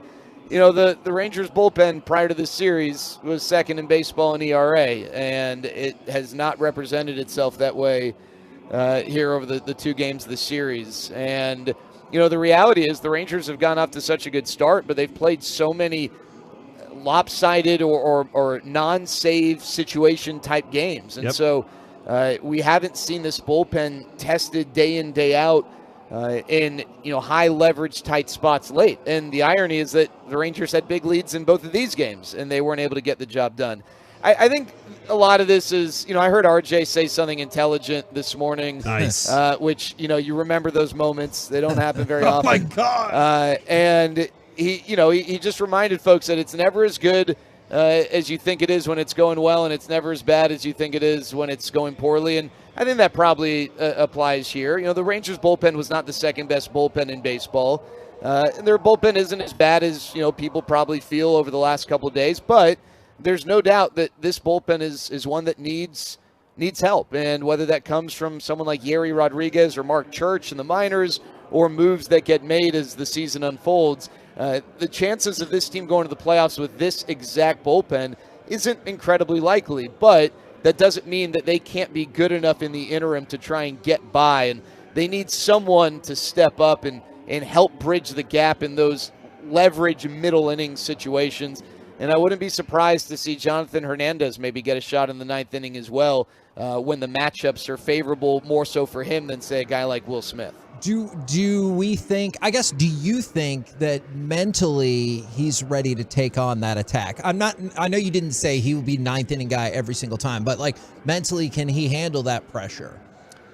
Well, I would tell you, Kevin, that, yeah, I mean, as best as I can gather, I think he would, but I don't know that, you know, the options right now or, you know, the other options are mentally built in ways where it's like, yeah, no, mentally they're brick walls. Nothing bad is getting through. You know, and when a guy goes out and doesn't perform well, like Jose Leclerc the other night, you know, is it because physically he just was off with his mechanics, but mentally he was in a great spot? Yeah. Or is it because mentally he just was whacked the minute he gave up a base runner the first batter he faced? Or is it a combination? And so it's tough to say. The 9th inning is a different beast. There are plenty of guys who have had great careers as relievers in the 7th and 8th innings, and then they get an opportunity in the 9th inning, and it's just not the same. So it's tough to say until he does it day in, day out. And the reality is it's really tough to say until he blows a save and then has to come back out the next day or two, and how does he respond? I think that's when we'll get a better sense. Well, I have a little bit of a prospect question for you, and it goes back in time to Jurickson Profar becoming the #1 prospect in all of baseball for a minute. Evan Carter seems to just be crushing it in Double-A. I mean, he is unbelievable, batting .380, 4 home runs in a few games. Why is he not considered a bigger prospect than Jurickson Profar was about a decade ago? Because I think this is the college football preseason ranking thing. When you're preseason ranked #1, it's easier to stay up there when you lose. When you are a guy who, from the day he's been drafted, has been, you know, ridiculed for you know, being unranked and whatever. I think he's breaking down barriers to get up to where he is. But I think because his starting point was different, I think that's probably why. To be honest with you, because. Other than that explanation, I don't know why. There are probably a lot of people in the industry who do this sort of thing who are slowly recognizing that, you know, they were wrong, or other people were wrong about their lack of a claim for Evan Carter. But he is the best position player prospect that this organization has had in a long time, and hopefully it develops better for him at the big league level with the Rangers than it ended up developing for Jurickson Profar during his time here. Since the Seager injury, you got one MVP. Who is it for you? Well, Adolis obviously had the big game, but I think I got to go with Marcus Simeon. What he's done over the last 15 games has been outstanding. He's already a 1.2 win guy, which is pretty ridiculous this early in the season. He's been the best defensive second baseman in baseball. Offensively, he's been really, really good. So Marcus Simeon, to me, is the answer to that.